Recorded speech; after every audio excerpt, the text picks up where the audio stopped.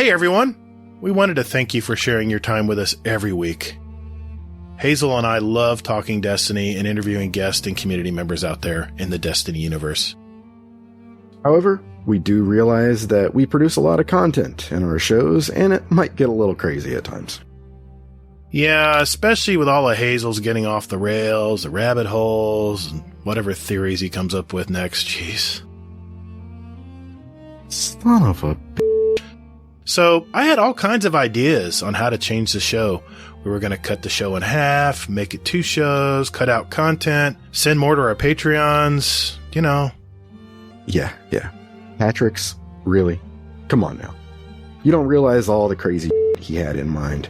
So, you're welcome. Hey, man. Don't diss the cat segment. That would have been great. I mean, DMG loves cats. Okay, maybe we can add a cat segment later. We'll think about it, okay? We'll talk about it. So, we're bringing back timestamps ultimately, is where we're going with all this.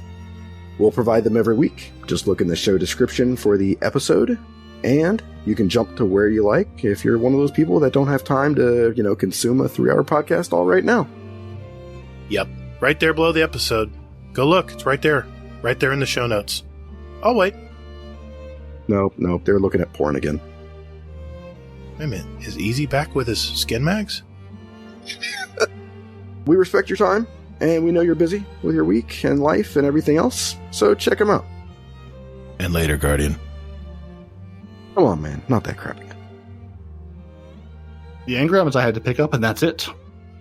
Yeah, did you go to... I'm still on step 1 of 3. Did you go to the the helm and talk to Petra in the radio? Yeah. Okay. Yeah, no, did that. I got the, watch all the transmissions for the season triumph, which apparently I was missing one of those. Huh. But I'm stuck at step 1 of 3, which is, go complete the exorcism on the new quest you pick up at the transmission is part of the exorcism. You have to have done that to then get the transmission at the end for then your law book to complete. Right. Yeah, I don't know. Something's gone wrong. all I know is they gave me a new quest that I picked up, after the Tuesday reset. Yeah. That I am stuck on step 1 of 3, and step 1 is go complete the exorcism. And apparently I'm just never allowed to. I don't know. I ran it first thing and never had any issues. Yeah, I mean, the Bungie help forums are filled with people being like, "I've gone the thing, I've watched the full reveal, I've seen the trailer, I've put my right foot in, put my right foot out." Like it's obviously like other people have this problem too. Did you shake it all about though? I shook it all about twice. I even shook it all about with an additional person in an emote. Okay, just checking. Guardian down.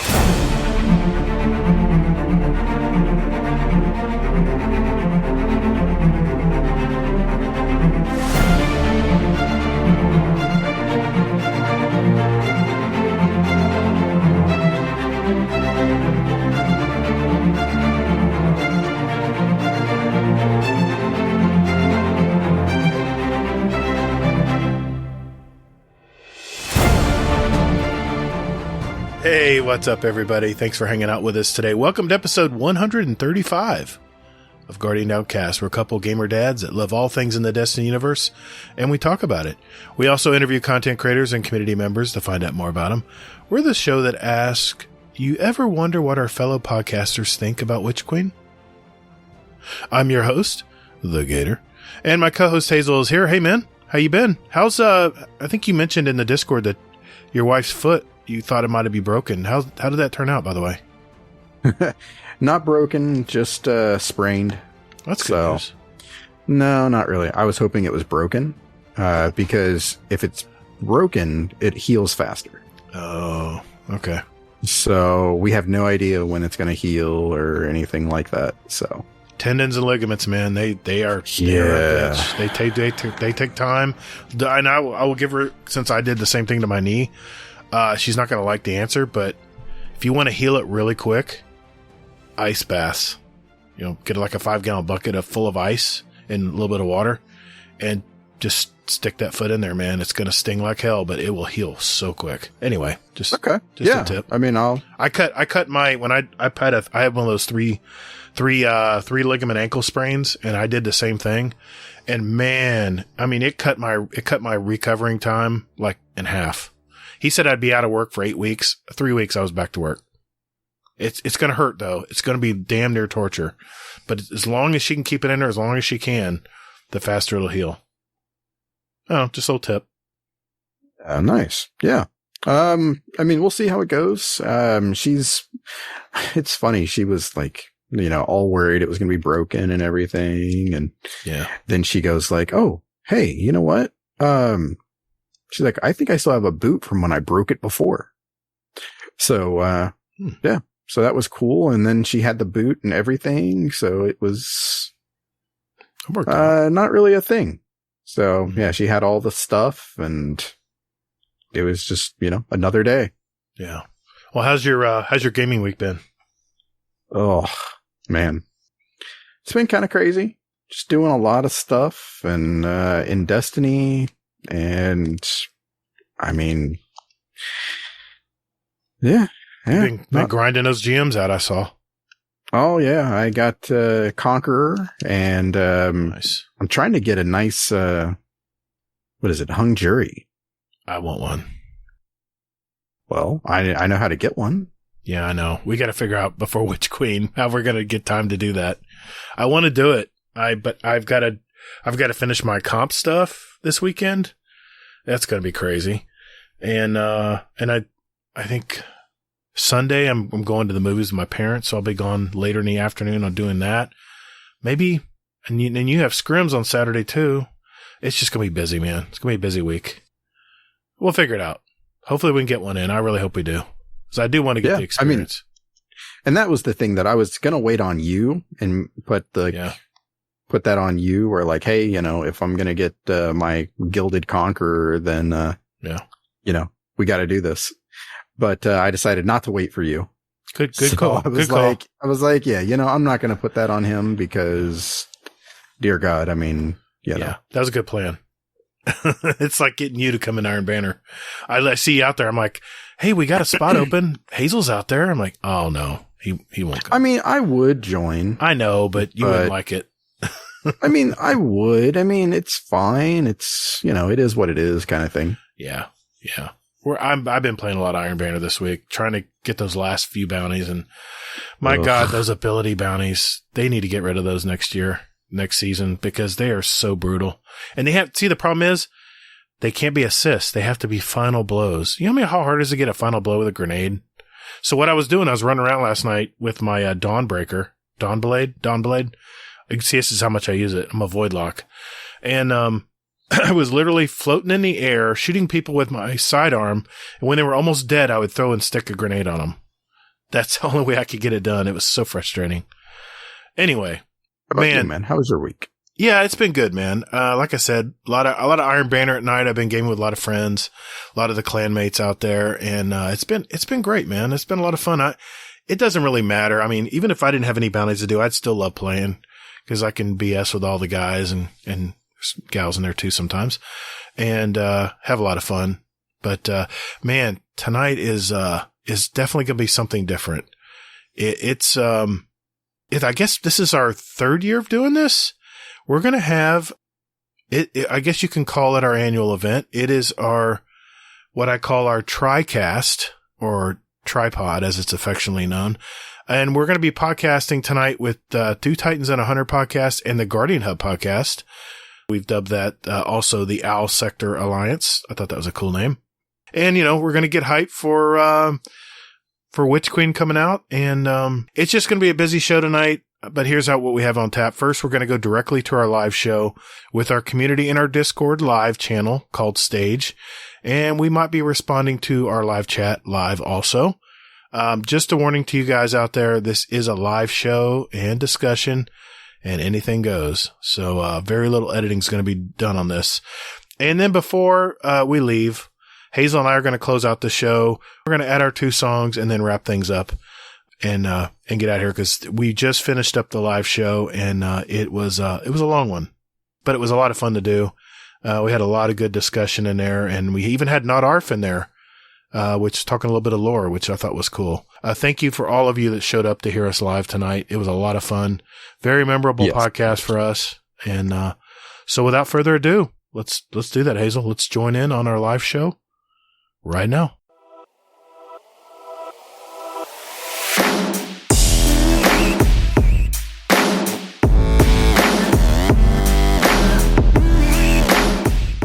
Thanks for listening to Guardian Downcast. You can find us on Twitter at Guardian_D_cast.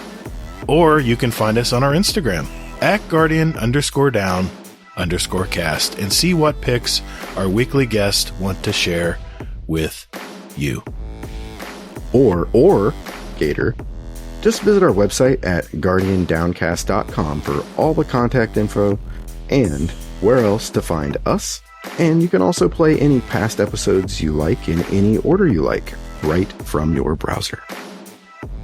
Don't or me, man. Hey, and while you're at it, follow our Guardian Downcast show playlist on Spotify and iTunes. We post those links in our show description every week. So check us out, and later, Guardian. Toddles. Hey, that's my line, man.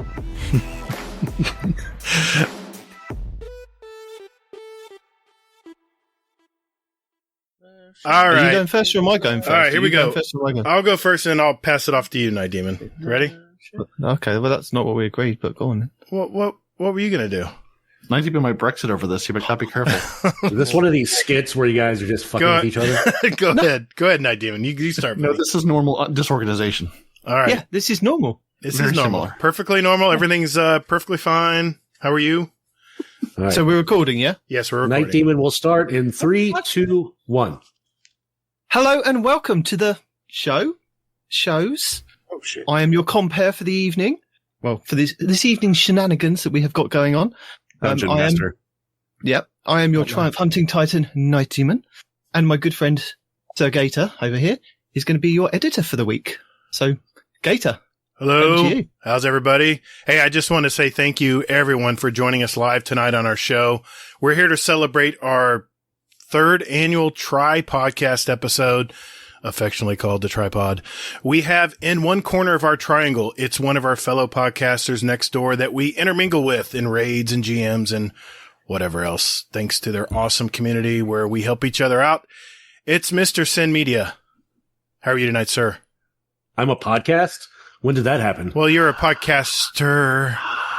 and Des Raven, just so you know, Des Raven will be joining us later on. Kingsley Mack is in Hawaii on vacation. Lucky son of a bitch.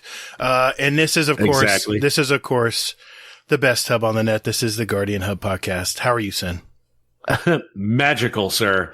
I'm happy to be a part of this tripod and soon to be cluster of a mess. It's going to be a mess. Because there will be tons and tons of talking, but it will be fun nonetheless. It always is.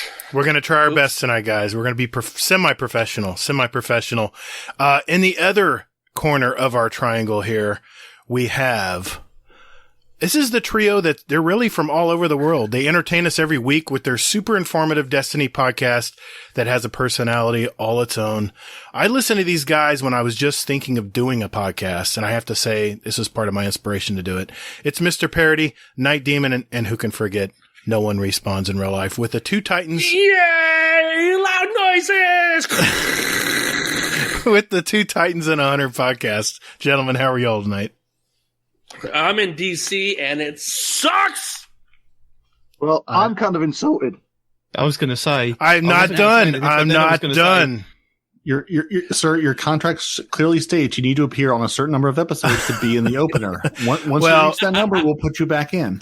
Now, I have to introduce Mr. Not Arf. We kind of shared him, right? We've all kind of had him on our shows. No. I think he was on our show too at one point, and we was talking lore. He's definitely a traitor. He gets passed around more than. No, we don't go there. We don't need to go there. I feel kind of dirty. You are. You are in the you are in a after love all. shack. Yeah. Not Arf. How are you tonight, sir? How are you doing in your shed? You okay? Yes, I'm not too bad. The laptop is stood on a pile of flooring and a circular saw, but yeah, we're good. Circular saw. Oh my god. Perfect. What could go wrong? Absolutely. And if you're asking who this old dude is talking on the mic, I'm Todd the Gator. I'm with the Guardian Down podcast, and my co-host Hazel will be joining us a little bit later. He's putting little Eddie to bed at the moment, so he'll be joining us shortly, as long as I remember how to get him into the party. And I just want to say thanks, guys, all of you, for joining us tonight. I am going to hand off, and we all kind of voted on this. I'm going to hand the mic over and all the duties tonight to the co-hosts that will try to wrangle all of these personalities tonight. Mr. Night Demon, the show is yours, sir. Good luck. Thank you very much. So yeah, the last time that we all got together for our tripod was way back in November 2020, when we just launched into Beyond Light, and that was 462 days ago. Can you believe that?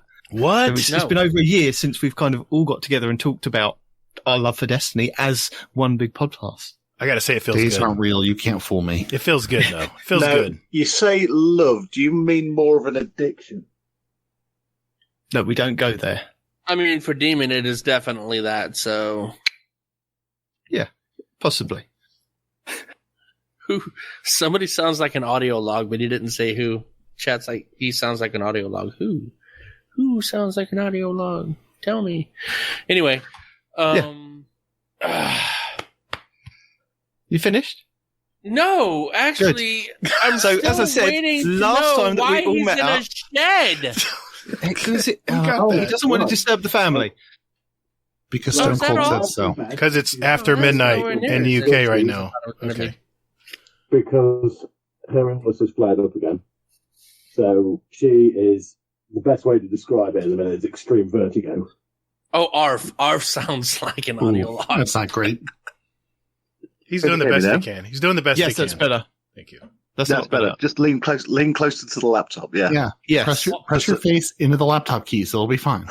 Yeah, all awkward and everything. It's fine. If your back doesn't basically, hurt, you're not doing it right. My wife's illness has flared up again, and she basically best describe it as severe vertigo, which is not good, and we still don't know why. So she like just all the Nauseous, dizzy, yeah, can't do a lot. Is So, it like that episode of The Office when Michael gets too close to Stanley and his beeper goes off? Is it you? Ooh. I don't get the reference because I've never watched The Office. Oh, damn it. You'll have to watch it. Oh, that's too bad. I mean, no, not ARF. Seriously though, Now, have you tried? are we talking? Are we talking The Office or The American Office. knockoff of? The American Office. The second office. Yeah, and my son is in bed, and my daughter has 3 friends over, and they've taken over the lounge. Oh, no. That's not good. I see.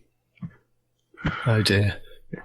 Well, Yeah, hopefully so, Arf being here can give us some lore, as well as when Des gets here as well. They can collaborate and give us some lore insights. Hopefully they know some lore stuff. And if you want to, since you're having such an awful time trying to talk on the mic, we can go back to where I would read and you would interpret and answer questions. If you want to do that, We can, yes. What I was actually going to suggest, if I can log out and restart and log back in again, hopefully my headset mic will kick straight in. You try that, and I'll carry on reading stuff. Take care. Yep. Gator might allow you. We'll see. I'll allow it. we will see. Hey, So Hazel's not here to veto me. DC. No, nobody's talking about DC. Somebody asked about the drive home. I thought earlier. Well, ask after the show, No. because we want to get to the show. We're Okay. we're, After the, dark. we're the podcast. They're the Twitch. It's different entities. I know they all look like little people on no, screens, but it's Twitch different. typed me. Somebody said. Somebody Type. vocalized it. Type in your whatevers. I'm gonna type in your face. Anyway. So, as I said, the last time that we all met up to discuss our initial impressions was Beyond Light, which brought us new planets, new subclasses, and a multitude of game changes. It also introduced the DCV, the Destiny Content Vault. So I went back and looked at some of the highlights from the other podcast. I looked back at the highlights of our notes from that we did from that last one, and this was quite interesting. Trials was cancelled for 2 weeks going into the new expansion because of the Infinite Supers. Do you remember this or not remember this? I remember that. We learned that the new exotics were only available from the Heroic and Master Lost sectors because that was new.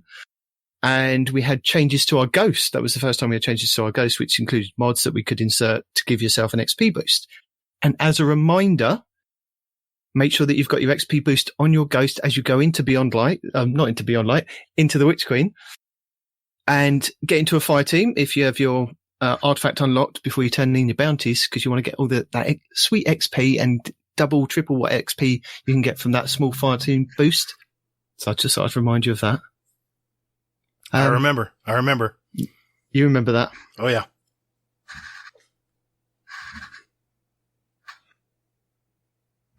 Awkward silence. What is a silence?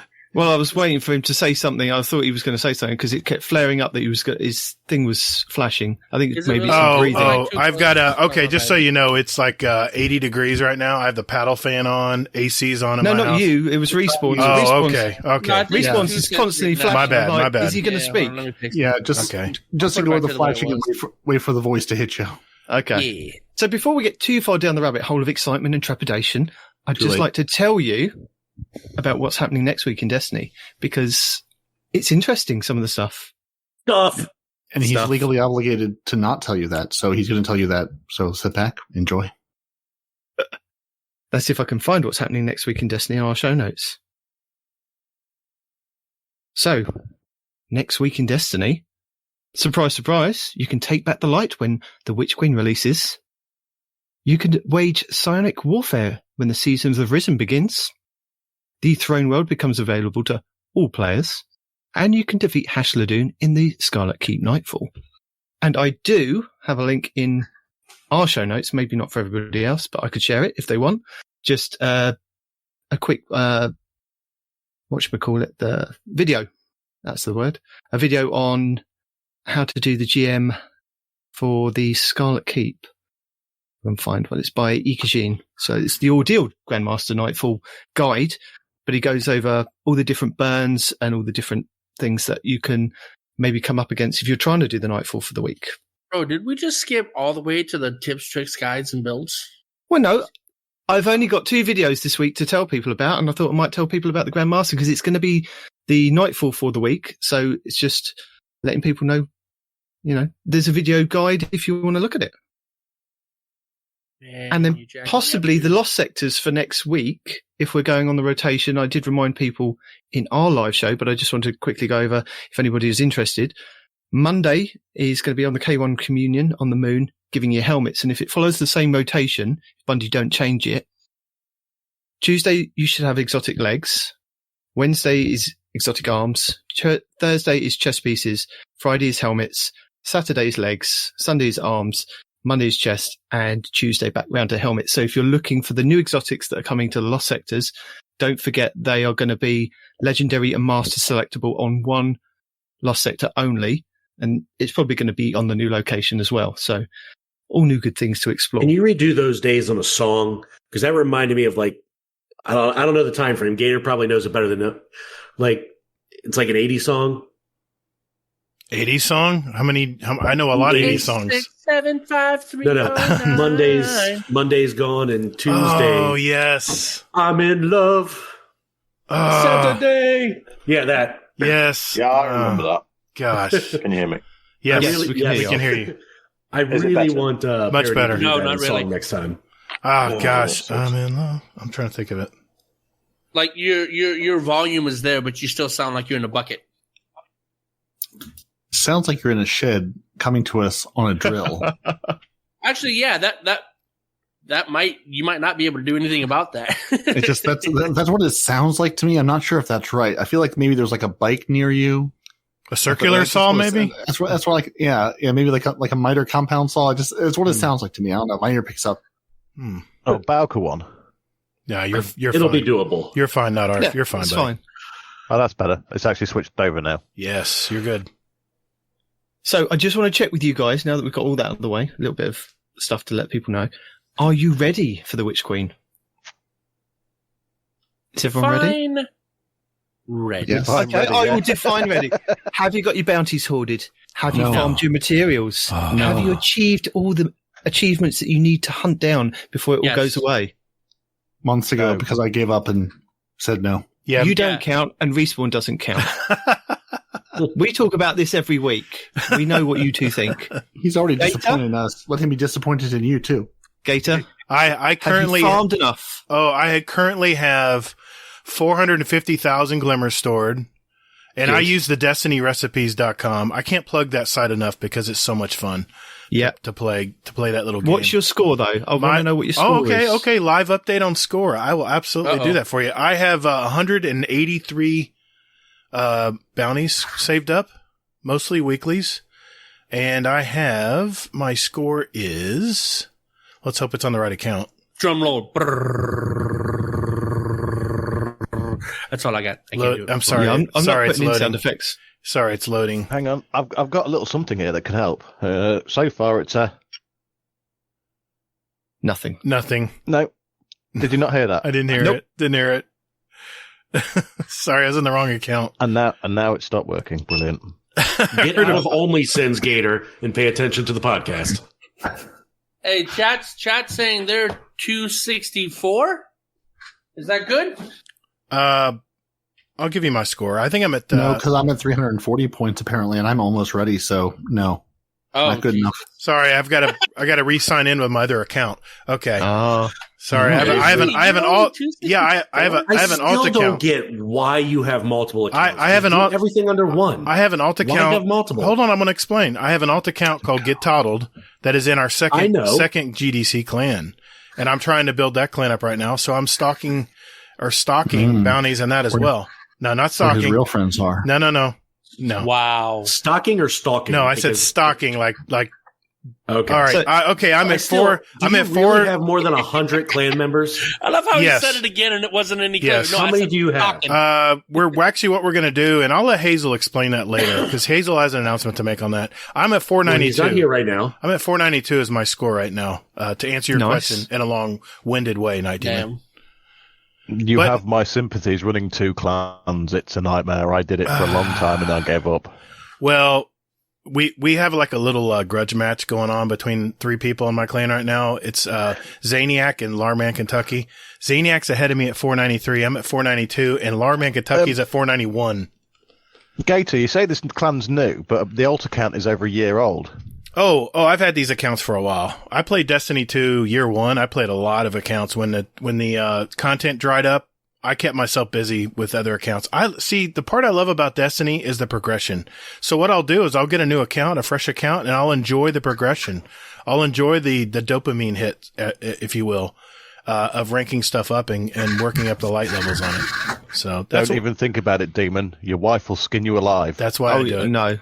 I'm self-employed. just I the one, have and I have that's it. time. I have flexible schedules. I have the time. I'm able to do it. Plus, it just keeps me busy. And hey, I mean, all I play is Destiny.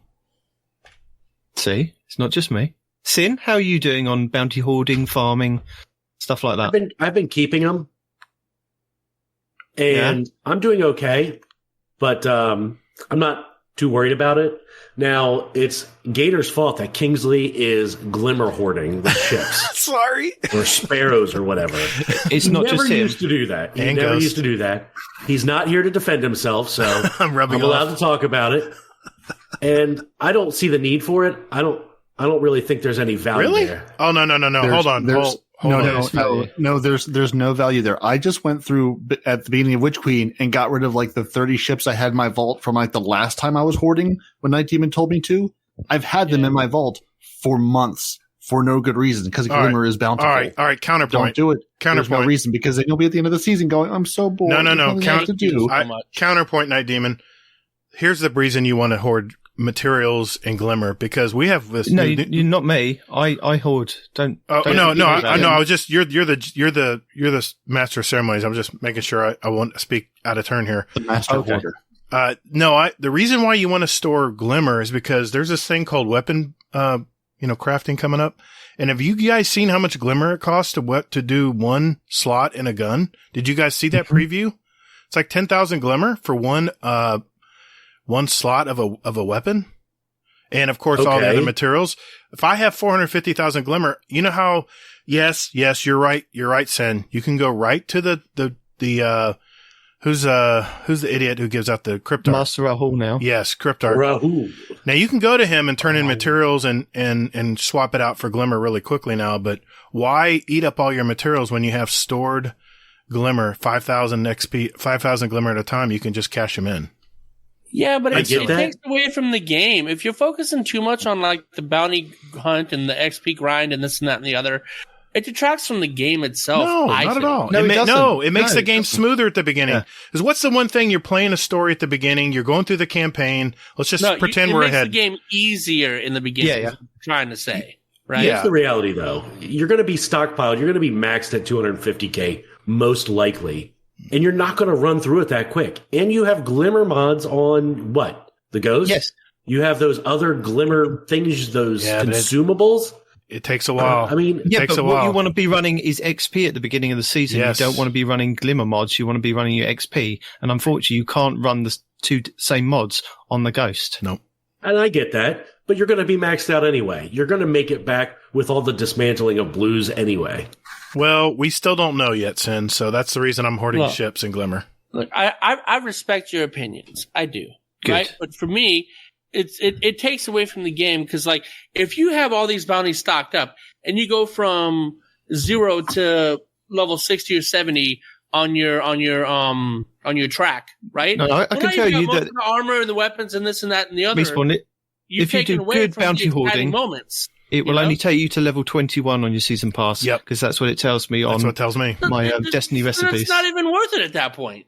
Oh, 21 levels unlocked just like that. Really? I think that's really. That's no. I'm sorry. Excuse me, Nadim. And I'm also going to unlock 8 artifact mods, and I'm going to have a +7 power bonus instantly. Yes. Instantly. Yep. Instantly. Soon as no. As soon as I unlock the artifact. Yes, of course. Yes. We have to do it the proper way. You're the guy that put in the 99 life code on Contra, aren't you? You're that guy, huh? I might be. Yeah. That's every guy. Hello. Yeah. Arf, how are you doing with hoarding or anything to do with like getting prepared for Witch Queen? I occasionally get to play the game. Amen to that. Have you done any prep, or are you just going to go straight in day one, not a care in the world, just going to go for it? I'm not even going to, on Tuesday, I'm not even going to switch the game on because it's just not going to be worth it. Yeah. Sat in a queue with 17,000 people or 56,000 people in front of me just isn't fun. I'm going to go on Wednesday and play some Destiny while everyone else has already played some eventually and, take it as I find it. Fair enough. The real question we're dancing around, Night Demon, have you purchased Witch Queen yet? Yes. There we go. Which pack did you get? The whatever Super Deluxe edition. Funny enough, my wife decided she was going to give me the vouchers that we got as a present for Christmas. She went, I can't decide on what to get. You have them, get some points. I went, brilliant. So there you go. I didn't even have to pay for it. Sorted. Perfect. So you wait long enough.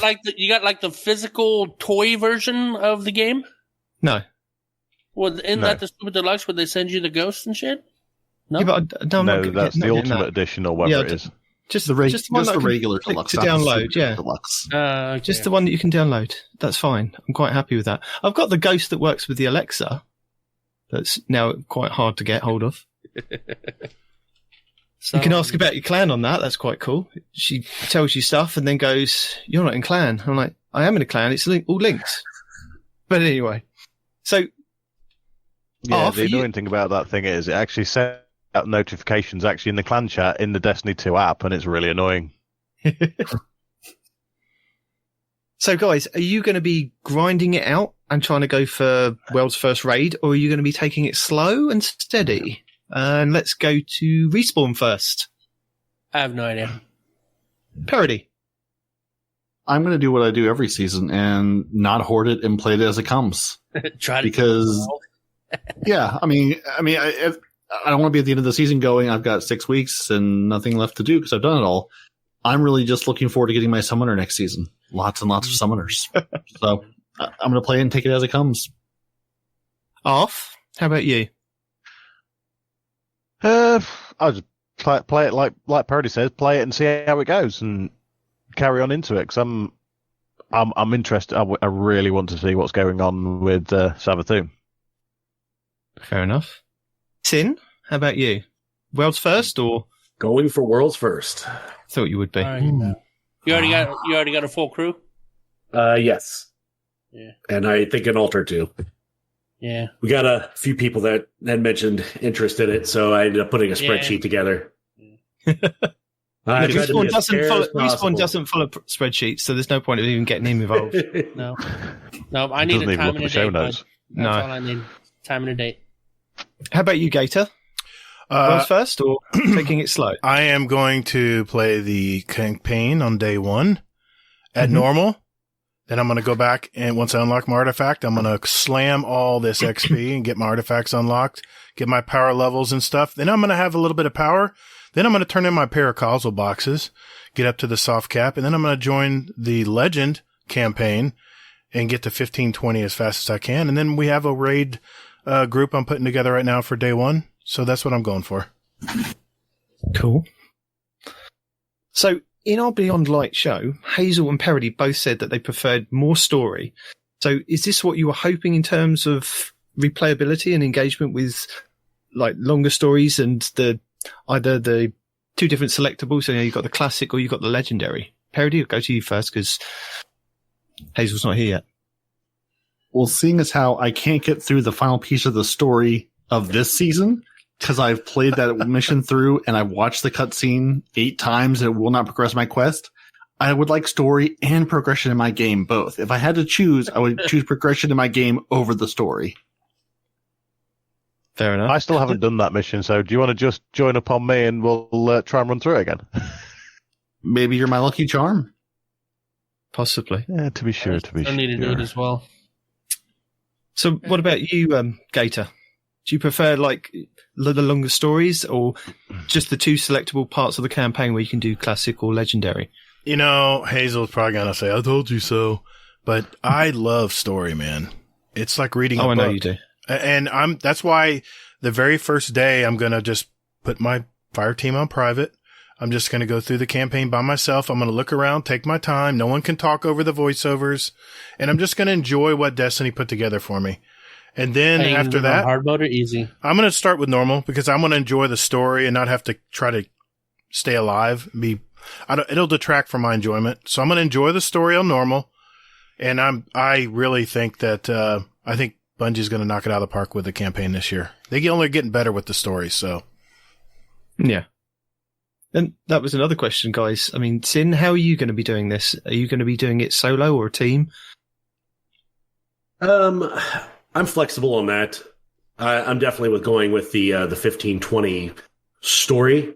I think that's going to be a great way to level up for day one raid race. But if I get a team together, I'm going to definitely try to do that. Fair enough. Off? Are you teaming it or are you soloing it? Are we talking the raid race or are we talking the actual main campaign? Just the main campaign. Are you doing classic or are you doing legendary? Are you going to solo? I'm going to solo the raid. I'm an old Halo player that used to play with all the skulls on and it on legendary. I'd like to do it on heroic straight away, but I just know it's going to be an absolute nightmare. So I might dip my toe in day one, and then leave it to get my ass handed to me, and then come back in once I've leveled up a bit and actually try it again. Respawn, what about you? The get-go. I want to struggle. I want to fight. Things have been too easy for too long. Plus, I really want to get to the end and get that sweet, sweet, sweet 20 light level under max armor. All right. Bam. So you're going to go straight in at legendary? Straight in at legendary. Can I have, without popping any bounties and things? And are you going to do it solo or are you going to go with the team? I might go solo.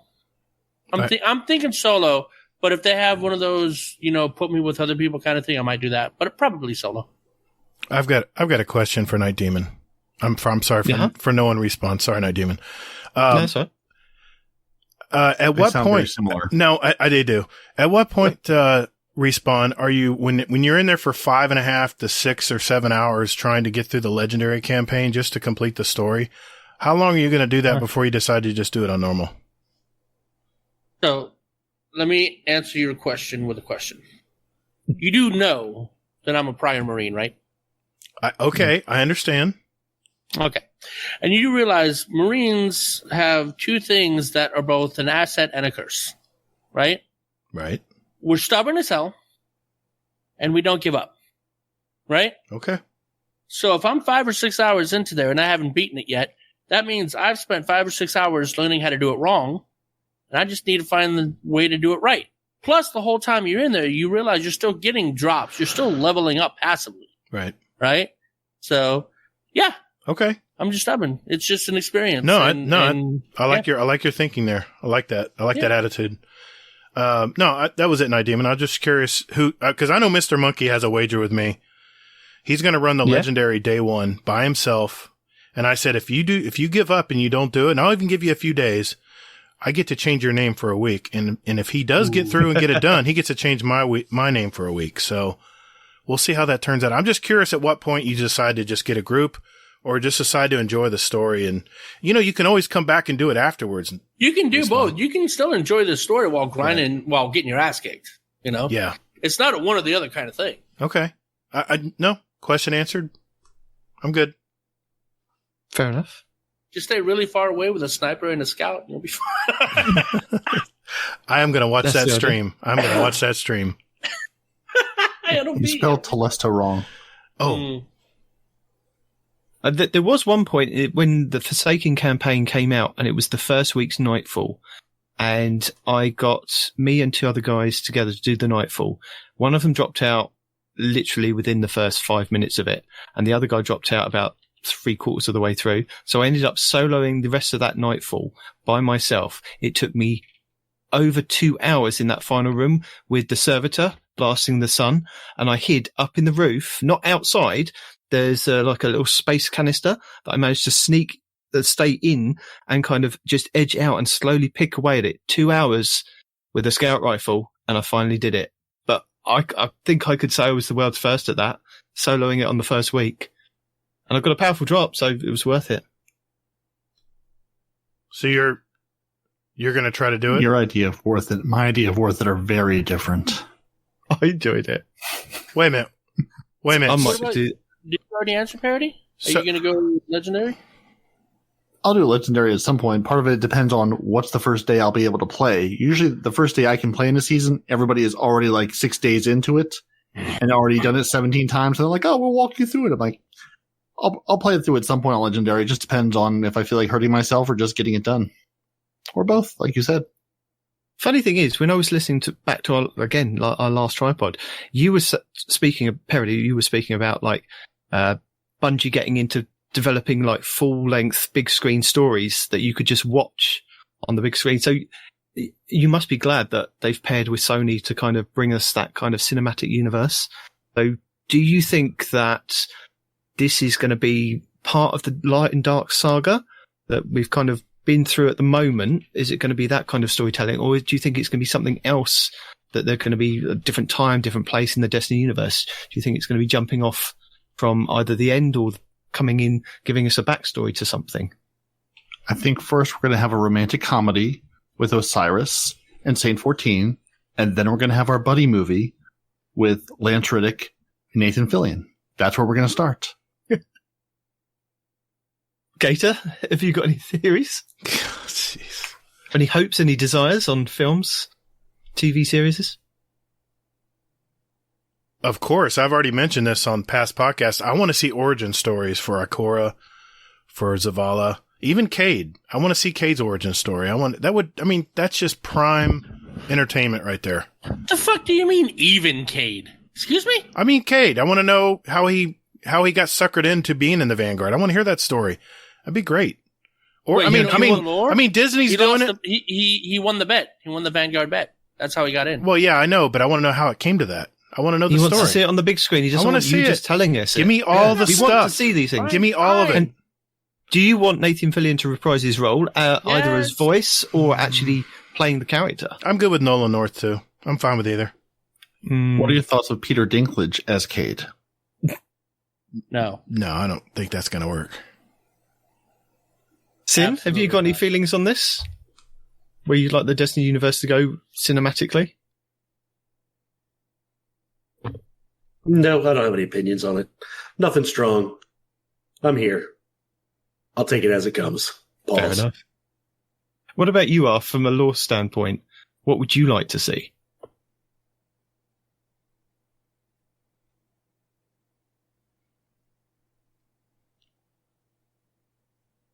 And we seem to have lost Arf. Good to hear. Thanks for that. Yeah, good point, Arf. I agree. Did you say Gator Helps wants if it to be run helps if by I the unmute Marvel? my mic. Go ahead, brother. Right, there's so many aspects of the lore that could be made into a book, a TV series, a feature film. But to be honest, they're probably the best to start off with is something like for like a mini series or something, or even a film, would be the start of the Awoken. You start off on the Exodus Green, and that gets embroiled in the battle between the darkness and light, and gets sucked into a singularity, and that's where the Awoken are born. And that would make, just that in itself would make such a good mini series to go over several seasons to them coming back into the world, to the Reef Wars. The Reef Wars itself, there's so much going on, like with Petra's origin story. Because it was Petra's parents that actually died in the Reef Wars. I feel like I'm going on a bit here, but yeah, there's so much in there that could potentially, if done right, and it would have to be done right, would be absolutely amazing. That's the key word. Sony's got to do it right. Yeah. Now, would you go in chronological order? Would you start, at the Reef Wars? I guess that's earlier, right? Then, which comes first? Is it Cade and Zavala and everyone, or is that after the Reef Wars, or at the same time? That's around the same time, because the Reef Wars is the story of the Awoken's battle with House of Wolves. Gotcha. Yeah. That's great. Or how far do you want to go back? You could go all the way back to when the Awoken was still human. No, the Book of Sorrow. That's what I just said. Is that what you said? I missed out on that. Yeah. Sorry. Fundament or bust. Yes. All the way back. Yes. Do it. Think of the graphics. Yeah, that could be quite cool as well. But like I said, you have to start off somewhere in the Destiny universe that'll have that universal pull to people. If you don't, and you start off with something really deep like the Books of Sorrow back on the Fundament, there's going to be people out there that absolutely love that. But that's not going to appeal to everybody. What if, hear me out. What if you had a show, you know how they have like Disney does this, they'll have a show where they start with an origin story of one character, and then they'll go to another character on the next episode. What if we started out with the Fundament, and, they're making deals with the Worm, and then the next episode will be how the Fallen get started, and how they worship the Traveler, and then the Traveler leaves them. And then we can go to the next episode where the humans are losing, the Golden Age, and how the darkness comes in and they lose it all. And then they can go back to, like you said, with the Reef Wars, and how the, what are they called again? The, Petra and all them, their race. The Awoken. The Awoken, thank you. How the Awoken start. And then you can go on and on. And I would, oh my God, all the battles and stuff. The Iron Lords. I want to see that. I want to see that too. So much stuff. To me, you'd be better starting at a single point. Because with the Hive lore and the Elixir lore, that's not going to hook people straight away. You'd have to have an in-depth... You'd have to almost start off like Destiny 1. Where we've got these enemies, and it almost flashes back to what it was like before. Okay. So your anchor point is the Golden Age, and the collapse, and the start of maybe start of the Awoken, or Rasputin shutting down and retreating into his bunker, and then expand out from there. Because even if you go to the Reef Wars... and start off with the origin story of Petra. Then off Petra, then you can bring in Cade, and off Cade you bring in the rest of the Vanguard. Honestly, if you want to hook people, okay, I'm biased, fair enough. But I think Cade Shenanigans is going to be the best way to hook somebody from the beginning. And then once they see the Cade Shenanigans, then you branch off into the other two of the Vanguard. And then but I almost see them doing that with meet him helping Petra out in like the reef in the reef, and then he'll have his own mini series, almost like the Mandalorian. Cade's in some kind of shenanigans or whatever. He's like getting blown up, and he goes, "Yeah, that's me. I bet you're wondering how I got here," kind of situation, and then it backtracks a little bit, kind of, and then gets you hooked into it. I think Cade would be the best way to get a large audience hooked onto this. Relatively everyone. This is the thing with the Destiny lore. Everyone's got a different angle. Me, I absolutely love the Books of Sorrow. I love the Mara Senna. I love the whole of the Awoken backstory. But that might not be somebody else's cup of tea. Do you understand what I mean? It's with a story this big, with this many characters, you've got to get people into it. You've got to be very careful where you start, and you have to sow in that hook where it's just going to gradually just draw people in and draw them into the franchise. No, I get that. I absolutely get that. But from the angle of drawing people in, usually comedy is the best way to grab somebody's attention. I would think, right? It might just be my personality, or I think it's your personality. Yeah, I would think comedies.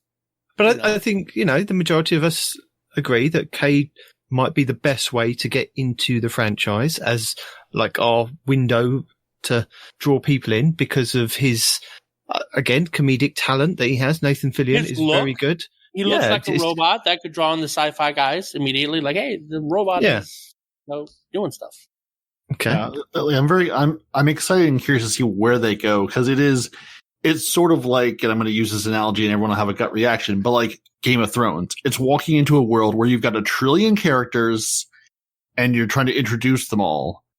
So I'm really curious where they start. If they start big and try to say, hey, here's everybody all at once, or if they do sort of like what Arf was saying and say like, hey, let's introduce you to like 2 or 3 people at a time and like build this world with you. Because obviously you've got a big fan base coming into this game. But, whereas, you can make a Halo movie and you have a Master Chief, he is like the one central character you can really base this around. Yeah, but in the game, honestly, the Vanguard is really the 3 big names, though, right, Parody? I mean, there are a lot of characters, but there's only 3 that really matter, That's all well and good, but you've got to look at this on a bigger scale. You've got potentially 2 million, well, they said, what did it say, 2 million downloads of Witch Queen? So you've got 2 million hardcore fans there that are actually wanting to actually know about this stuff, and wanting to watch it. Though? But in terms, do they though? Well, because that's I'm just going off a ballpark that knows something about the game. Ballpark figure 2 million. In terms of a mini series, 2 million views. That's nothing. Do you understand what I mean? That's nothing. That's a drop in the ocean. Mm-hmm.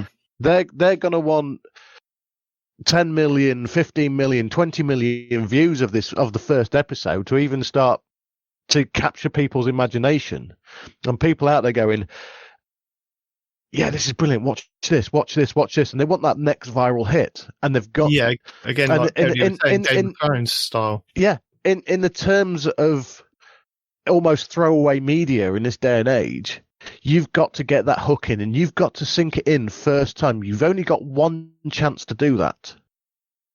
Disney have done it quite right with The Mandalorian and the Book of Boba Fett, and I wouldn't say Disney. Isn't the guy that came back with the Boba Fett the same guy that did the MCU movies? That guy. No, Dave Filoni. Thank you. Dave Filoni did it right. It wasn't Disney, nothing. Disney ground it into the ground like yesterday's crap. Look, you're getting off topic. Yeah, maybe. Having a go at Disney. Anyway, Hazel has now joined us. Welcome, Hazel, to the show. Hey. How you doing? Good. Good. I've been singing We Don't Talk About Bruno for the past half hour. So yeah, I'm good. Just like every other family. Yep, well done. Perfect. Yeah, exactly. I'm sorry, Eve, you take the one. Talk about Bruno. Is it Bruno with the R or Bruno with a W? That's the important distinction. It's how old Bruno you with a are. W.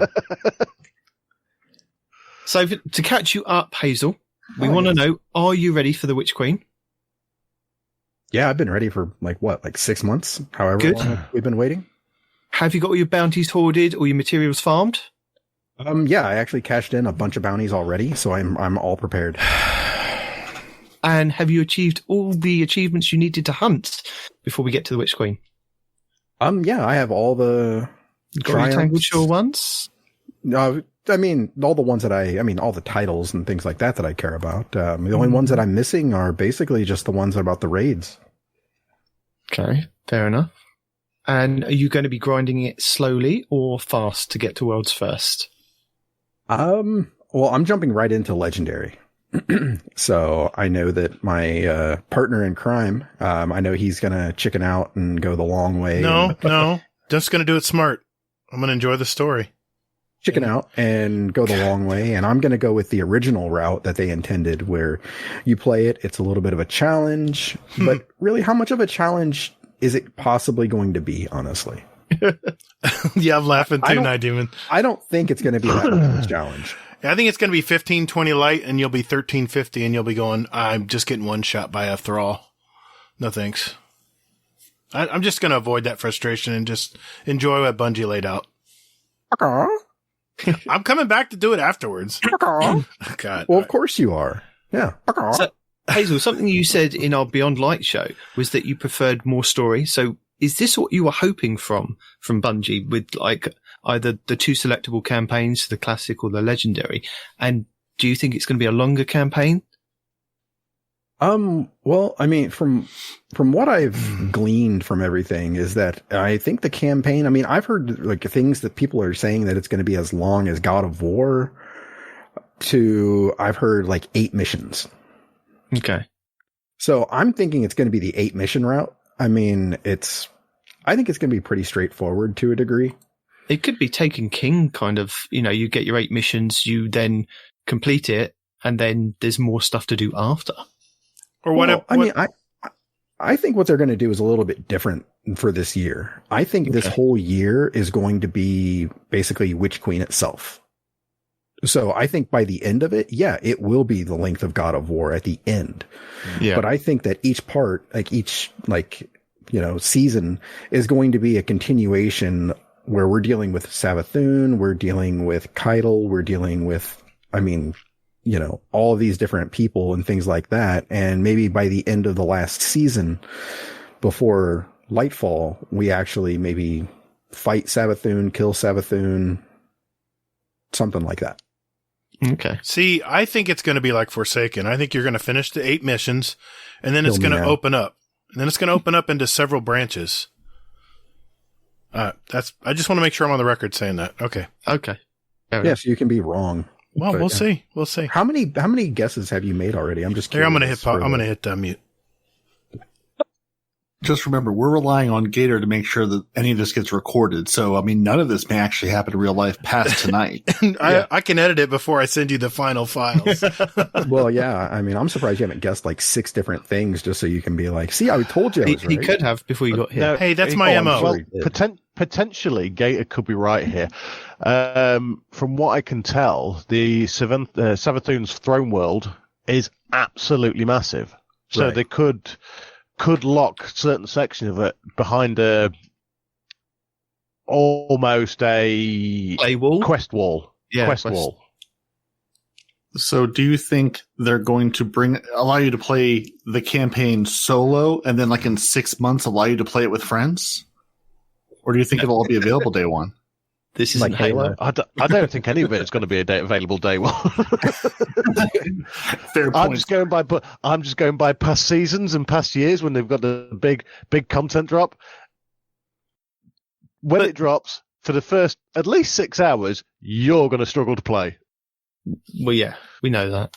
Yeah. But before that happens, do you think that, like Beyond Light, we're going to get the Calamities Protocol kind of end of the season event that will happen like the day before, where you guys got to run around the tower because you were up and awake, whereas us Europeans didn't get to. And I'm still going to go on about it, Bungie. Still angry about it. I missed out on an emblem. Do you think we're going to get that, guys? You're normally up at that time, aren't you? So, well, it depends if I'm at work.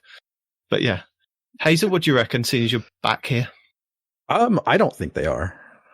I wish they would, but I think that they got a lot of flack from people outside of the Americas. And I think that they're taking that under advisement, and they're basically just going the better route. I mean, I don't know if they could stagger it where it starts at noon every time, like, in every time zone. Well, it wouldn't. To avoid criticism, they'd have to do something like that, because whatever time zone they do it in, they're going to get criticism off somebody. Yeah. Yeah. Hazel, what? Not Hazel. Sin, what do you think?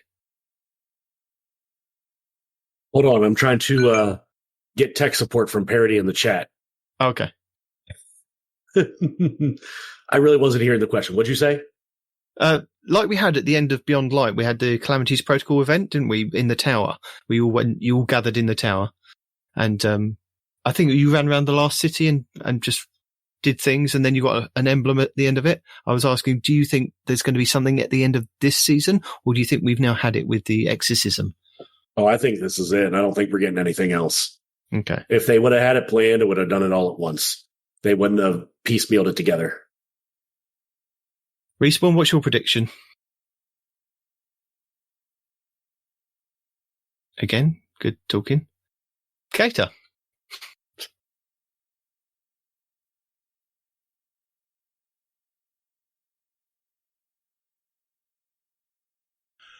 I don't know. I'm trying to. I don't know. I think this story's played out. I think it's going to go a different direction. Once I think we've got a whole new chapter it's going to open up into now. I think it's too late I agree with Sin at this point. Yeah.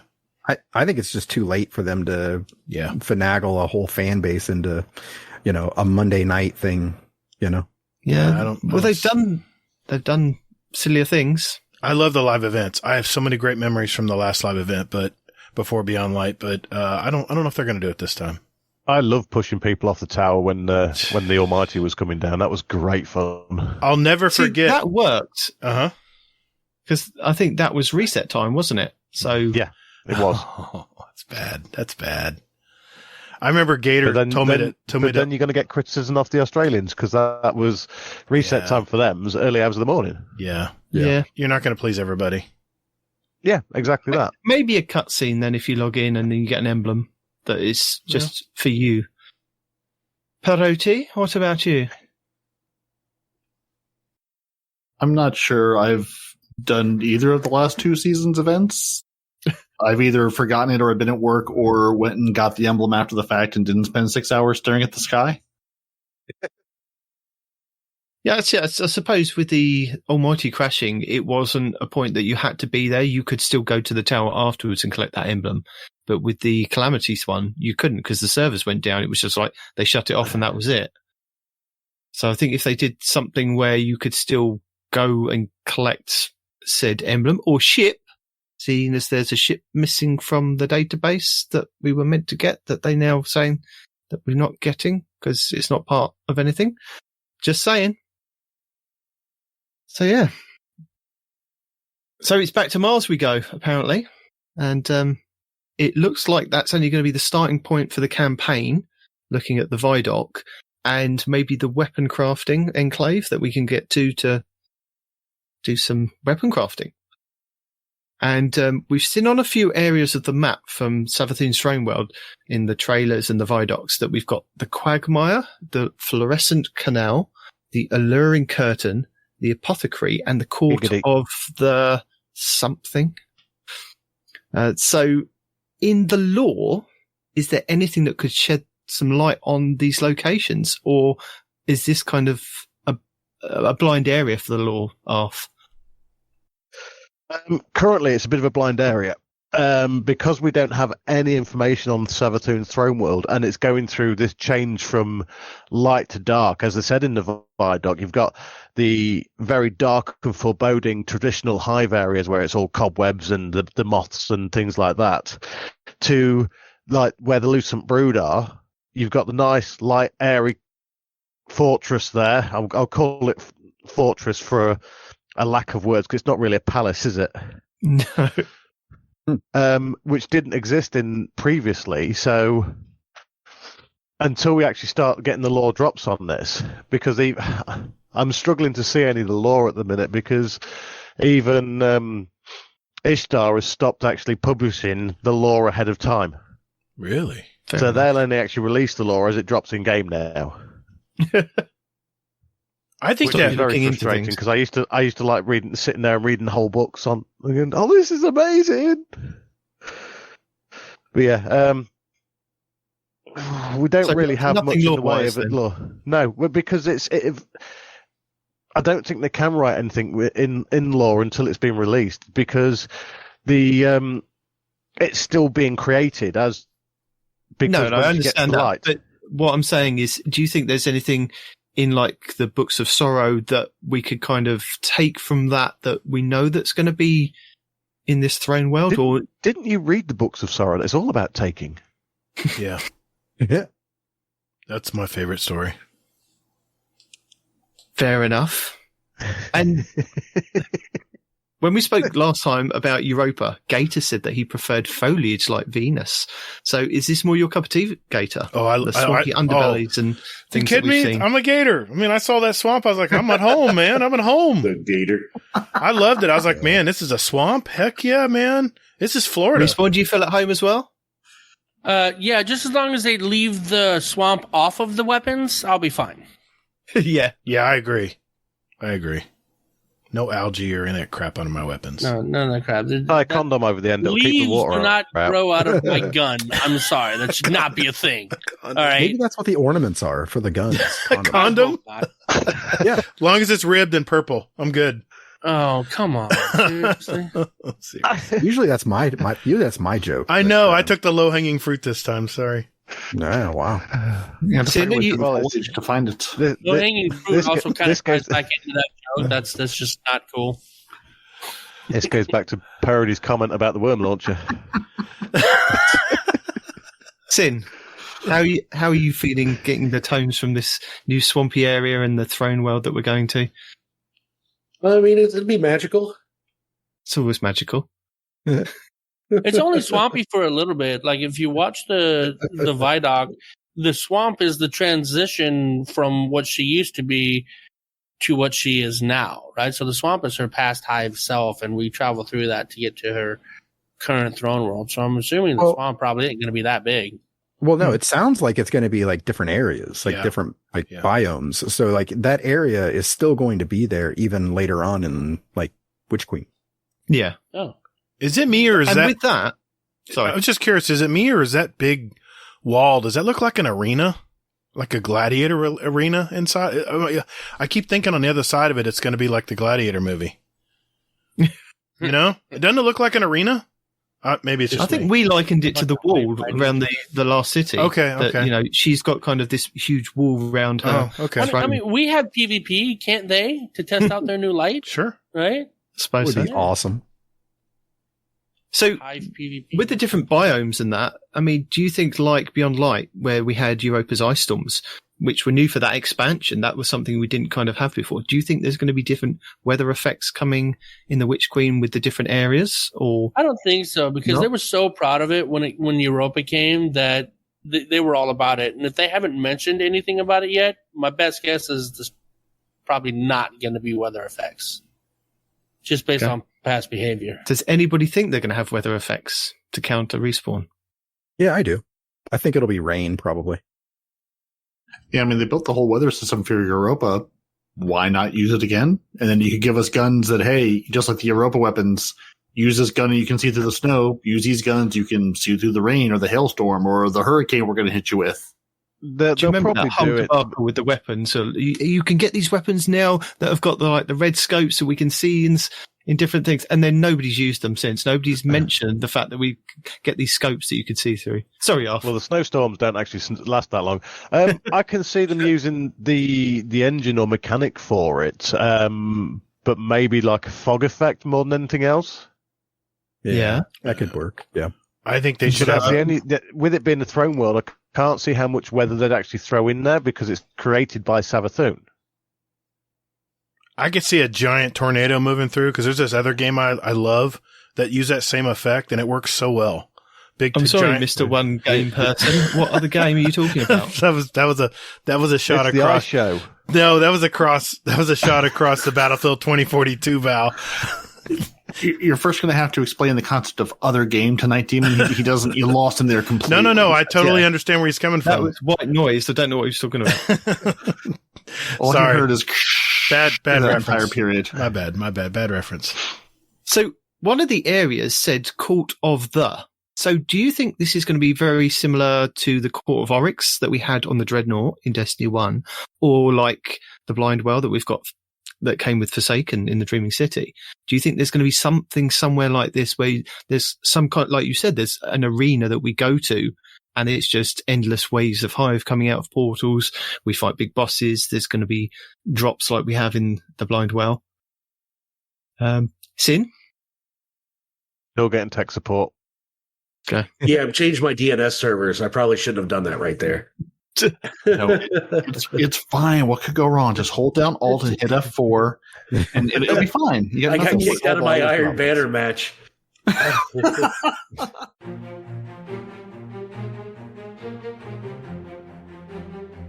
Hey Guardians, just a quick reminder that we now have a Destiny 2 clan, and Hazel and I invite you to be a part of it.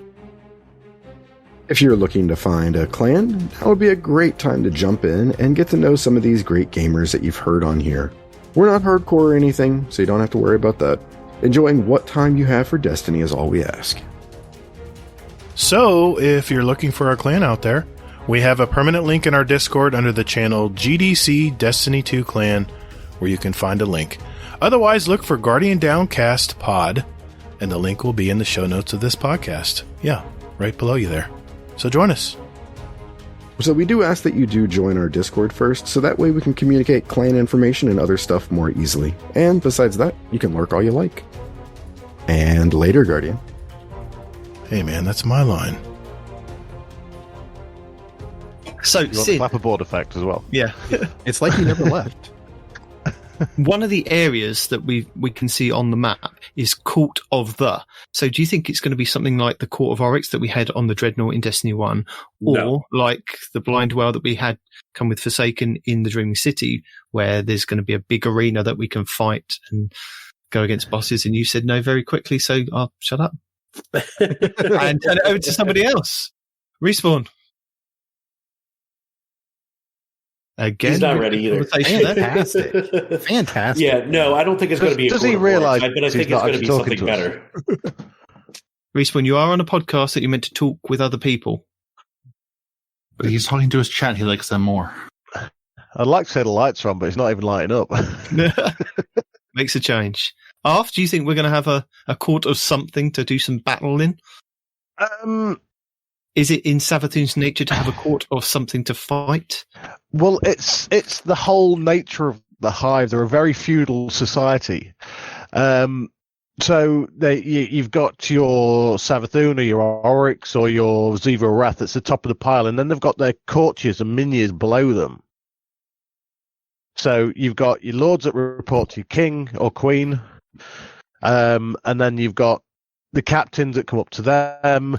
So there's potentially there is something there with regards to the actual setup of the society that they have with the Hive. Whether this changes or not with the he flashed then with the with them actually going over to the light, I don't know. I think it's going to be a case of let's suck it and see when it comes out. Well, no, they're not going to the light. They're using light abilities. Who are you? They're not becoming good. He's come back. He's come back to talk to us. He had to do research first. Hazel, what do you think? Do you think there's going to be a court of battle somewhere? Yes, I think they have to.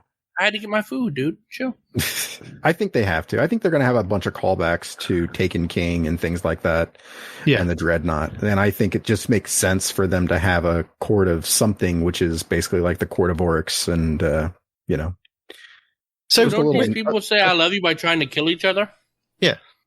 So with that said, do you think this is going to be like a copy and paste of the Taken King with regards to story and the way that we fight through it? So we get to like we did with Oryx, and we fight Savathun, we beat her, and like we did Oryx, then she retreats into the raid or somewhere else, and she's the final boss somewhere else down the line. Or do you think there's going to be more to it? Do you think she's going to be a longer term boss than either just finishing her in the raid, or as somebody mentioned, it's going to be progressing longer over the year with the Witch Queen? Gator. I do not think we're going to be fighting Savathun in the raid. I think it's going to be a dark enemy we don't know about yet. We already know that much. What do you mean? He's asking if Savathun's going to retreat into the raid. I said no. She's not. No, I'm okay. But yeah, we already know that. So you think it's going to be somebody coming to kill her? We're gonna kill the person coming to kill her? I don't think we're going to kill Savathun. I don't think. Okay. I think she might possibly, maybe, an outside chance that she might be trying to help us fight the darkness. I don't know yet. It's too early to tell. Interesting. So do you think it's a bit she'd more only be like doing it for her own good, though?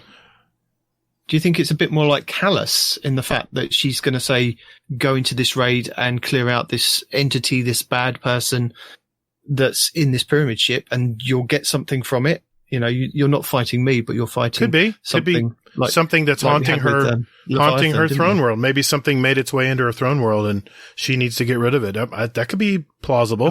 Can I throw a theory out there? Sure, of course you can. Talking about the emissary. Let's do it. Did you throw it? Did we catch it? Was that a respawn theory? Love Shack's got some aluminum foil up, and its signal's not getting out. Right. Arf, I think that's a really great theory, but I'm not sure you're looking at this the right way. Yeah, I don't know, Arf. I don't know about that. Maybe have you tried turning off and on again? Move the rabbit ears. You muted yourself again. Move the rabbit ears. On the laptop. Could you imagine if we had rabbit ears on the laptop? Wait, you don't? What did they sell me? Dang it, Arf! You say that, and then you leave us hanging. Now I'm chomping at the bit to see what you have to say about this. It's in suspense. Until he comes back, the chat's talking about killing the emissary. Maybe that's what we got to take out. Mm-hmm. But are we again? Seem to be doing it for Savathun. Why would we want to go and do something again for Savathun when she's just kind of tricked us at the end of this season? Yeah, but though she honored her word. She honored her. She did promise. Yeah. I don't know. I mean, as much as it pains me to say this, I agree with Gator. I think that she will be an ally. Excuse me, I choked on something. What'd you say? Why does it pain you to agree with him? Agree with me?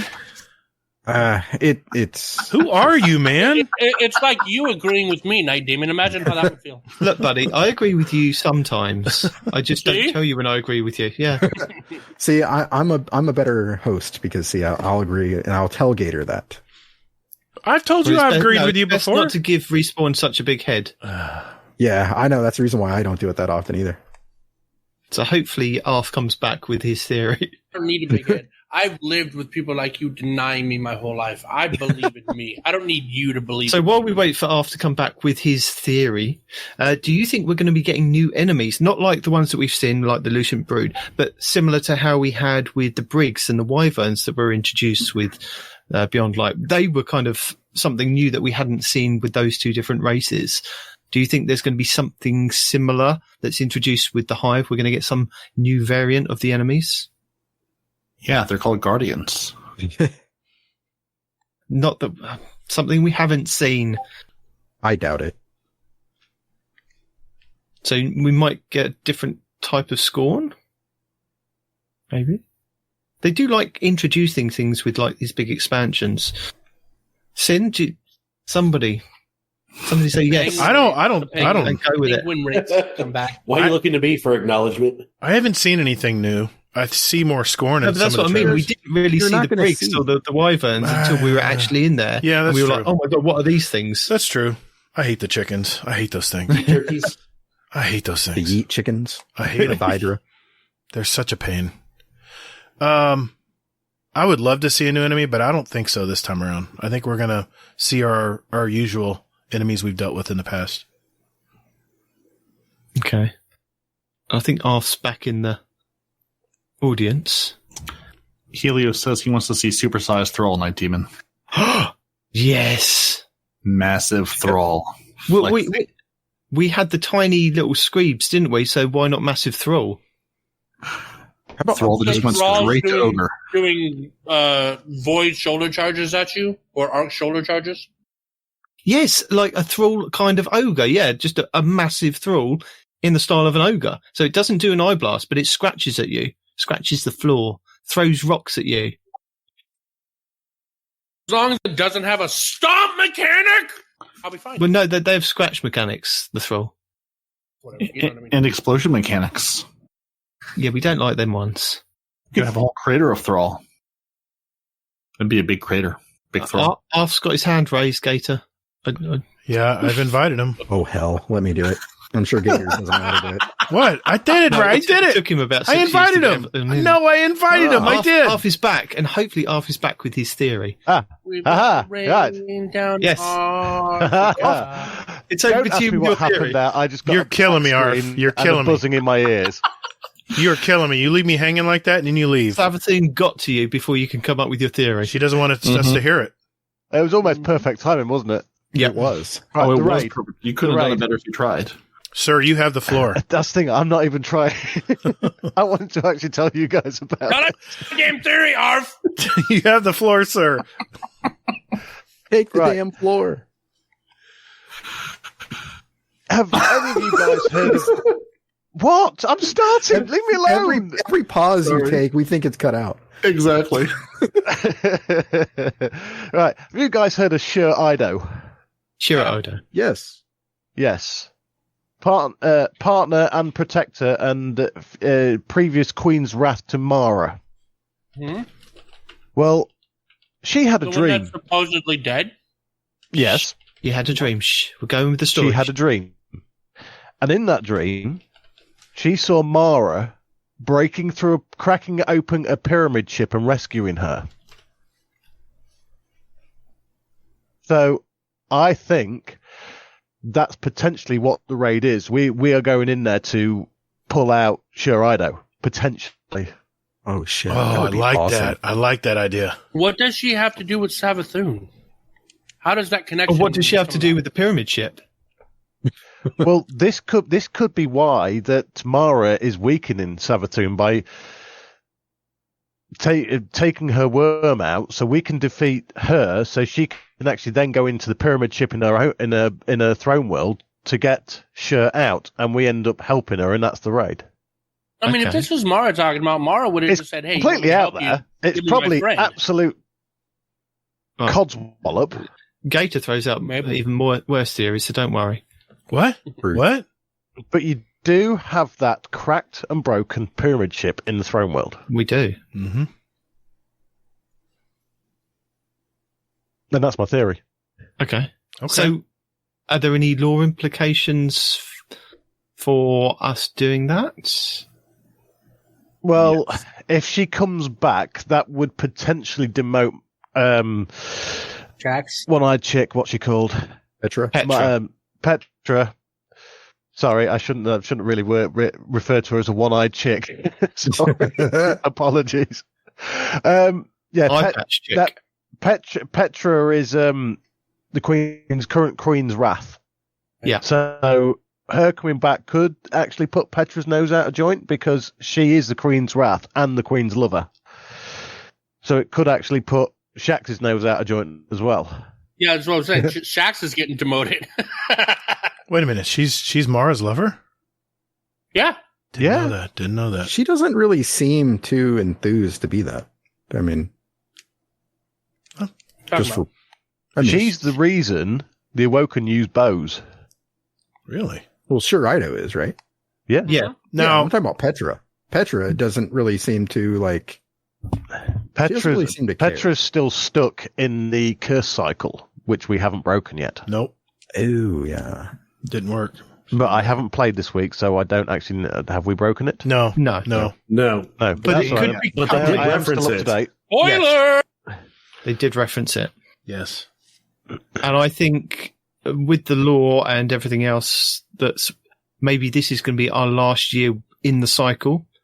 And maybe because of the Destiny content vault, it might be something that is then being vaulted. So it means that you've got a year to do all the stuff on the Dreaming City, including the raid. Maybe not even that. There is two things they need to tie up this season, in my eyes. That is the curse cycle, because Savathûn is not darkness anymore, or from the deep, or. And the second is the 15th. Is it the 15th wish? Yeah, or the 13th? Is it 15 or 13? I think it's the 15th wish, isn't it? The one that hasn't and the 15th wish needs tying up as well. And that's the two things that need tying up in this season. Did you think it's going to be a short season? Well, not season, this year, should I say. Yeah.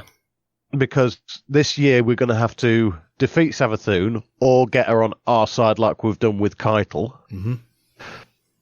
And then the big thing is it going into the final shape. Is it the final shape next year? Yes, the PS5 is the final shape. Lightfall, and then final shape. Lightfall. So Lightfall is got to be Xivu's season. Has got to be. And then once we've taken out all three emissaries of the darkness, that's when we actually go head to head and find out what the hell's going on. So you think we're going to beat Xivu in Witch Queen? No. I still don't think we're going to see Xivu until next year, until Lightfall. Okay. So with Bungie saying that this is the beginning of the end of the Light and Dark saga, starting with the Witch Queen, where do you see that this season is going to end up being in the position of Arf? We'll ask Arf because Arf might know. Well, I can see it that by the end of the year, we'll either have the Witch Queen. Yeah. Sorry, can't talk. The Witch Queen on side and stripped of her power, or dead by the end of the year. Stripped. But there's another character you could throw in there to help us defeat either her or Xivu, and that's Teox. And just remind us who Teox is. Teox was their mother or parent? Brood mother back on the Fundament, and she appeared right through the Book of Sorrows, and then she vanished. So we don't know if they've actually killed her off yet or not. They killed her. But that's that's who tried to carry out the coup on the Fundament that killed the Osmium King, their father. Right, yeah. So, Gator and Hazel, where do you guys think that you might want to see this going towards the end of the season? Give us a lore perspective. Where do you guys see, from your perspective, how you'd like it to kind of this year end up? Go ahead, Hazel.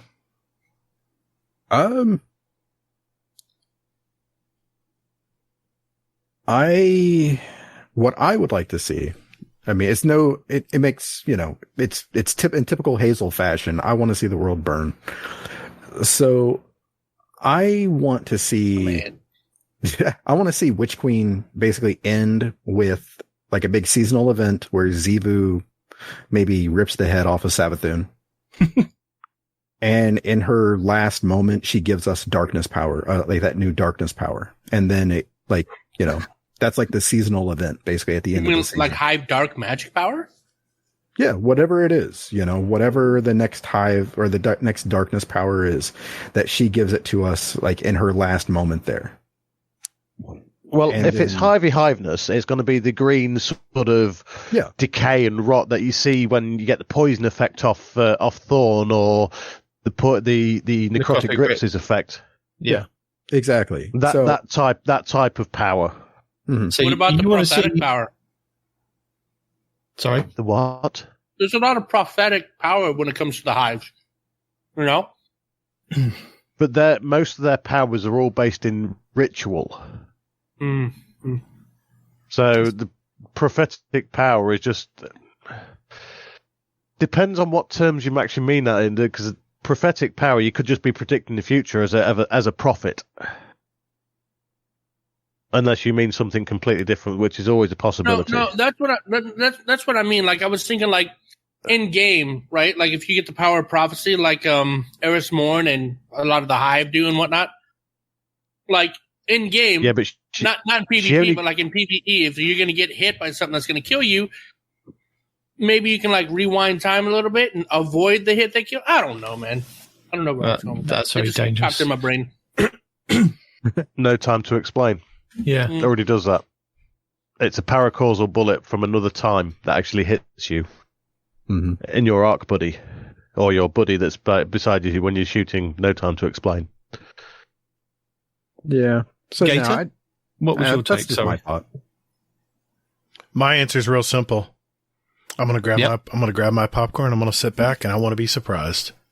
I don't want to know what's gonna end. I'm just gonna hang on and I'm gonna just enjoy every bit of how they decide to unravel this story. Thought you were going to screw with us. My answer is, I'm gonna go grab a popcorn. I'll be right back. Pull an ARF on us. What What are hell? you hoping for the end of this year? End of this year? Yeah, with the Witch Queen. What do you want to see kind of going into the tail end of it? How do you want to see this play out? I'm getting your predictions now so that we can look back in a year's time and go, you were so wrong. So you can tell me how wrong I am? Well, Yep. I think this is where you just cut in what I'm going to say a year from now, and then I'll look like genius. It'll be fine. Okay, No, we'll do that later. Yeah, parody. Just PayPal me, man. I'll put whatever you want in there, man. This. Yep. Yeah, again, I follow the seasonal lore by playing the game, usually with the sound off, and then I'll go back and watch the clips later on as people put them together. So I'm just happy there is a story. I'm happy there is some lore. I'm hoping, honestly, by the end of this season, or the end of this year, rather, I'm watching this on TV or movies, or I'm watching, full live action versions of the story play out. That's what I'm hoping for.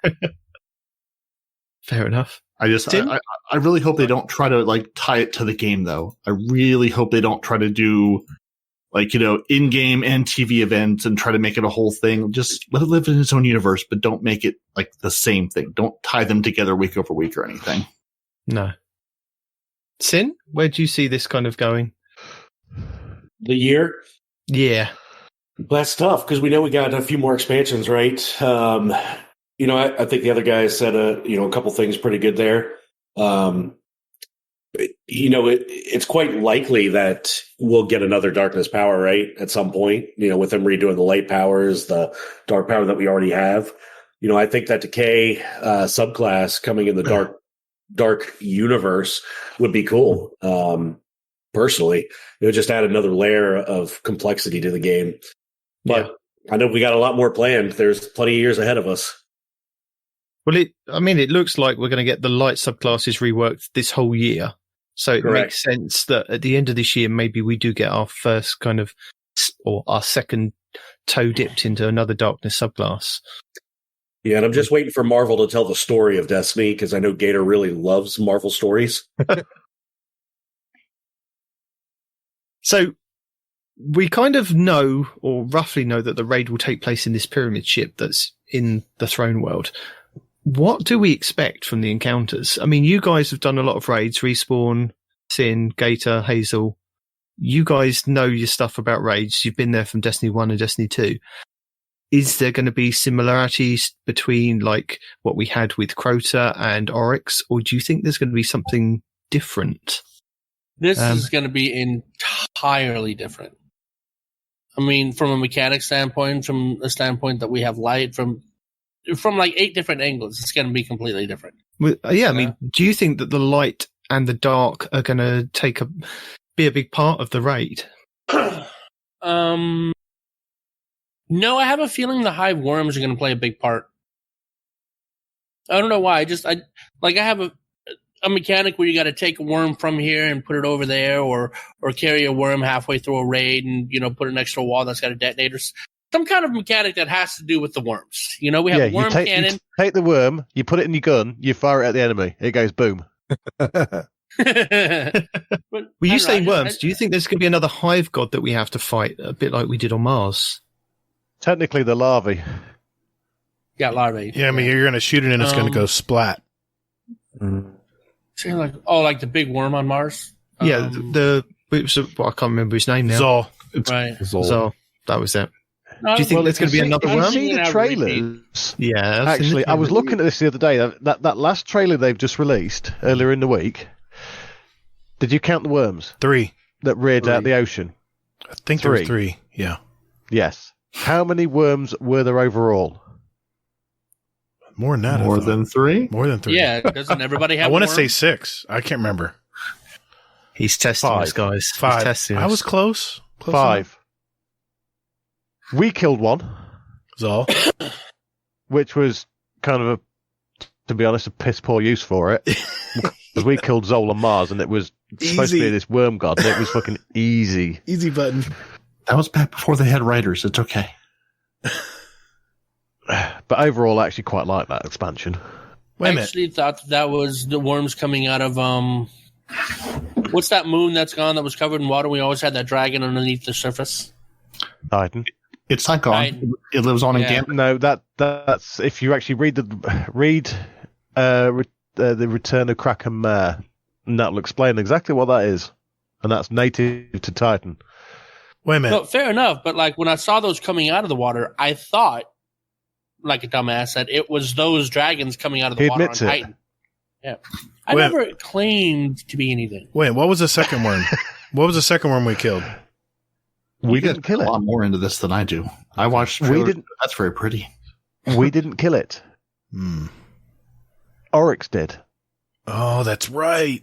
Oh, yes. And that was Akka. Was it Akka? Yeah. Took a piece of Akka. A piece of her. Him, whatever. Was, Yeah. no. No, he took a It was piece the of honest it. one. I thought he did. I can't created- remember the name now. Is that what he created his ship out of, wasn't it? Yes, it was. I remembered something. That's a great book. If you guys haven't read the Book of Sorrows, I had no idea about any of that shit. We let Arf read us the Book of Sorrows. yeah, but it's in the very You first listened lore to me book. read it for weeks. How do you not know about this shit? I didn't know he killed the worm. I didn't know he used the worm to make a ship. He killed his sisters to take their powers so he could do it. The You very, know he doesn't listen after the episode. Yeah, but not even in the episode. That's it. the very That's first why- lore book. That's why if you read it to me, I didn't retain it. I have to read it to retain It it. doesn't even I'm help The the- you. very read it first along lore with book us. is very Anyway. good. It's very well I written. posted prove the that. links.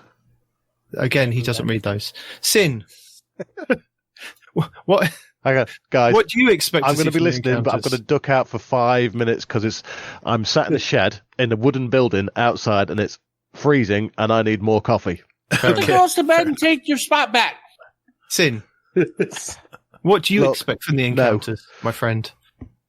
The encounters inside, just in general. Yeah. Oh, I don't know. I've learned not to have too many expectations when it comes to that. I don't even know what you're talking about with all these worms. Like I've never really been big into lore, so I don't really pay too much attention to that. It's probably the wrong thing when I'm playing Destiny, right? I should probably pay attention to it more. Where's No, Kingsley when you need it? It is one of those. Can I make it a gun? No, I don't give a shit. Yeah, It's all right. See, Sin, you have the same mindset I do. There's the enemy. We need to put bullets into that enemy. Keep firing until the enemy is now no longer the enemy, and it's Swiss cheese with bullets. That's it. Right? And then You take know what's to left of enjoy the this enemy game. and make a new gun out of that enemy. Yeah, exactly. We've been in one pyramid ship and we've faced some kind of ghosty versions of prior enemies that we've also fought. Do you think there's going to be things like that, or do you think there's going to be different things? Do you think it's going to be the ship is just the shell and then inside is completely different and the encounters are going to be something to do with like Savathin's talking Throne about the World, one in or do her you think it's throne going to be more pyramidy? I hope it's more pyramidy. I love that last story on the moon. That was so cool. where I saw a vision of myself. That was so cool. Oh yeah. It's just going to be a detective movie. All right. Yeah. I'm down. Well, they keep saying that too, you know? Yeah, the whole raid is just a detective Stop story. Stop the shit in the chat. Knock it off. Now, wait a minute. They keep referring to Ikora and her little mystery yarn board. Do you think we're going to refer to that as a hub somewhere? I'm just curious. I keep seeing the board. In the trailers, I see the board like up on a mountain or something. I'm curious. She built a whole Stargate, and it wasn't for anything, so I'll believe it when I see it. Fair enough. Gator's got a good point there. Do you think that the board is very similar to how we have with Beyond Light, where we go to the Exo Strangers camp, and you can go and put the artifacts in the tent, and it says you've done a thing, and gives you a triumph for an achievement? What board you're talking about? It's been in teaser trailers like forever. No, Respawn. Yeah. Where Cora's looking at she's got the board and she has yarn drawn to all these different suspects. Her creepy board. Ikora. Oh my god damn it. I was my brain is set on Savathun and her throne world. Sorry, you've been working all day. I'm thinking what the shit you're talking about. You've been working all day and you're in DC. I get it. I don't think that's Ikora's board either. Now you have to expand on that. You can't just leave it like that, Arf. You have to explain. You can't do that, man. Now he's going for coffee. If you've actually looked at that board, yes, Ikora's on it. Why would she put her own thing on the board, her own picture on the board? I don't know. Narcissism. Duh. maybe Shiraido made it before she disappeared. I don't know. I'm just throwing it out. I've got a question. This is something that I thought of when I was listening to Bife talk about the story about the lore in the collector's edition. Okay. I haven't actually listened to any of that yet. Oh, okay. But go on. It sort of makes... Is there a possibility that maybe Savathun could inhabit two people? Voldemort style. Split her soul. I don't see... Horcruxes? We don't say his name. Say that. We're now that she's are we even sure we? I don't see how because she had the right one. You know, I don't. Right now? I don't. Well, I don't see how because she barely had enough power to stay in. Osiris. Osiris is yes, that's the one. Grumpy old man. The grumpy old man's body. The reason why I say that, but towards the end of the season, if you read the lore, she was actually almost busting out of it. Yeah. This was one of the last entries we got before we chased Sirathun to Mara's court. Yeah. Okay. And they did make a big point of making sure that we all understood that Osiris was back, and we verified that it was Osiris at the end of this week, haven't they? That there was a lot of text, a lot of speaking going, it's definitely him, he's definitely back. He's weak. He may be in a coma, but he's back. Yeah. Yeah. It's him. The reason why I was asking is because it makes me think that now this is like major, like crazy thoughts. You've got your hat on. Get your hat on. Yeah, exactly. Tinfoil's there. Yeah. Because I feel like I need to go and get Elemist and actually drag him into this. It makes me feel like maybe that Ikora is actually Savathun. That's been the theory for a long time. That'd be interesting. But if that's true, then A, why would she disguise herself as Osiris? B, why would she cocoon herself? And C, we've already heard lore tracks, not lore tracks. Well, you've just done it there. Audio clips where it's talking about how we've removed the worm for her, right? Oh, sorry. So, and then all of a sudden she's Ikora. So what did we take the worm from? You know, maybe Zivu. Well, it depends if they're going to go down the line of she can fracture her soul. Shit, dude. Actually, there's a thought, right? She actually tricked, or not tricked, but it's Zivu that is in the cocoon, and we take his worm, and now he's powerless or whatever. What? That'd be crazy. You heard it here first. Crazy. I'm lost. What? No. Yeah. I mean, Point it would the make gun. sense if One of you Cora said is it. part of this I in did, some yeah. way. Point the She's gun got at the no man's main and shoot. purpose in game. Oh God, Gator. Hey, he might be onto something. You know what? I'm Team Gator right now. I'm the one that said it. Give me my Oh bounties. well, I'm Team Hazel. I'm Team whoever the fuck said it because all these lights are turned on, man.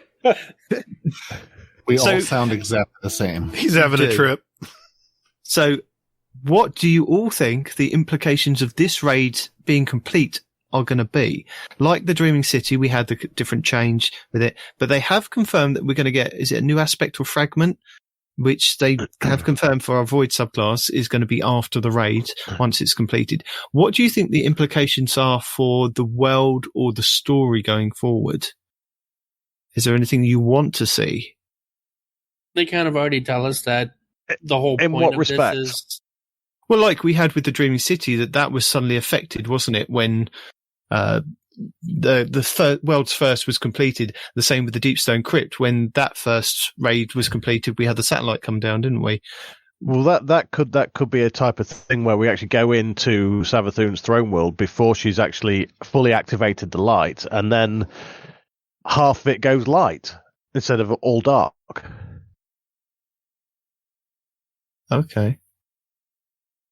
So do you think when we get to the throne world, it's all dark, and then when we've completed the raid, it then opens up that top end of the throne world that we all see is white and red flowery? Do you think that could be a possibility? I think that's more to do with the campaign than the actual raid itself. Okay. But yeah, it's possible. It's possible it opens up maybe full access to the pyramid, like we did with the Leviathan raid. Once we'd done Leviathan, we had access to the underbelly. Any of our raiders got any ideas and theories that they might want to throw out there? What's an interesting thought about the underbelly?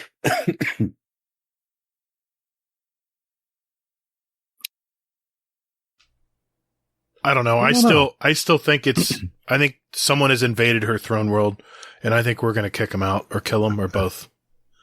That's my hope. Doesn't that sound like a bit of story rehashing that we had? It could be with Leviathan. You know, go and get this Vex out of my engine room. Go and get this out of my other room, and it's like, do you really want to see that again?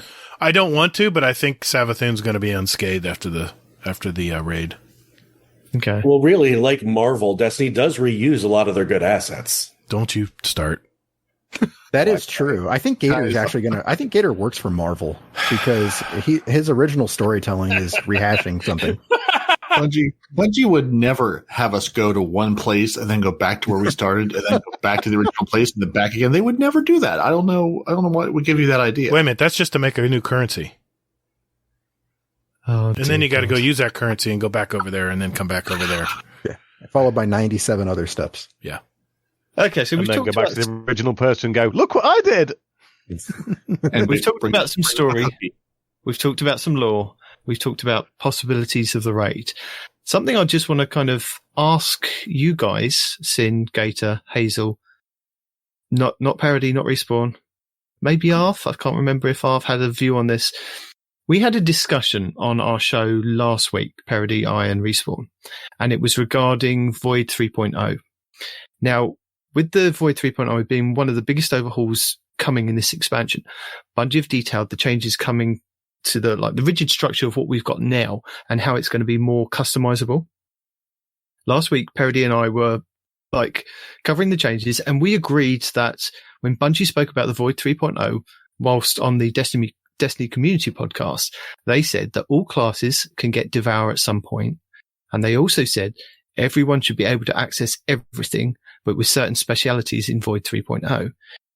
We interpreted it. You can't go invisible without hunting. Listen, meaning at some point, Titans would have the ability to go invisible without a Rat King or a Hunter's help. And now Respawn disagreed with our interpretation of this. I just wanted to ask Sin, Gator, Hazel, you guys have read the stuff, you guys have seen the stuff. What is your interpretation of what Bungie are actually kind of trying to communicate to us?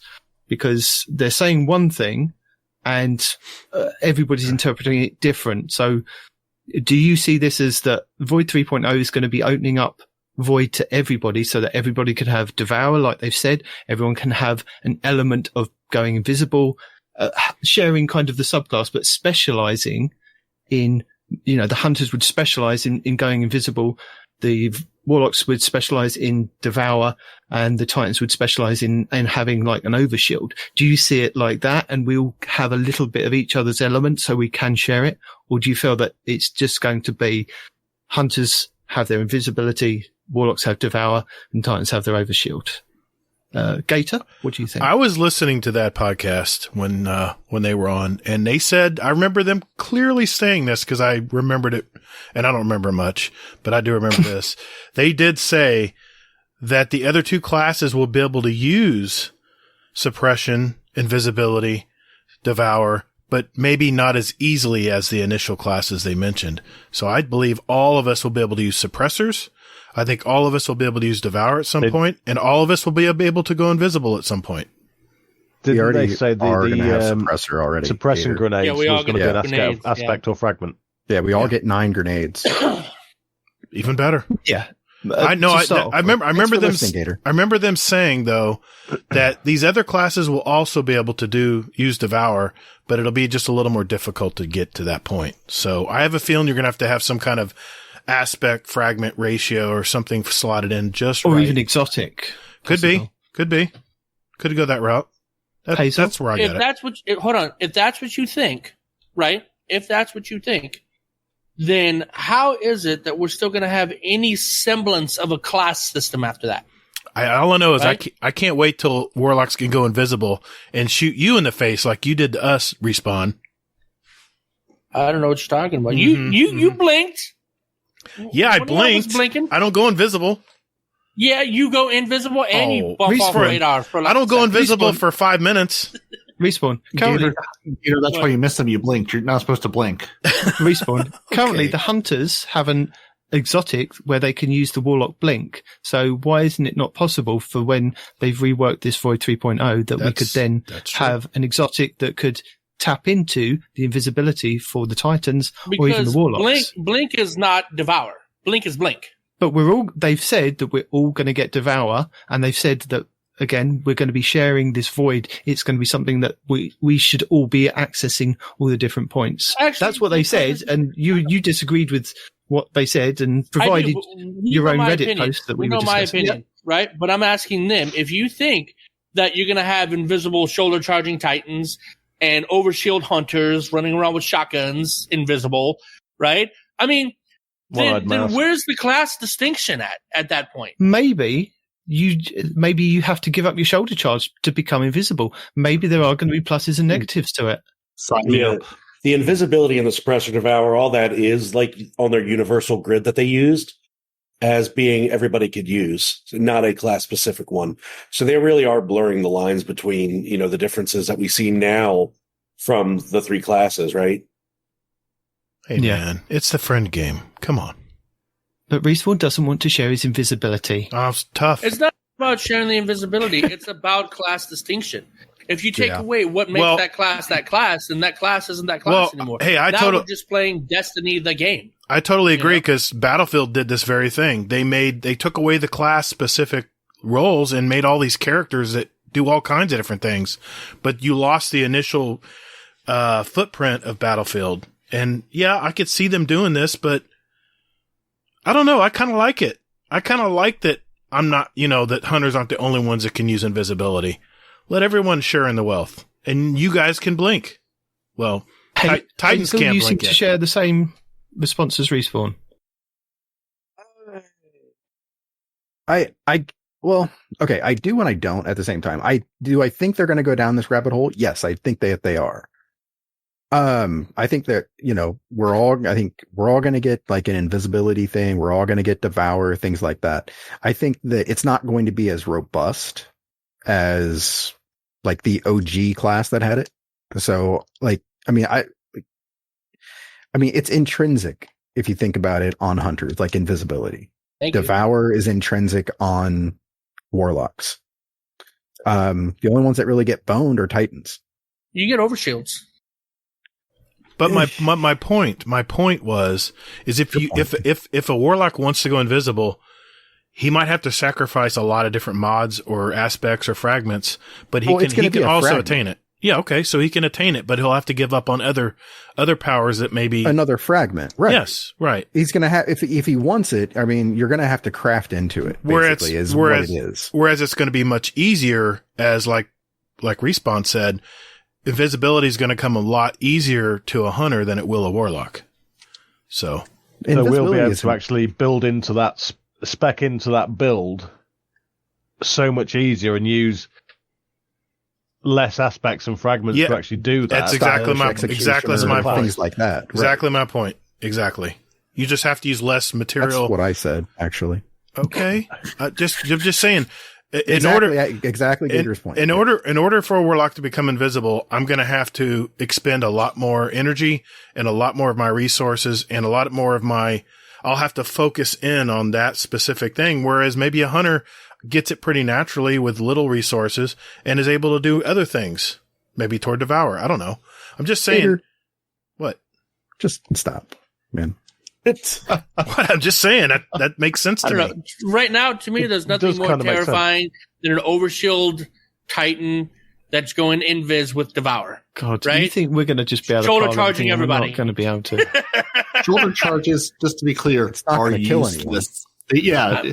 Right. A shoulder charge is useless because you're not invisible. If you're invisible with an overshield, it's not going to be as useless anymore, is it? I want to petition. Then they just have to fix the hit detection and have it do damage, because you can shoulder charge people and then they stare at you and shotgun you in the face. Increase your cone distance and radius on the last patch, dude.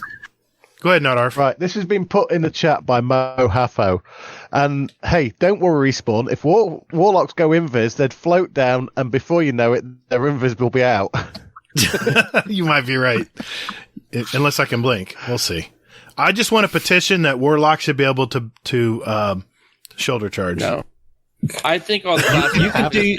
Yeah, you can have it. There goes all the Titans. All the shoulder charges you'd like. Have them all, and then you too can see just how useless it is. Yeah, you're right. You're right. Exactly. You're right, Parody. You can have 2-for-1 shoulder charge Tuesday. Here you go. My gift to you. That's okay. You know what? Can I just have a dodge that does damage? You will. You will. You do. If I get a dodge at all, sure. And I get a dodge as a Titan? That's what I'm saying. I mean, you get to shatter dive and suppress people. Come on, man. How awesome is that? That's going to be annoying in Crucible. Annoying. Slide shatter. So if you can't see a Titan coming, you have bigger problems. I mean, the shoulders are massive. Have you not seen anything? I was just about to say something like that. Could you imagine those big ass shoulders trying to roll? They'd go halfway, get stuck on the ground, like, wait. Hold on. Stand by. Okay, Bungie, this is the RNG I will accept. If I can dodge out of the way, but I have a 10% chance of getting stuck on my back like a turtle, I'm for it. I'm into it. Let's do it. That's what happens when Titans dodge. They do the flip and then land on the back going, I can't get up. And the warlocks, if the warlocks dodge, they dodge, but they kind of floof in the air as a target for a little bit. You got to wait 10 minutes before they land. No, we dodge and then we stumble like we're drunk. Oh, sorry. Got to get back into the fight. Drop your notebook. Got to pick it dodge back straight up. Yeah, right. We're already awkward. Oh, you know what? Even further, like I had a D&D moment just now when somebody rolls a nat 1 on a stealth check, right? A Titan tries to go invis and he drops a smoke at his feet and he's walking like he's invisible, but everybody can totally see him. Or a warlock dodges and his dress gets over his head and he goes, "Oh shit, I can't see." Right. All right, sorry, Night Demon. The train's off the track. Sorry, buddy. It is, but you guys. So when we spoke, Titan covers his own eyes. You can't see me. When we spoke about Beyond Light, you guys brought up an interesting thing about synergies with stasis and what you hoped it would kind of be. Whether you could have like a stasis Titan throwing out like big ice shields and then another Titan coming along with their hammers and melting them.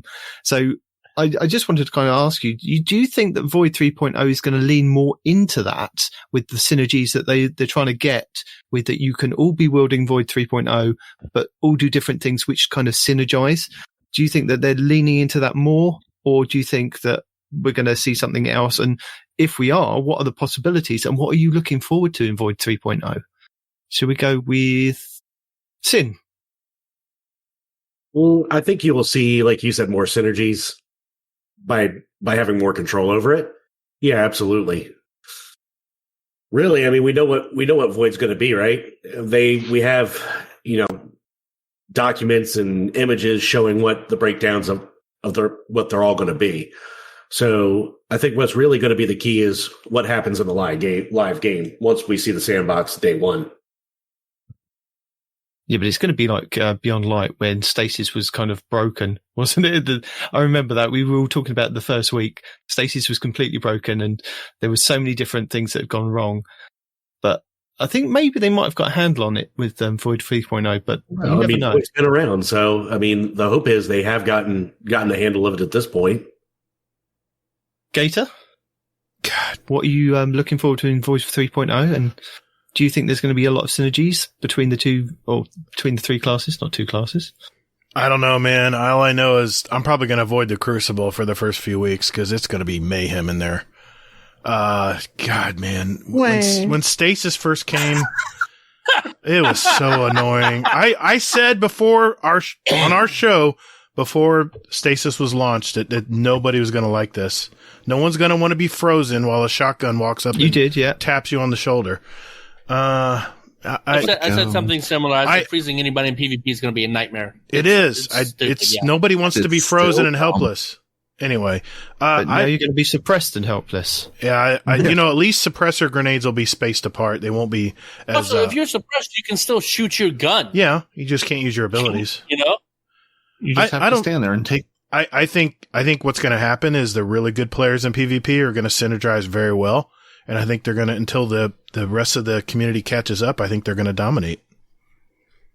I mean, I think you can just end the first part of that sentence is the really good players are still going to be really good. Yeah, I think they're only going to get better. Really good. I think there's going to be, to answer your question, there's going to be a lot more synergy and a lot more team building. I'm looking forward to that part because that'll be fun on clan nights, but I don't know, man. Like I said, I think I'm going to stick to the campaign and get my light built up and then start dipping my toe back into Crucible later. I don't know. We'll see. But you're not looking forward to the fact that there are more synergies that if you do like the campaign and you can synergize with like a Titan and a Warlock to do various different things to get through and make it easier, not, in the campaign sufficiently easy, but yeah. I love the fact that we're going to be able to spec into these raids and these encounters much more than we can now. I mean, the stupid diamond trees are just stupid. They just don't make any sense. Let us pick and let us synergize and work together as a team to build like maybe, these games are supposed to be built and let us spec into these encounters. These are from a different game anymore. When you got a Warlock whose whose Rift can disrupt overloads, you just need, okay, well, we got the Warlock and he's a one-man army. He can disrupt everything. What do you do? What's the spec after that? You give them, self-res. Yeah. Bring it back. I've saved so many raids from ruin with self-res. Dude, no, I'm on board with the self-res. Keep it out of PvP, but PvE, absolutely bring the self-res. Absolutely. No, it's never coming back. I know it's not, but that was such a fun mechanic. Self-res and trials was a disaster. People would sit there and look away like, oh, we don't see you. And all of a sudden, 3 guns are right at your head as soon as you self-res. It's useless in PvP. Don't worry about that. Well, what happens if it was an exotic for the Warlocks that you had to use maybe half your super? You had to have gained half your super. That way, even in PvP trials, because the games are a lot shorter, you can't necessarily get your super as quick as some of the other classes, depending on how it's built. And if they had it as an exotic piece that the Warlocks had to then use, that could be a possibility. Anything they do, especially if they're reworking the subclasses. We've got Arc and Solar coming up, haven't we? Anything they can do to create more different situations in Crucible and not make it so two-dimensional, I'm all for. Hand cannon-y. Get away! Oh my god! Get rid of hand cannons. I'm so tired of hand cannons. So tired of hand cannons. They literally have a. They're so easy to use. They're so easy to use. You have the aim assist is incredible. The actual cone angle is so large. It's like a softball over someone's head when you're shooting it. So, Hazel, what are you looking forward to in Void 3.0? All right. I'm looking forward to the first week of PvP, actually, more than anything. Yeah? Yeah. It's always a fun week, isn't it? Everyone moaning about how broken Void is. Well, we haven't even played it yet. I'm going to be out there using it. Yeah. Unlike some other people that are going to be salty and be like, it sucks, I'm not going to play. Says Mr. Shatterdive. He did say that in the Beyond Light tripod that we did. He said he's not going into Crucible then. I think he's just a bit too scared. Just give it a try, Gator. No, I'm gonna be wise before I jump in and get slaughtered and start getting salty. I'm gonna learn, watch some videos, see what's working for people, what isn't, and then spec into it and go in. Simple. Mm-hmm. But I'm going to stop playing Void. Just embrace the Void. Let the Void live. I'm a Void lock. I love Void. Void. I'm not worried about all that. You need. I'm just worried about everyone else getting my devour. That's all. If you devour them first. True. Nom. Yo, keep your devour. I'll keep my invis. We're fine. Says the guy who crutches on Shatterdive until they nerfed it. Who? Looking at Hazel. Oh, I was going to say now you know what he's going to do in the Crucible? Just He's going to spam the Shatterdive where he suppress people.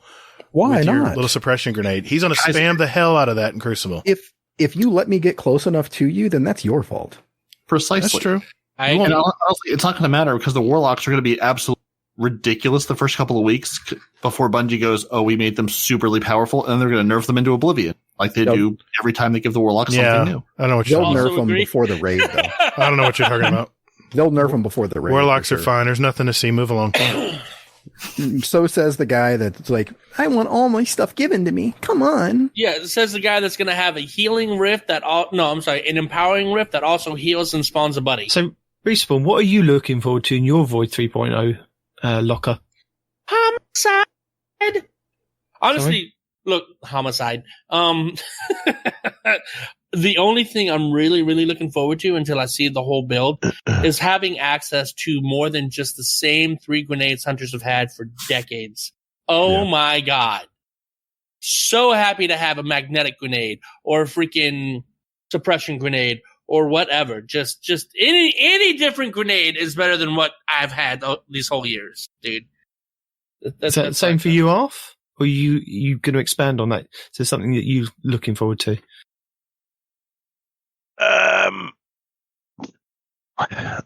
To be fair, I'm going to reserve judgment on it until I've actually used it, and because you can't say what something's going to be. You obviously you can say you're looking forward to something, and as you can tell, I'm probably blagging this a little bit because I wasn't really listening. Fair enough. Sorry, I'm really cold. What you're looking forward to when it comes to Void 3.0 is basically it.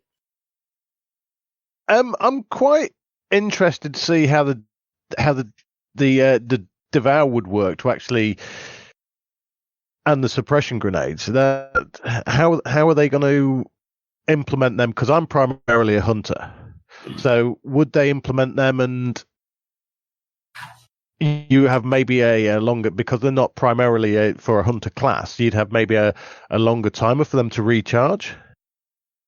I don't think they specifically said it's going to be on the grenade. It's just going to be part of a build that you can put together with Void 3.0.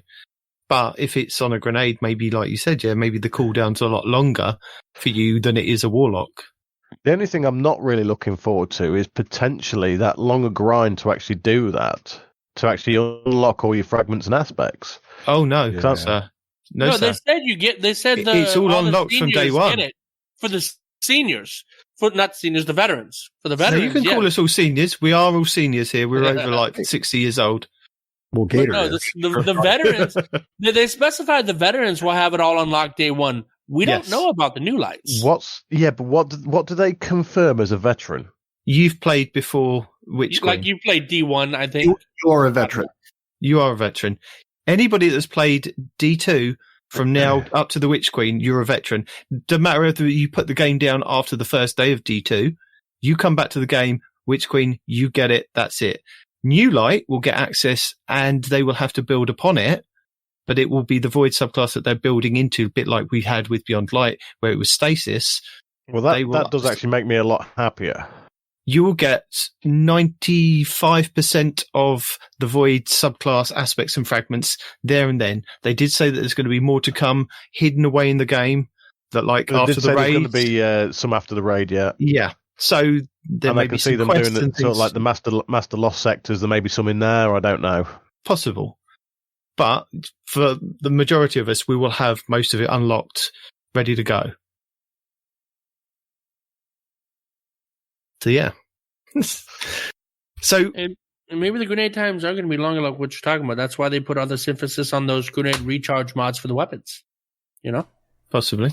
Parody, our last Void 3.0. And I know how much you love Void, so I left you till last. Well, I'm not going to wax poetic because I already have, but really, I'm just excited. I look at my classes and I say, I have 4 diamonds to choose. I have 3 sets of those 4 diamonds. Really, of those 4 diamonds, I'm looking at one thing when I'm selecting which one I want to play. And half the time, it's not the super that actually comes with it. I'm just happy to be able to say, let me spec into something I care about versus here's 1 in 4 options that I can choose every time.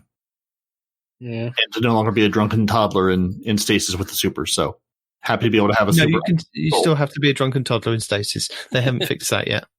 No, but see, I can completely ignore stasis now and just live in my best Void life. You can. And it's beautiful. And then with Telesto, it'll synergize, and then the entire game will just turn into 1s and 0s Matrix style, and I'll win. It'll be great. We'll make sure we give it an 8 since it's Matrix. Now, I actually have a question for everybody here, like a legit. Ooh, go on then. So, would you Only on Sundays. from what you've seen with the aspect system, right? Because we've had it for a year now, right? For the Frost class. The Frost With that class. being in mind, right? Stasis? Is it called stasis? Is that the word? Could be it. With that It's the in ice mind, show. and we know that same structure is coming for Void.0, right? I still prefer the D1 bubble system. You just click the bubbles you want for all of your subclass stuff. Well, it's pretty No. much the same kind of thing. I mean, but it's not just like in your face. You gotta like have drop down windows and all this other nonsense and whatnot like that. But you get the cleaner UI like you did in D1, where it's just a bubble that you have to click, but you don't get like the plus 10 discipline here, the negative 10, into like there. You just get the bubble system, right?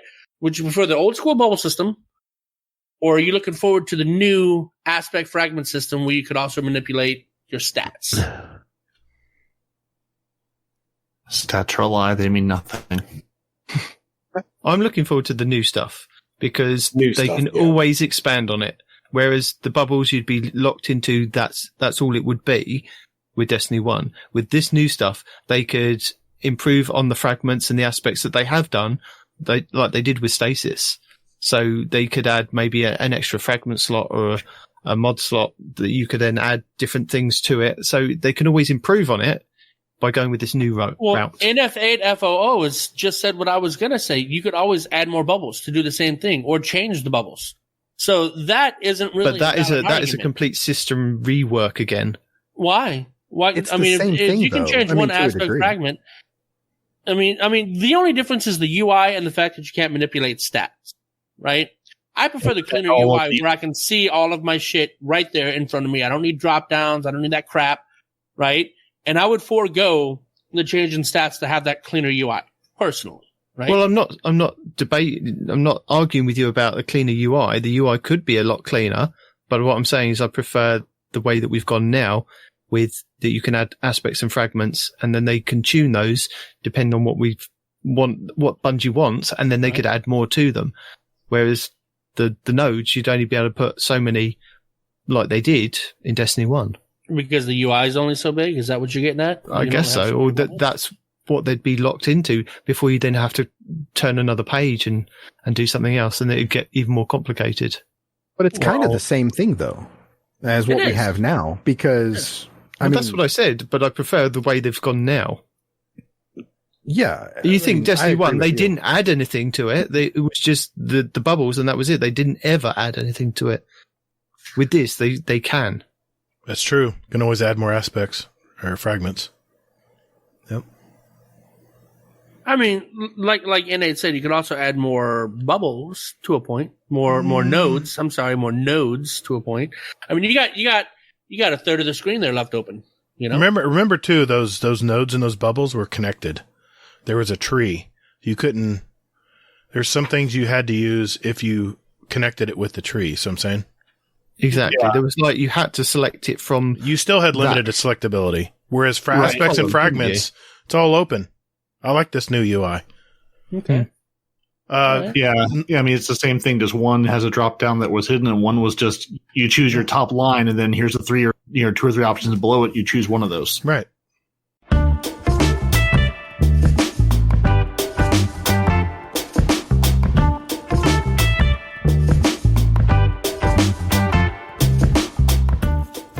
Hey everyone, looking for some like-minded gamers to talk Destiny with?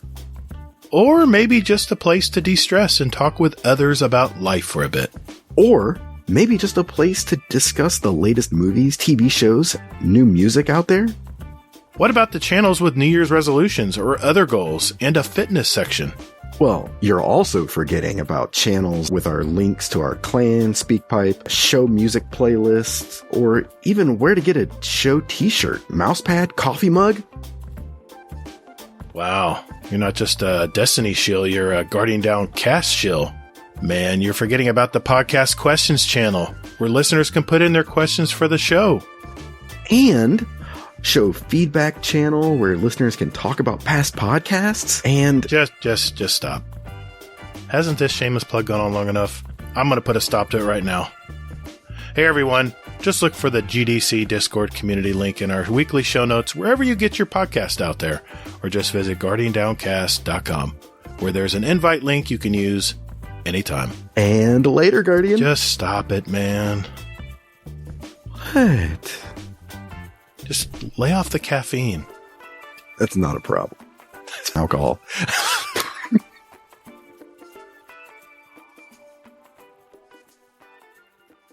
So thank you very much. Arthur's left to go to bed in the warm, and we're continuing. Still awake with us. Yes, because I'm indoors. I'm not at the bottom of the garden in a shed after a hurricane. Are you in the attic? Yeah, you're in the attic, right? I'm in my games room, man. I have a games room. So the attic. In the attic. It's not the attic. It's a room. Do you have to access a special ladder to access your, quote, game room? Yes, that's only so the children can't get up here. Yeah, nice. I wish I had that room. It's not an attic. It's not an attic. 100% an attic. It's not. Is it at the top of your house? Like the roof is just above you? Just because it has a rope ladder, it's fine.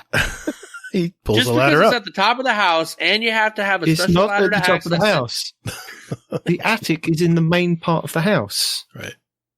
So it's a sub-attic? Attic? No. I mean, is it above every other room? It's a bonus room. It's a bonus room. Same level as your attic. No, it's not. It's the same level as my son's room, which is on the opposite wall. It's a bonus room. Okay. It is. Done. Does he have a special ladder you as need well? a ladder to get No, to. he doesn't have a special ladder. I wish I had a ladder. That's all I can say. I keep everybody out of here. Back to the Destiny attics. Dude, we all wish we had a ladder. This has been ladder talk. Dude, It has. if I had a ladder, if you needed a ladder to access my office, I would leave the trapdoor open, retract the ladder, and just look down at them going, ha! You can't get up here. Cry all you want, complain all you want. You can't get up here. Nate's got the idea. It's the Destiny Addicts podcast. Oh, yeah. Perfect. Reverse basement, upstairs basement. So continuing on with our questions, apparently our seasonal artifact is going to be called the Synaptic Spear.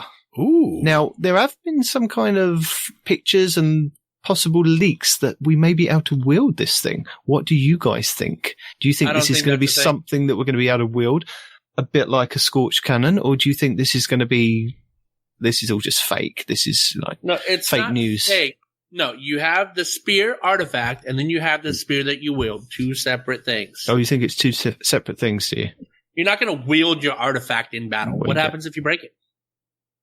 Not with that break kind of It's sturdy. What happens if it runs out of ammo? We don't use ammo anymore. It's unlimited. Yeah, we do. Uh-huh.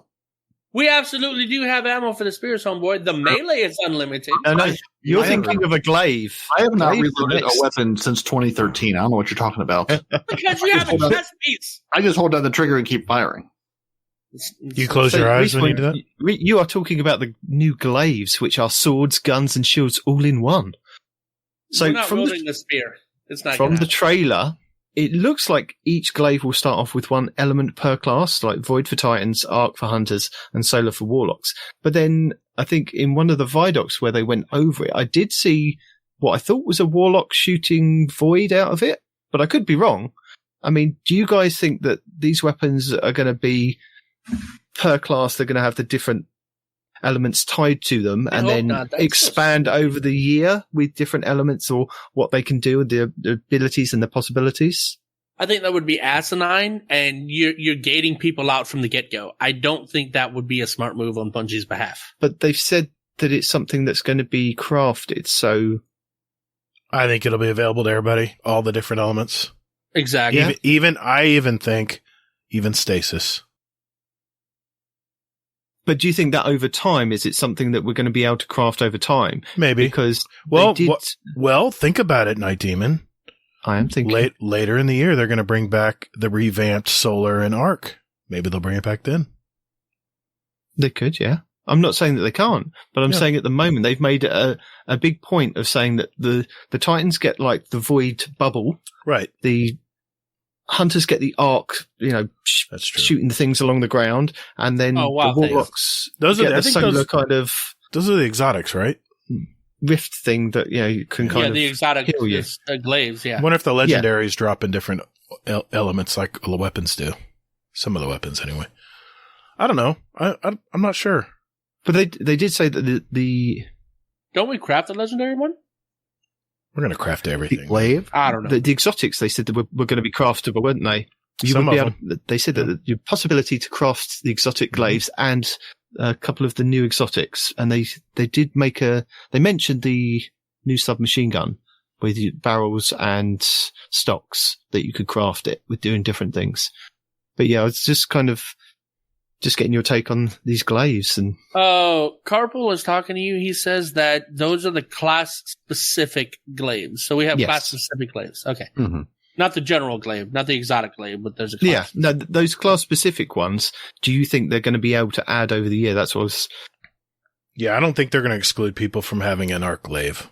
I think somehow they'll tie it in. No. I see what he's saying. I think the class-specific ones are going to be locked. Right? Because in past Destiny experiences, when we have something that is class specific, whether it be a sword in Destiny 2 or in Destiny 1, Warlocks had a scout rifle, Hunters had a sniper rifle, Titans had a shotgun. Okay. Right? They were class I specific see weapons that, and you yeah. could not change them. I remember right? that. Yep. Yeah, I think the class specific glaives might stay the way they are. Because you might get different perks with it, but you still get different legendary ones, and you get your exotic one to choose. I'm just thinking of my buddy Larman Kentucky, who has 100% time in Titan only when he got his thing back. Ooh, Yeah. that is respectable and terrifying. Mm-hmm. I'm just thinking of him. He's not going to be able to get the other elements if that's the case. No, I think that they'll bring one back with each, as they I just think they're going to bring like something different with each one. So, I'm sure that the solar one, well, I was going to say the solar one will probably heal somebody or give an overshield to a Titan, maybe something like that. Well, the Warlock one does, doesn't it? It sends out the little arc buddies. So they've got kind of the solar element. So each one's got a different element tied to them for now. But whether there'll be other elements coming later on that you can then just craft and just switch like you can with the hard light, where you just switch over and it's a different element and then it does the different thing for each class. I think that's what's going to happen. But I was just seeing if you guys were thinking that as well. I'm thinking I'm going to run around with multiple buddies as a warlock all season. Oh my god, no. I'm going to be my own fire team. You can have your glaive, you can have your no time to explain, you can have your rift buddies. So bad. Uh-huh. Yeah. You don't even play Trials that much. I'm going to 4v1 you alone. We got this. Right? You're going to be like that, the four-armed, what was his name in Mortal Kombat? Goro. Yeah. See you coming with all these different weapons in your hand, and the little buddies to help you. Exactly. The fact that you need at least 2 warlocks for. You need at least 2 warlocks for your build to work out, right? Because one's got to be void to get the void buddy. The other one's going to be arc the arc buddy. Yeah. Right. Okay. Good. Yep. Yeah. Need to. At least the one warlock by himself can't get 2 buddies. Don't worry. I'll be behind parity with the void. He can bring the arc. Yeah. Not until you have no time to explain that with my second buddy, and then we're good. Mm-hmm. Oh my god. So says the guy that says that I crutch on stasis and shatter dive. I just said I'm a void lock. He needs to have, Child of the Old Gods and bring it. Give it to me. Give it to me. No time to explain. Arc buddies. Oh, I forgot about the no time. There we go. Perfect. 3 arc buddies. 3 buddies. Completely normal, completely legit, not that's not cheesy anybody at with all. the no time to explain with 2 buddies floating around. Oh wait, you also need a rift too to keep you alive longer. Yeah, throw it in. I'll take it. Throw it in. Yeah, and I know. Oh, would you look? Your new rift empowers and heals. What the fuck? That's an exotic. That's an exotic respawn. Wait till you see what it does to the Telesto. I'm sorry, it's still. Don't get him started, Faraday. Don't get him started. Let him find out in Crucible next season. No, I mean, I'm not saying that we're almost at 100 days since Telesto has broken the game, but we are terrifyingly close. We are at 99 days and 19 since Telesto has broken the game last. It's just waiting at this point. It's not going to be a factor. I only have 42,000 kills with Telesto, so don't worry about it. That's it. Come on. Well, it wasn't a factor when we 1v1'd him either. So what are you talking about? Hunters have an OP blink and the double standards are nuts. We get a blink once every 20 seconds. Talk to chat over there. I was just going to say. Respawn has multiple personalities. I'm at the hotel. I don't have the buttons that mute you guys. We have chat. We have people in chat here too. We're trying to talk to. So dear. So we'll go around the table. What is one thing that you are looking forward to in the Witch Queen? Paroti, we'll go to you first. I mean, the Void rework. I'm really excited, and the Gambit changes. You can't have 2. One or the other. You can only pick one. I'm going with Gambit. My beloved Gambit changes. Respawn, what are you looking forward to, sir? I'm actually looking forward to Gambit changes too. Ew. Copycat. Well, Sin? It's Firefight and Destiny. What's not to love? I really am looking forward to the new raid for sure. We've been stuck with these raids for so long. It's time for something new. Fair enough. Gator? Well, I can't pick Gambit now, even though it's one of my favorite modes. You can pick Gambit. No. I'm just going to say no. We're voting here, dude. No, I'm going to say what I originally said last week, and I'm going to say weapon crafting because I'm going to be busy on that. That's good too. You can't have that. You chose Gambit. No, I'm still going with Gambit, but he's got a good answer. No, I'm saying he's got a good answer. I love these Gambit changes. I'm excited. And you can't pick Gambit. You've already picked your weapon stuff. Hazel? Sorry. I'm going to go with Void 3.0. Of course you are. Not Gambit. Of course you're going to pick Void 2.0. Yeah, because I'm going to shatter dive and poop out a suppressor grenade on your head. I can't kill people by myself. I need to have a buddy. All right. Sorry, Night Demon. This is normal for us. I need 2 buddies because I really for you can't Warlock kill mains out there. For you Warlock mains out there, if you have an active buddy and somebody suppresses you, does your buddy go away? I don't know. Never tried that. I know Zaniac is a good Warlock. He always throws buddies up when we're playing Crucible, but I'm a Voidlock, man. I don't carry buddies. When was the last time you saw suppressors? You don't carry buddies yet. That's true. I will try everything. I'll see what I like. Oh yeah. And I'll use Devour with it too. So when I kill you, you're going to be an equal opportunity offender. Absolutely. Anytime I can annoy anybody in Crucible, I'm going to do it. Whenever you talk, dude, you're so loud and dominating whenever you say something. I'm just saying. He embodies the Titan, a magical Titan. I play all 3, but I'm Gator's feet pick, I think, is the one. I don't know. I think that was. That's him. Yep. He's a Titan. By the way, the true name is Sin. Not if you couldn't tell that by the icon. Yeah, I can, but Gator's feet pick is funnier. Get it right. That's Don't Gator's forget it's feet pick provider. onlysins.com. No, I did get it right. Gator's feet pick. He is the picture of your feet. That's where it ends. I need everybody to tag Gator that's in the chat right now. No, you don't Tag need him to and do put that. feet pics in there. No, please, Let's God do it. forbid. Let's No, bombard him with feet pics. I'll delete him just as fast as you put him in. That That's sounds like amateur a challenge. bullshit. You That's a can't. challenge. Yeah. How So fast can you speaking- guys send him feet pics? No. Speaking about Gambit, Yes. we have several thousand changes with Gambit 6.0. I think Damn, that- not us. Don't put it in the general chat. Parody, would you like to tell us what is happening with our beloved Gambit?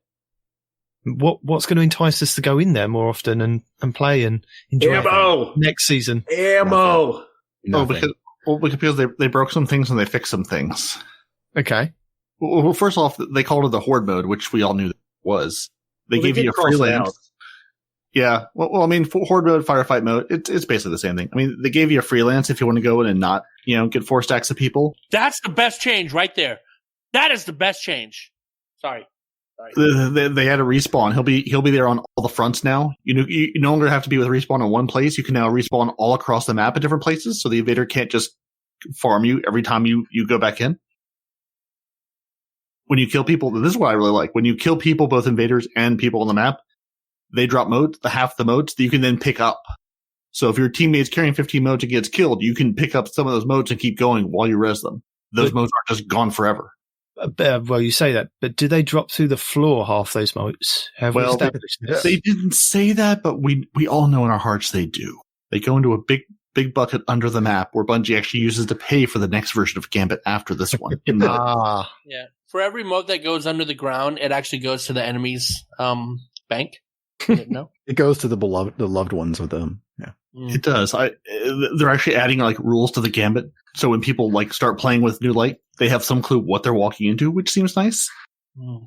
The increased resistance, I think, is interesting. They're it's not match game levels, but it's going to, again, just sort of have you spec into something, not just I'm going to go in and shoot things, but I'm going to go in and shoot things with a particular weapon set. Now, what do you guys really think? The 10 mote blocker, the medium blocker, gets his health boosted a bit. Fine, he's a phalanx, he does his thing. They gave the 15 mote large blocker a stasis attack. Yeah, that's going to be slightly annoying. But I do like the fact that they're not going to, if you're there trying to defeat the blockers, it's going to prevent the drain from what I remember reading, which is nice. Mm-hmm. You don't have to worry about, you can take your time with them instead of having to melt them. Exactly. I love that. And I love that even if the other team reaches their primeval and you've sent them a bunch of blockers, they continue to drain motes from the bank. So you're not just out of luck at that point. It still gives you a reason to keep sending those blockers and to benefit from it. And see, that's another good point right there is you keep sending blockers. So as their primeval is out, you can drop these 15 mote blockers, which are now sending out stasis to F up their day while they're trying you're doing it wrong. You want to send the 5 mote blockers because they're the ones that give the overshields to everything. So you want to keep sending them as many as you can, 5 at a time. They keep overshielding the enemy's primeval. Really annoys them. I mean, yeah, but we don't see how devastating these new stasis attacks are. That might be a game changer. I don't think they will be. It's going to be irritating at best. I don't think it'll be much of an impact. They're just going to start slinging out 100 Well, tornadoes. it's better than the solar fire that they just burn you in at the moment. Yeah. All I know is I'm glad the all-seeing eye is not coming back. They got rid of that What do you stupid mean? boss. Shriekers. No, Oh. the final boss that is Meatball? the meatball. Meatball? Yeah, Big server. They got rid of the meatball? yeah, because of the one of the mechanics they're putting in. Yeah, because of the matching mechanics. And Man, stuff. those Since void he's gone. balls will track you down, and 2 hits, you're dead. I don't care what light level you are. I got hit by one at the grocery store last week. Good one. Yeah, no, they're vicious. But and honestly, I like that they're making the primeval fight mobile. Again, Yes. after you finish one of the fronts, it's dropping ammo, special and heavy ammo Yes. player. So Thank one is you're not fighting each other for the ammo. It's Thank there you. for everybody. Yep. You just when you clear a front at all. But they're also during the primeval fight, they're putting the envoys at one of the 3 fronts that you have to go kill because when the envoys show up, your primeval's invulnerable. Right. So you have to go deal with them, and they're going to have rotating shields, not just one shield that it, Yeah, but back up to everybody gets heavy ammo. Back up? Yeah. That to me seems heavy like and special. a hell of a detriment. Well, they say smaller. They say small amounts. So, like, basically less than you get from a normal. Yeah. So, like, maybe you'll get one rocket as opposed to 2 or 3. One Gjallarhorn rocket is still one Gjallarhorn rocket. Yeah, I'm guessing one rocket and 2, maybe three pieces of fusion rifle ammo or something. Yeah, like that. but it makes heavy viable, where it's not like one person getting the heavy every single. Oh, you going? I wish I had a rocket. You mean the person who grabs the heavy? The guy that gets the heavy is understood. He's going to invade. No, not the ones I play with. The ones I play with grab the heavy and go shoot little ads with it. Yep. Recently, it's a cluster. They're just grabbing the heavy and going. Yes. Yeah. And heavy economy. Somebody hasn't watched the 10 rules of Gambit. Somebody needs to go back and watch the 10 rules of Gambit. You do lights. Well, probably because they don't know how to play the game. These people aren't watching videos. They just jump in and get their stuff done. Oh, wow. Who said that? Oh, God, here we go again. But gotcha. This Gambit rework sounds very similar to how we had with Gambit Prime, where the envoys protected the primeval for a short period of time. You had to then melt them. They move around the map, or you move around the map to kill those envoys. So it sounds like they've kind of gone back to that in this classic Gambit. Mm-hmm. Is that right? Yes. Well, chase them down again. Yeah, that's what it sounds like. But it's like it basically said that it makes them less beefy, but you can't just stand in one place and melt everything. Right. Which and that sort of goes with what Bungie was saying about the timing of this and the primeval stacks. They're saying basically in 3 rounds it'll be about the same. In your first 2 rounds it should be harder to kill things, probably in part because you have to run around the map killing the envoys, not just standing in one place, throwing your rift or throwing your well in your bubble down and just going to town. You have to be a little mobile. And they also said when those second set of envoys come in, they put a shield over the so you can't the last boss is immune. So you have to go get those envoys. Those envoys, thank you, and knock them out. So I like that. It doesn't make it where people can just melt them. I mean, my God, to see that yellow bar go from full to empty and within 10 seconds is so annoying, man. But they said that last time, didn't they? Mechanic, dude. There's always going to be a melt They did say that last time when they refined Gambit down from Gambit and Gambit Prime. Mm-hmm. They said you won't be able to melt the boss, but we found a way. Yeah, Life finds a way. Destiny players always find a way. They do. Yeah, just like we will this season. Yeah, I'm just happy they've reduced the invasion triggers. It's 40 and 80 modes now, and not so it's basically taking one invasion trigger away, and it's a user or loser. You can't just like bank up on your invasions. And when you do invade, you can't see how many modes a player has. And when you ADS, you lose their nameplate entirely. That's bad. No, that's bad. No. You should know how many modes players got. Well, not anymore. But the big thing is your invader kills now heal 27% of the primeval versus between 5 and 35% that it was doing before due to a bug. Right. Yeah, like me team wiping somebody and getting no damage back for the boss. Right. I've seen it happen too. Thank you. I've always thought there was something wrong with that. And Bungie was like, yeah, before it was doing between 5 and 35% of your primeval health back. Yeah. That's a big number. Yeah. You get an army of 1, you go back and say, oh, they're going to be back to regular, full bars now. I go back and it's like a little bit more than what I left it. Jeez. I'd love to have a dice like that in D&D, dude. Yeah. Between 5 and 35. Hell yeah. Yeah. Yeah. And I'm sorry if you've been waiting to get your bygones, your trust, or your bad omens. Those have been removed now. Those are gone. Yeah. What? Alicia? Rip bygones. But we are getting engram focusing. You're going to be able to focus for Gambit weapons or armor with 10,000. And you'll be able to get crowd pleaser, bottom dollar, trinary systems, borrowed time, or a servant leader. But they do say that, and there is going to be a batch of brand new Gambit weapons for this season. The new weapons will be drop only at the end of the match. They're basically saying next season you'll be able to focus into those. So you've got your weapon pool for this season. It's the trials model. Here's the weapons you can focus. The new ones you have to go out and play for. Next season, the new ones will be in this batch, and then they'll give you a new set to go out and play Gambit for. And Night Demon, if you're still hunting your furtive ghost shell, or your primeval servitor cosmetics, or your older Gambit shaders, or maybe that Gambit memento for the weapon crafting, those are all going to be end-of-match drops now. Just randomly to the match. Go playing Gambit, receive things. I have them. Well, good. I'd be disappointed if you didn't. When you said armor, does that mean the prime armor's coming back? The invader? No. No. Nope. Just whatever the new seasonal Gambit armor is going to be.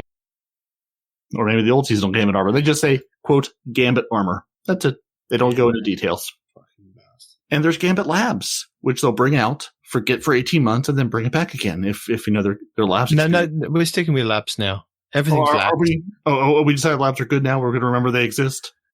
Well, they've remembered now so far with Trials Labs, and they're going to bring that back, aren't they? But I'm looking forward to Gambit Labs to see what they can add to that. Are you also looking forward to them reducing all the bounty kills later on from your weapon kills from 25 to 15, your melee and grenades from 25 down to 5? Yes. And super kills from 15 to 10. So making all those much more obtainable, and not at the start, but they say during the season. They're basically going to be tweaking the bounty numbers, partially because of all the weapon reworks and things, and partially just the way the game is now. And they're going to bring in new bounties next season. And throughout the year, they're going to be adding specific bounties for Light 3.0. So give you all the more reason to go play Void and do things with your Void class, which will be sort of interesting. So, Night Demon, are you most excited about the Invasion Swap or the Moat Thief in the Gambit Labs? So the Invasion Swap is during the Moats phase. Instead of opening your own portal, you're opening the other team's portal. So Bungie expects us to sort of shake up the meta about how and when you deposit and invade, because you're now opening the other team's door. And in Moat Thief, your normal moat drain comes from having 2 blockers is disabled, and instead, every second the invader is invading, 1 moat drains directly from their bank to your bank by just going in there and standing there. So you could go in there, pop your bubble, stand in a corner, and just drain moats that way. That is disgusting. No, I think it's a good way of mixing up the modes and giving us something different. I mean, we've had technically the same Gambit for the last 3 years, 4 years. So that's why they removed the whole you can't see how many moats somebody has, because you're just going to go in there and you're going to stand there. You're going to hide. You're going to drain, you're there for 30 seconds, 30 moats, right? WTF, man. That is... They don't come hunt you down. That's cancer. Again, that's another twist on the Gambit Prime, that you could go in there as an invader and you could stand on their bank and drain the moats from their bank. And my favourite thing was to pop a bubble and just sit there in the bubble, because they wouldn't come near you, because they'd be like, well, we might lose our moats if we come near you. But I'm not going to go there because I'm losing moats. But see, that makes more sense. Like when I was the invader, right? Whenever I would go in with a full set of armor, just me existing locked their bank until they killed me. Right? Yeah, that's what I was talking about. It didn't drain their bank. It just locked it, so they can't. No, it did. It did. If you went next to the bank, it would drain moats from the bank. Oh yeah, it would totally drain. I don't remember it draining. And that's because you didn't get close enough. See, Titans with our bubbles, we just went up, put our bubble down, stood there. Hang on next to the bank, and it would totally drain. But as the invader, you can also go in and steal moats. That whole moat dropping thing, every time you get a kill, you could kill a team and just scoop up their moats and bring them back with you to put in your own bank. Yeah. So they're going to hide the number from you, so it's a little more risk and reward going, who do I hunt down? But as you hunt down anybody with moats, you're going to get a reward from it, whereas before it's just you got the kill and that's it. You can also pick up the enemy's moats that they get from the kills of the Taken or whatever they're killing in their arena as well, can't you? You can pick up whatever they're dropping. So I need you to explain this to me, because I know I'm not the only one that didn't get it. What is the point in opening up your enemy's portal? How is Gambit Labs? It's Gambit Labs. It's an experiment. They're just going to try it to see how it works. Yeah, I get that, but I'm trying to find the logic in it. Why would you use your mode? You've been here for how many years, and you're trying to find the logic in what Bungie are doing? I mean, I'm never giving up hope, dude. There's got to be logic there somewhere. The biggest part of the invasion is you don't really know when it's going to happen necessarily. If you can say, I'm going to bank these, and I'm going to wait, and I'm going to see who comes through, and I've got my heavy ammo locked and loaded, and you know when they're coming, you can put a stop to them easier. It's going to shift, or I should say, it could shift the way people play it. If you know when if you open their portal, would you burn one of their uses? That's what it sounds like. I mean, you only get the 2 uses, and you wouldn't open up your own. You'd be opening. I see the advantage of this, because at the moment, when you're banking and you're trying to open your own portal, and then you go and invade them, that's really disheartening for the other team. That team who's sending the invader is already up like 50 moats, and they're sending somebody over to then kill your whole team, where it's the boots on the opposite foot. They're banking and they could potentially send over a complete killer who would then wipe out you guys again, steal all the motes that they pick up, then go back, and then the roles were reversed. So I see this as a good thing. It's a good twist on the game. I only see this as Bungie helping people that are ahead troll the other guys. Because A, you open up the portal to have them come through and you kill them, disheartening them even further. Or B, you open up their portal, they don't pay attention, and they've burned one of their portal uses, and now you don't have to worry about them invading, and you're already ahead. This just sounds like a troll mechanic for people that are ahead. Well, it's labs. We're going to trial it. I guess. Whatever. Any more for any more parody? Nope, that's it. I've talked enough about Gambit. I'll just say I love all the changes they're making, and we'll see about the lab thing. We'll see about those, the moat thief and all that. I don't know. We'll have to see. Well, that was one of my questions to you guys. Do you think that this is what the game mode needed? Do you think it needed labs? Do you think it needed a rework in a way that, is it going to get people to go and play just to get their golf balls, their ascendant shards or whatever it is, or their seasonal weapon and ornament and then get out? Or is it going to entice them to stay longer and play longer, especially now we have the labs with different modes, a bit like they did with Trials? Or is it going to go the same way as Trials that, it's fruitful for a month or two and then suddenly the population dies down to, the tryhards? What do you guys think? I think Gambit is a special breed of player that plays Gambit. And I don't know if, I think it's going to improve the game for people who are already enjoying it. I don't know if this is going to bring more people in it, other than to play their 3 matches to get their pinnacle and leave, or do their bounties and not care about. Having a singles version will bring in more people. I hope so. I hope so. Yeah. I mean, I hope that'll help, but it's like Trials. There's only certain people who play Trials, and they made a freelance mode on that too. At least in the labs they did. And I enjoyed it that week, those few weeks when they did it, but I just generally don't play Trials. So I think people are pretty much set on what they like to play. I'm guessing a 10% bump in players numbers for Gambit. I don't think it'll be much else than that. But I love the changes. I mean, as a Gambit player, we have our Gambit crew. It runs every Wednesday night. Well, used to get our gilded stuff. And, we have so much fun doing it with a group. It's so much fun. Sin, what do you reckon? Are you a Gambiteer? I did play quite a bit of it this season. Probably a little bit more than I really wanted to. Players is a thing to do. You can This Respawn saying that's the way. What? Respawn, we're not on separate tracks, so you're going to be everything's going to be live and it's live and uncut. Yeah, but I do like the changes that they're going to make. I think it's going to bring a little bit more life to it. Regardless about separating the pools, right? You get your team stat, you got your teams, you got your solo playlist. Regardless of separating the stacks like that, I think the changes are interesting. It's never fun to be behind and then you go up against another team, they melt their boss. The ammo economy is going to be huge. There have been times I've run into matches where you get very, very little heavy ammo and you're all fighting over that one spawn of heavy ammo. Ultimately, like we said earlier, you get that one person that doesn't invade with it. And then it's just like, well, okay, I'll go invade, but I don't have any ammo. Let's see how well this is going to turn out. But yeah, I think overall the changes they're going to make, it's going to bring a little new life to it. And I'll be playing it. I'll be playing it some.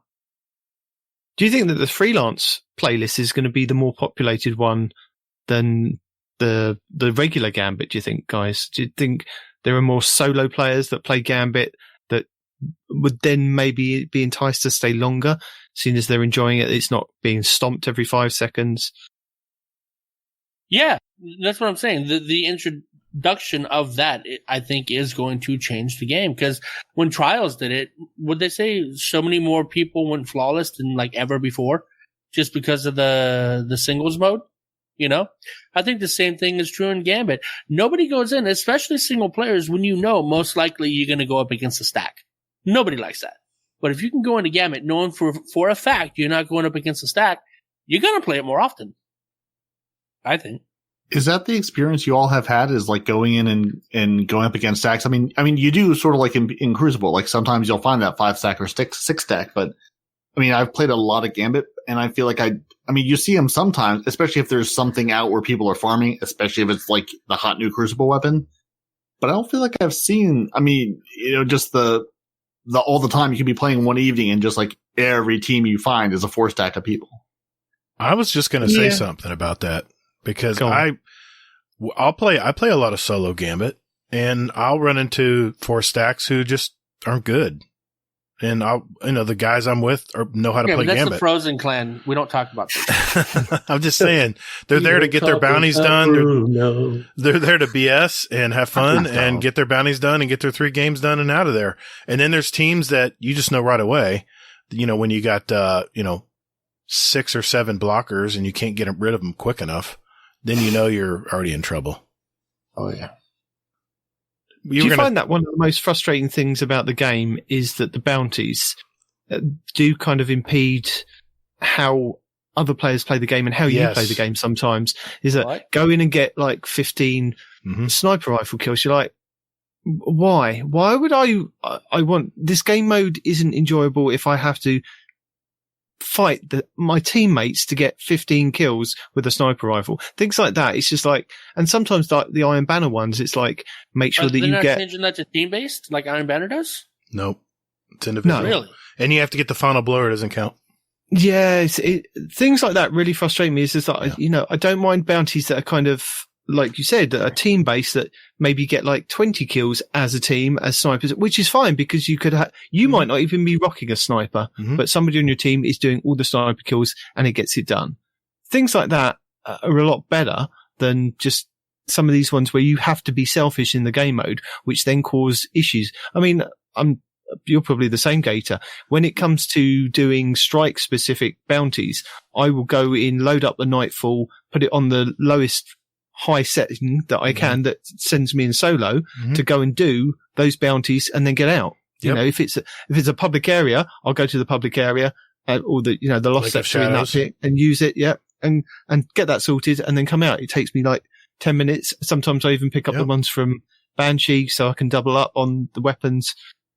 Otherwise, if you're going in strikes and causing issues for, or Nightfalls causing issues with other team members, it doesn't help. So, well, they made it. There's nothing like having to bring a sniper rifle in instead of a fusion rifle, because so now you can't use your special artifact mod, right, to melt stuff. And you hit a yellow bar in the head. It's got a fraction of health left. Yeah. And then one of your teammates comes by and pops it and just melees it because they have a melee bounty. And you're like, I give up, So when I see stuff like that, it's not pro towards the style I like to play in Gambit. I just get rid of it. I just get rid of it and buy another one. I just cycle it back through. In that instance, why not just shoot the red bars with the sniper? One shot, boom, done. Have you seen, there's not many red bars left in Gambit. No. There's a very few of them. And I think it goes across all game modes, isn't it? Yeah. It's quite a frustration trying to do your bounties if you are trying to do bounties, because you could impede the team. And it's the same with Iron Banner. If you're trying to do the Iron Banner bounties and sometimes you have to be quite selfish. Ability kills. I mean, I know they've kind of, the ability kills. It's just murder. Nearly killed me this last week on the Hunter. And I was like, I had a point. I had a .46 last night because all I would do is run at somebody and stick them with a fusion grenade because I had to get those stupid grenade kills. And then they wouldn't kill them. Now you feel our pain. Our abilities don't kill shit. They're terrible. They do. I had to swap to Arc on my Hunter, put on Liar's Handshake. I was punching people. I was dodging. I was punching. That's all I did to 10 games just to get that bounty out of the way. And then it moved up 1%. I got a quad kill on my Nova Bomb and it went up 1%. I'm like, what the hell? 1%? I said, that's it. I'm getting rid of this damn bounty. This is driving me crazy. And Zan's like, no, stay the course. Get it done. You're at 51%. You're already past the halfway mark. I played all night. Night Demon all night on one character and finally got the bounty done. No, at 1:30. Those things shouldn't be in the game, or if they are in the game, make it easier. Yeah. It's just because I want to get past that bounty and then continue to play the game mode and enjoy playing the game mode.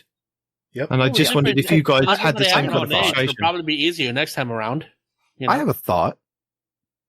What if you didn't have to worry about competing with people for bounties? And what if you could just play the game mode and just do that? Hold on. Hold on. Bounties aren't life, right? What?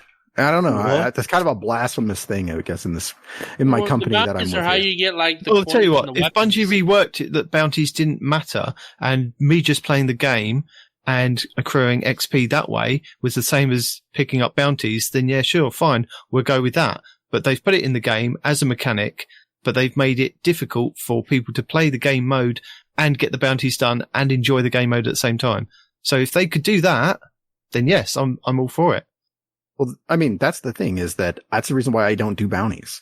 Because I just get in, you can fuck off with that.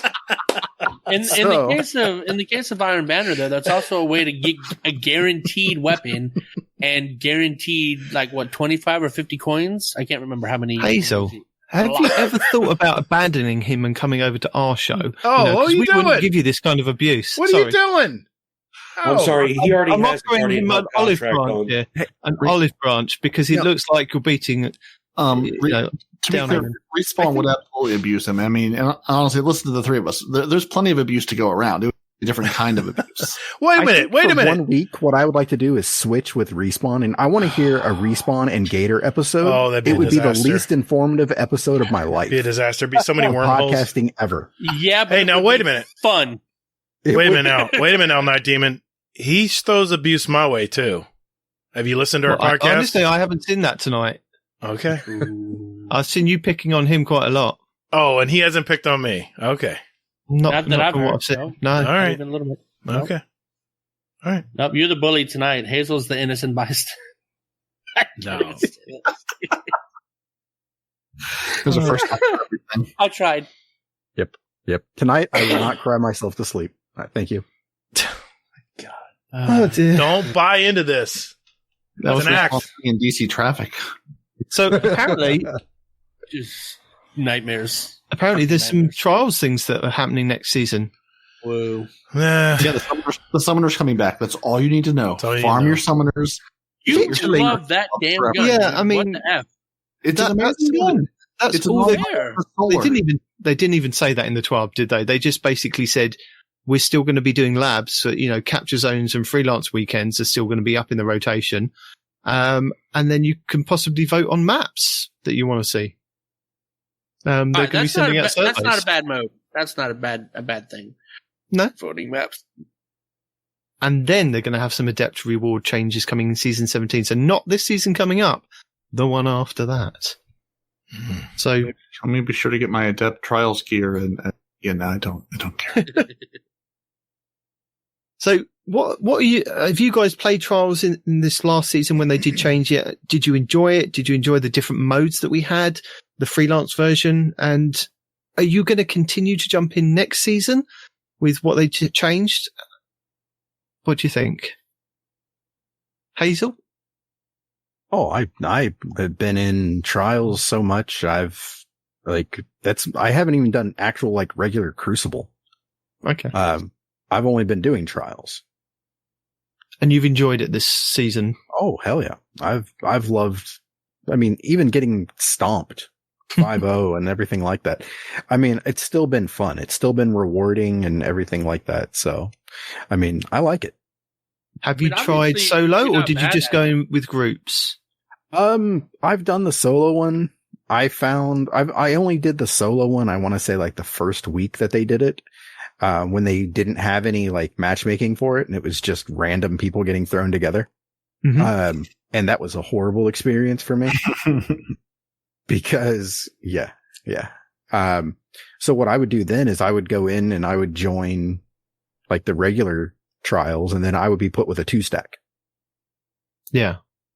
And it's okay, I can do this, I can, and that's just it, is that I had better luck with 2 stacks than I did, with 2 random ass people going, they would just split up and go in opposite directions. And I'm like, oh, great. Okay. Could be just me. Did you manage to get a flawless though this season? No, I have not. Okay. So really, but no, I haven't. But see, that's the thing though, is that I'm okay with it. But you've enjoyed it to stay there and play. Yeah, exactly. Sin, what's your take on it? Have you enjoyed it? Are you going to continue jumping in? Yeah, I'm going to be continue jumping in time to time. I've enjoyed it. I've gotten a few flawlesses this season and have not previously. I think it's probably a better mode. It's less chaotic than 6s. I think I like that style a little bit better, honestly. And it just flows a little bit better. But, I've tried it both ways. I've tried it both solo and, with the team. I think I prefer the team approach better because even if you're getting your asses kicked, I think it's still a better experience because you're playing with a group of people that you enjoy playing with. Yeah. Solo, you get your ass kicked and then you're like stupid blueberries, and it may not even be their fault. It could even be my fault because I didn't flank right? So, I think I'll still be going in. Parody, what about you? I know you like playing a bit of Trials every now and then. I do, because I like the progression system and the reward of it. Even if it's, obviously I've never been flawless in Destiny 2. I got, I think, to 5, I'll say like 5.5 wins during one of the solo things this season because I just got put with people who knew what they were doing and that worked as a team. But I enjoy going in and I'm often solo unless I'm playing with you streaming on your phone late at night because of time zones. But yeah, I just love that there's a progression system I can go. And again, I can focus weapons. If I couldn't focus weapons, I would be a lot less interested to just go in and farm for, random armor drops or random things dropping. The fact that I can say, I want a bunch of messengers, I want a bunch of SMGs. Like I've sort of picked a week and said, I'm going to farm for these things and then hold on to the engrams and, wait till something else comes up or to use them for another gun. I like the engram focusing, and I'm really excited to be able to continue to do that. And that they've finally changed the loot pool up after 6 long months of the same weapon. It's in there. Mm. But it is an old weapon that they're bringing back that was in there before. But you're still excited about that. I am, because I've got one and I want more than one. And that first one took me like, the hour, I would play about an hour and a half to get that one bounty done to give you, the reward of the week. And that's all would go in and play. It would be like an hour and a half of suffering, and you get that one reward, and then tokens you couldn't use because you never went flawless. So, I'm happy to go hit my head against a wall in exchange for something. Respawn? Well, Trials, just like any form of PvP, I will not do alone. If I can get a buddy, if I can get a team, yeah, I'll participate in all that stuff. Most likely with Micah, because Micah's coming back this season. So, probably a lot of PvP, but I won't do it solo. Absolutely not. The rewards aren't enticing you back. Not for the solo mode. Absolutely not. There's other weapons, other game modes that'll maybe not be as good, but good enough, Gator? Yeah, I've done it both ways. I've played solo and I've played with teams. It's definitely more fun getting a flawless with a team, and especially friends that, not sweaty. We're just making our way through. There's 2 things they did this season that really changed the way I look at Trials. One, you can play by yourself. You don't have to have a preset fire team. That's a big plus. That gets a lot of people in. And the progression system where you just play. Just playing, you start getting that bar, start setting that bar forward. You start unlocking these weapons, and you can start getting some of the Trials loot without having to be a Trials god. And I got a couple of depth weapons this season. They're really nice. I use one in a raid, and I've had fun with it. And, I'd like to go flawless more often. But once you got, all the weapons and all the gear, you kind of lost the motivation to go back and do it later. Because usually Trials runs a cycle. It starts really strong. And then once everybody gets the loot, then it starts to ebb off. And once it does that, you're playing with only the sweatiest. That's all it's left playing are the people who just love to play the game. And they're typically really good players. And later in the season, the longer the season goes out, it just gets more and more sweaty. And I don't know. Well, I tried it a few times with friends. I tried it with a few friends. We've had the new, work of the flawless pools, haven't we? So once it gets past a certain point, I think, is it a Sunday now, that everyone's put in the flawless pool who's gone flawless. So you're then put up against other players. Are we in kind of a unanimous agreement that we like that idea? We wouldn't want it to go back to the other way? Doesn't matter, because people are going to manipulate it either way. There's a lot of people who... I want the other way, where as soon as you went flawless, you were in that pool. No, that's what we're saying. The older version that you didn't have the flawless pool, I'm saying. Do you like it with the flawless pool, or do you like it without? People are going to manipulate it however way they have to. A lot of people will carry people, as like service streams will carry people, and then they'll reset their cards before their 7th win. And I think they patched something where you couldn't do that now, but yeah, once you get 7 wins, and it's like now you have to go to the lighthouse. Yeah. Or they put you in the flawless pool, I think. Something like that. Yeah, you have to claim it. Yep. Yeah, no, there was a way they were getting around it, wasn't it? They were playing there's always a way. past the 7 wins, as long as they didn't actually physically visit the lighthouse. Right. That's what they would do. It then didn't matter whether they just kept winning and winning and winning. Yep. But yeah, they can. See, this is what I didn't get with the streamers and the carriers. Why don't they just get a card and reset when they want to, like 5 or 6 wins, so that the other person that they're carrying goes to the lighthouse and they just keep resetting? I think it's because they wanted to lose as well. They were doing. I thought they were doing that. At least soccer was doing that. Was talking about. If you kept resetting your card, there was something detrimental that Bungie would do to you if you kept resetting your card. I can't remember what it was, but that's why they would get 7 wins and just not turn it in, because if you reset your card so many times, something detrimental would happen. But no, you weren't getting rewards. I mean, so if you stayed on 7 wins, you'd still get the rewards of like the Ascendant shards and things like that. So are you sure they put that in? Because those who are going to try to go flawless that keep losing and reset it all the time, they would penalize them also. I didn't think they put that in. No, but they were losing. The idea is the streamers aren't losing. They're carrying people, but just resetting their cards over and over again while the guy they carried doesn't. Right? No, the way that they were doing it is that they were carrying people and they were just continuing to play on their card. And then when their card got filled up with either wins or losses, they would just reset it. But as long as they physically didn't go to the lighthouse, it didn't recognize the fact that they'd gone flawless. Correct. That was the way. So Bungie then patched it to say, once it recognizes that you've gone to 7 wins, you have to go to the lighthouse. But there is nothing from stopping them from getting to, 4, 5, 6 wins, resetting their card and going back to 1 on theirs, but then still carrying that other person to the lighthouse, resetting it and then picking somebody else up. There's no issue with them doing that if that's the way you want to do. I think the issue was that they were just getting to like 7, 8, 9 wins and 3 losses, and they were still getting the rewards past that. I think the streamers want their rewards. They want their cake and this, and to eat it as well. Basically, they just want everything. And their carry too. Yeah, they just want everything. And whereas, yeah, I played in both pools. Both pools are both sweaty. That's just trials. Did you guys ever get paired against the streamer in all your trials games? Not in all the play on Xbox. Yeah, I don't think so. I mean, maybe. I mean, not a name that I knew, but I've used Guardian Theater to see what clips I should have, and I've definitely been with stream. Oh yeah. I don't play enough trials or get deep enough into trials for it really to matter. And honestly, I mean, no matter what they do, one, there's always going to be some level of people, manipulating, whether it's purposely or just they, get to those 6 games and lose every single time. They're still better than I am. So, I mean, it's still going to be a sweaty game mode no matter what they do. I'm happy that any level of people are at least, move to a separate pool or, it's one less person to come in and absolutely stomp me. I much rather have the person that, I have a chance against versus absolutely having the table run on me every single time. Right. Well, that's why I was asking that, because one of the things that kicked me out of Trials for a while is I was streaming Trials games while I was playing with a buddy.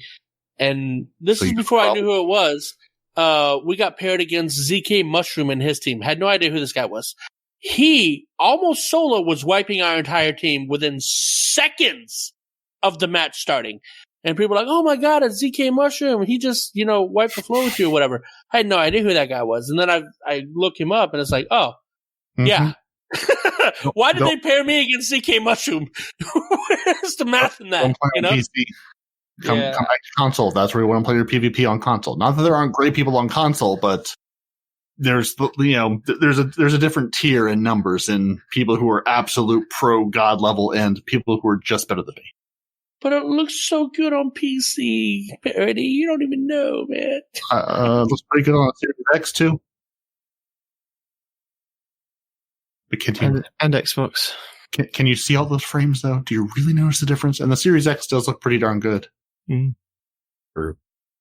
So Hazel, yes, my best buddy, pal of mine. It is. It is. I see you showing leg. So yeah, what do you want? You know how much I love you. Uh-oh. Would you please go through the final patch notes preview in the trial? Take a deep breath and do it quickly. Yeah. People need to know these things that are coming up for Tuesday, and you are the best man for it. Truly. Oh boy. You just tortured him. I think it's just because you're literate, Look, and the rest Gator, of us have yet to reach we that treat level. him nicely when he comes to our podcast, and he does these things for me. He reads them really nicely. He doesn't give me this stuff's broken and move over it. Okay. So I think it's you. It's a thing with you that he's got. I let him full run with whatever he wants to say. No, you just let him get away with whatever. Okay. That's what you see. I give him structure. I give him praise. It's just love. Yeah. Aww. He's grooming you, Hazel. He's grooming you. Mm-hmm.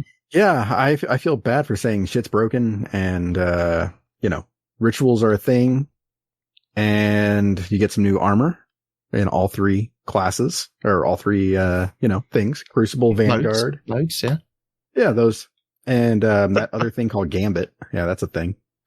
Yeah, but I won't do that. Thank you. Yeah. So, okay. So, final patch note preview. So, ritual rewards, as I so elegantly stated before. Crucible will grant Crucible gear, Vanguard will grant Vanguard gear, and Gambit will grant Gambit gear.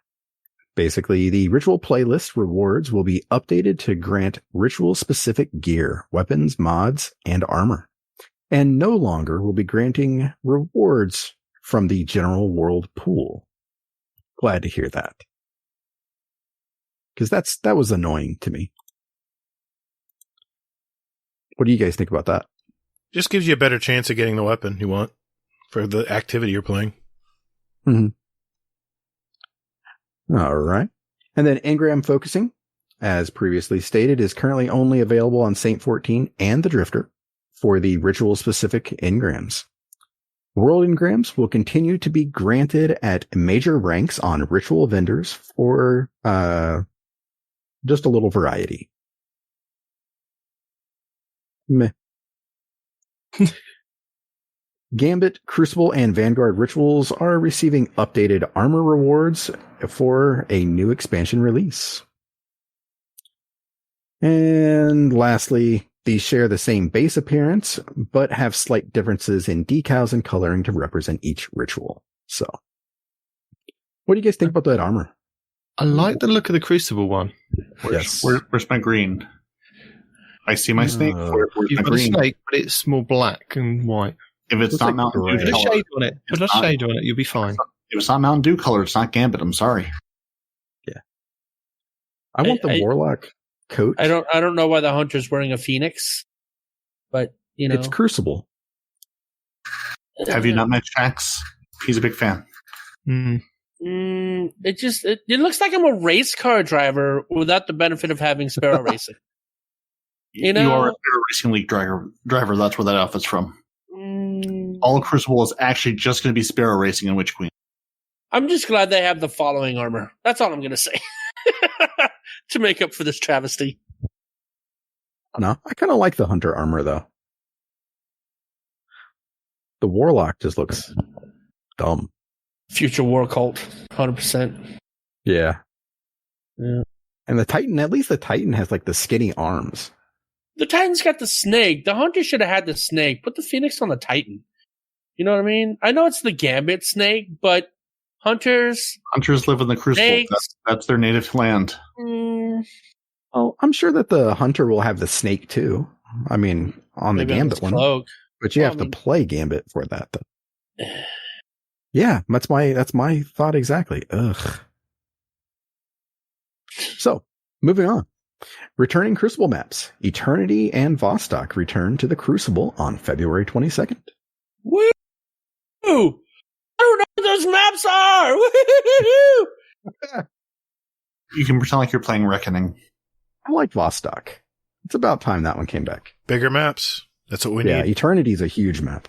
So Wait, isn't Eternity the one that we had in Trials? Like, it's the largest map. D2 Trials first of the started? Nine. It's the Trials largest of the map. Nine. Yeah, Largest yeah, map the in big white Destiny 2. map. Mm-hmm. Oh, Yeah. okay. That one I didn't mind it. Yeah, I didn't mind it. that's It not was bad. great for scouts. Yes. Which makes me wonder if scouts are going to get powerful next season. I don't know. Well, the seasonal mods got scout rifle mods on it, so Yeah. They're going to be like anti-barrier, I think. I thought auto rifle was. That doesn't matter. But yeah, there is a scout rifle mod this coming season, so I'm guessing I think auto is This season's overload anti-barrier. next season. Oh, okay. Yeah, because they talked about it that they retooled that and SMG, so they're going to be more consistent. Oh, that's right. You did. It doesn't take 4 magazines to stun them anymore. Yeah. It's all one magazine. You're doing it wrong. F. Teach me. Okay. So, Eververse. His changes. magazine's 150 rounds. That's why he can say that. And he wears armor that constantly replenishes it. So Only 150. Come on, you're not trying. So yeah, Eververse, no changes. There will be new items available, obviously, because Bungie is poor and they need money. And then Bright Dust, no changes there either. But fun fact. Actually, just a quick PSA. Last 700 free Bright Dust is out there now, so make sure you get that. Make sure you hopefully you have been getting those every week. If not, sucks to be you. And it's not retroactive, so it's not like you can collect it one week and it'll give you last week's one as well and the previous week. It's literally on a week-to-week basis. You could only have collected it each week as we went along. They want you to sign in every week. Mm-hmm. It's not a problem for most of us, I think. No. Not most weeks. Yep. Let's all say it together. We're here because of our Destiny addiction. I don't know what you're talking about. I'm just fine. You're just here because... I don't have an addiction. I'm fine. Yeah, I'm totally not addicted. I only have 183 bounties saved up. I'm fine. Everything's fine. It's fine. Competition. I actually don't have an addiction, and I think Parody's right there with me. I just have too much work to have a proper addiction. There you go. But what I really need to know though is there's this little how do you call it, a throwaway that they made some tweaks to that I know someone is going to be very disappointed in what they've done to the beloved throwaway that I know exists in the game, and I think I visited once or twice like 2 years ago and haven't been back since. But I'm sure lots of other people will care about it. 19, what have they done to the precious throwaway? They fixed it. That's it. No more XP, no more glimmer, no more free things. Can't farm it. Can all farm it. I didn't understand that anyway. Shiro-Chi is the way to go. Go to the wall, make the wish, teleport to Shiro-Chi. Listen. My buddy Cheese has got a video, and I'll link it in our show notes. And if the other guys want the show notes as well. 2 videos this week. Cheese is the other one. He's got another place that you can go and do some XP farming. Oh my god. Yep. So there. So we don't need to worry about the throwaway. But if you worry about the throwaway, Cheese has got you covered. You could just play the game and then. Yeah, we do. Yeah, but I'm saying for us, for those people that haven't got the time. Yeah. Parody. We're talking to the Kingsley Max who are constantly in the throwaway out there. You guys know what I'm talking about. You've all seen him online when he's not joinable, or he's joinable and he's sitting in the throwaway. We all know he's there. So there you go. Kingsley Max farms the throwaway? That's news to me. I'm sure I've seen him there. Yep. Same. But just do altars and do what Respawn said. Shiro-Chi. That's what I've been doing to grind out some of these triumphs. And bounties and weapons. Yes, catalysts. Catalysts, yeah. Absolutely. Can you leave your Xbox on overnight and just farm like you can in the throwaway? That would be a little ridiculous. Yeah, exactly. Would be a little ridiculous. That was amazing. We play the game. He not play the game properly. And by definition, you going AFK and leaving your character, by definition, you're not playing the game. I haven't done it. I'm just saying, the people that do that. You literally just said, we're playing the game here. We are. We don't go there.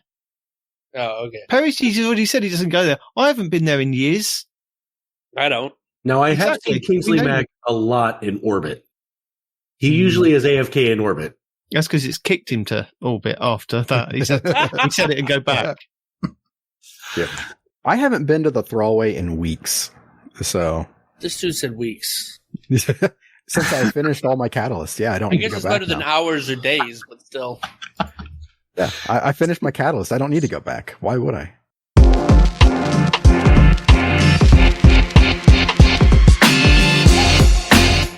Hey, Guardians! Would you like to send a question for the show to us? There are 4 ways to do it. You can join our Discord server. There's a join link in our show notes. We have some great gamers in there, and you can just lurk and hang out, or jump right in and talk with us. There's also a channel labeled Podcast Questions where you can type in your question for the show. You can also email us at guardiandowncast@gmail.com. Or we occasionally tweet about our upcoming show and guest, and you can respond there with your question. At Guardian_D_cast is our Twitter handle. Finally, you can send us a voicemail with your questions at speakpipe.com/guardiandowncast, all one word, and we'll play it on the show. Thanks for all you guys and gals do for our show. It really is great. And Toddles. And later, Guardian. Hey man, that's my line. We do have some questions for the show. We do. So, question for the show from Lazarus the Leech. Lich? Is it Lich? I'm guessing. I don't know. I can't find Lich. Laz. It's just Lich. Laz. Laz. Well, you've put Laz. Yeah. Everybody But knows Jesus Laz. put Laz the Lich. Lazarus the Lich, yeah. Yeah, there you go. So, if we can craft any weapon that will be in Destiny 2 when Witch Queen drops, what's the first weapon that you're making and what roles will it have on it? And we'll go to Sin. What? What roles will we have in Witch Queen? What? So, crafting, if you can craft any weapon in the Witch Queen, what's the first weapon you're going to make and what are the roles it's going to have? Shoot, I don't even know. I think I'm going to definitely craft something new. As far as roles, I'm not a big roll kind of guy. I just usually roll. In this case, roll with the roll that I get. Yeah. So you're I'm not going to go flexible. for a kill clip? No, nothing like that. No. Fair enough. Hazel? Probably an auto rifle with subsistence and rampage. Okay, I'm not going to ask you, Parody, because that's probably the same. A glaive. That'll be my first roll. Fair enough. You're changing it up there. Yeah, unlimited ammo and rampage. Respawn? a rocket launcher with subsistence and empowering light. Gator? I hope Third Axiom's come back next season because that's one of my favorite pulse rifles. It's very accurate, very easy to use. And if they do come back and I can craft it, I want one with snapshot sight, arrowhead break, goes without saying, snapshot sights and elemental capacitor. Gator doesn't know what's going on. If it's included in Witch Queen, then that's my answer. So, second question for the show. Of all the weapons in Destiny, which one do you have the most kills on? Mine is Whispering Slab at around 12,000 kills. And that's from Golden God. So, Hazel. Oh, wait, we can check on this? Get the right answer? Did you receive the Bungie email with your exotic numbers at least? No. I'm guessing no. Then you have to go look through your vault. Look through each and every one of them. Just use the command in our Discord, in our Destiny stats Right, what's it called? channel. Go what do you go? Backslash weapons, Hazel? Yeah, I think that's about right. That's what I'm doing right now. And where's that at? It's our Destiny stats. Charlemagne bot. Yeah, Destiny stats is where you can access it. Yep. A lot of people doing there.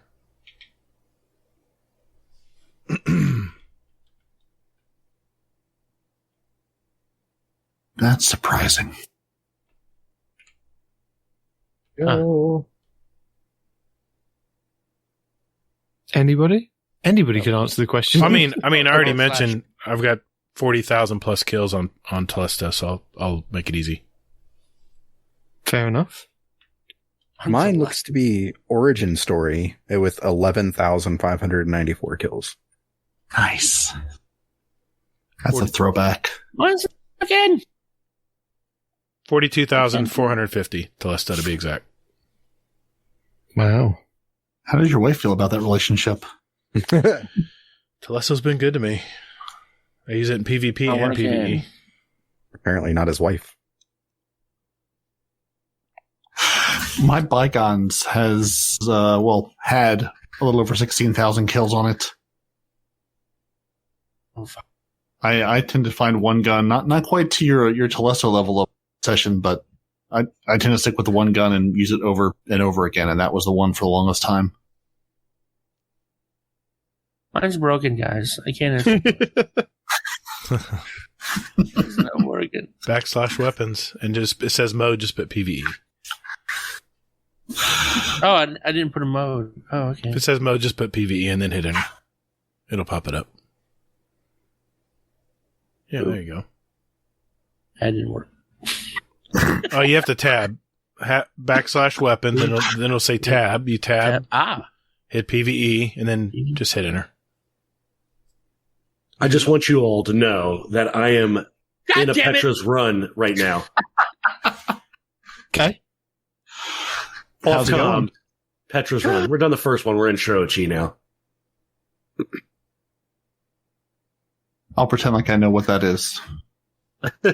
We're in the second encounter. Flawless run of the Last Wish. Yeah, it's a flawless run. Thank you.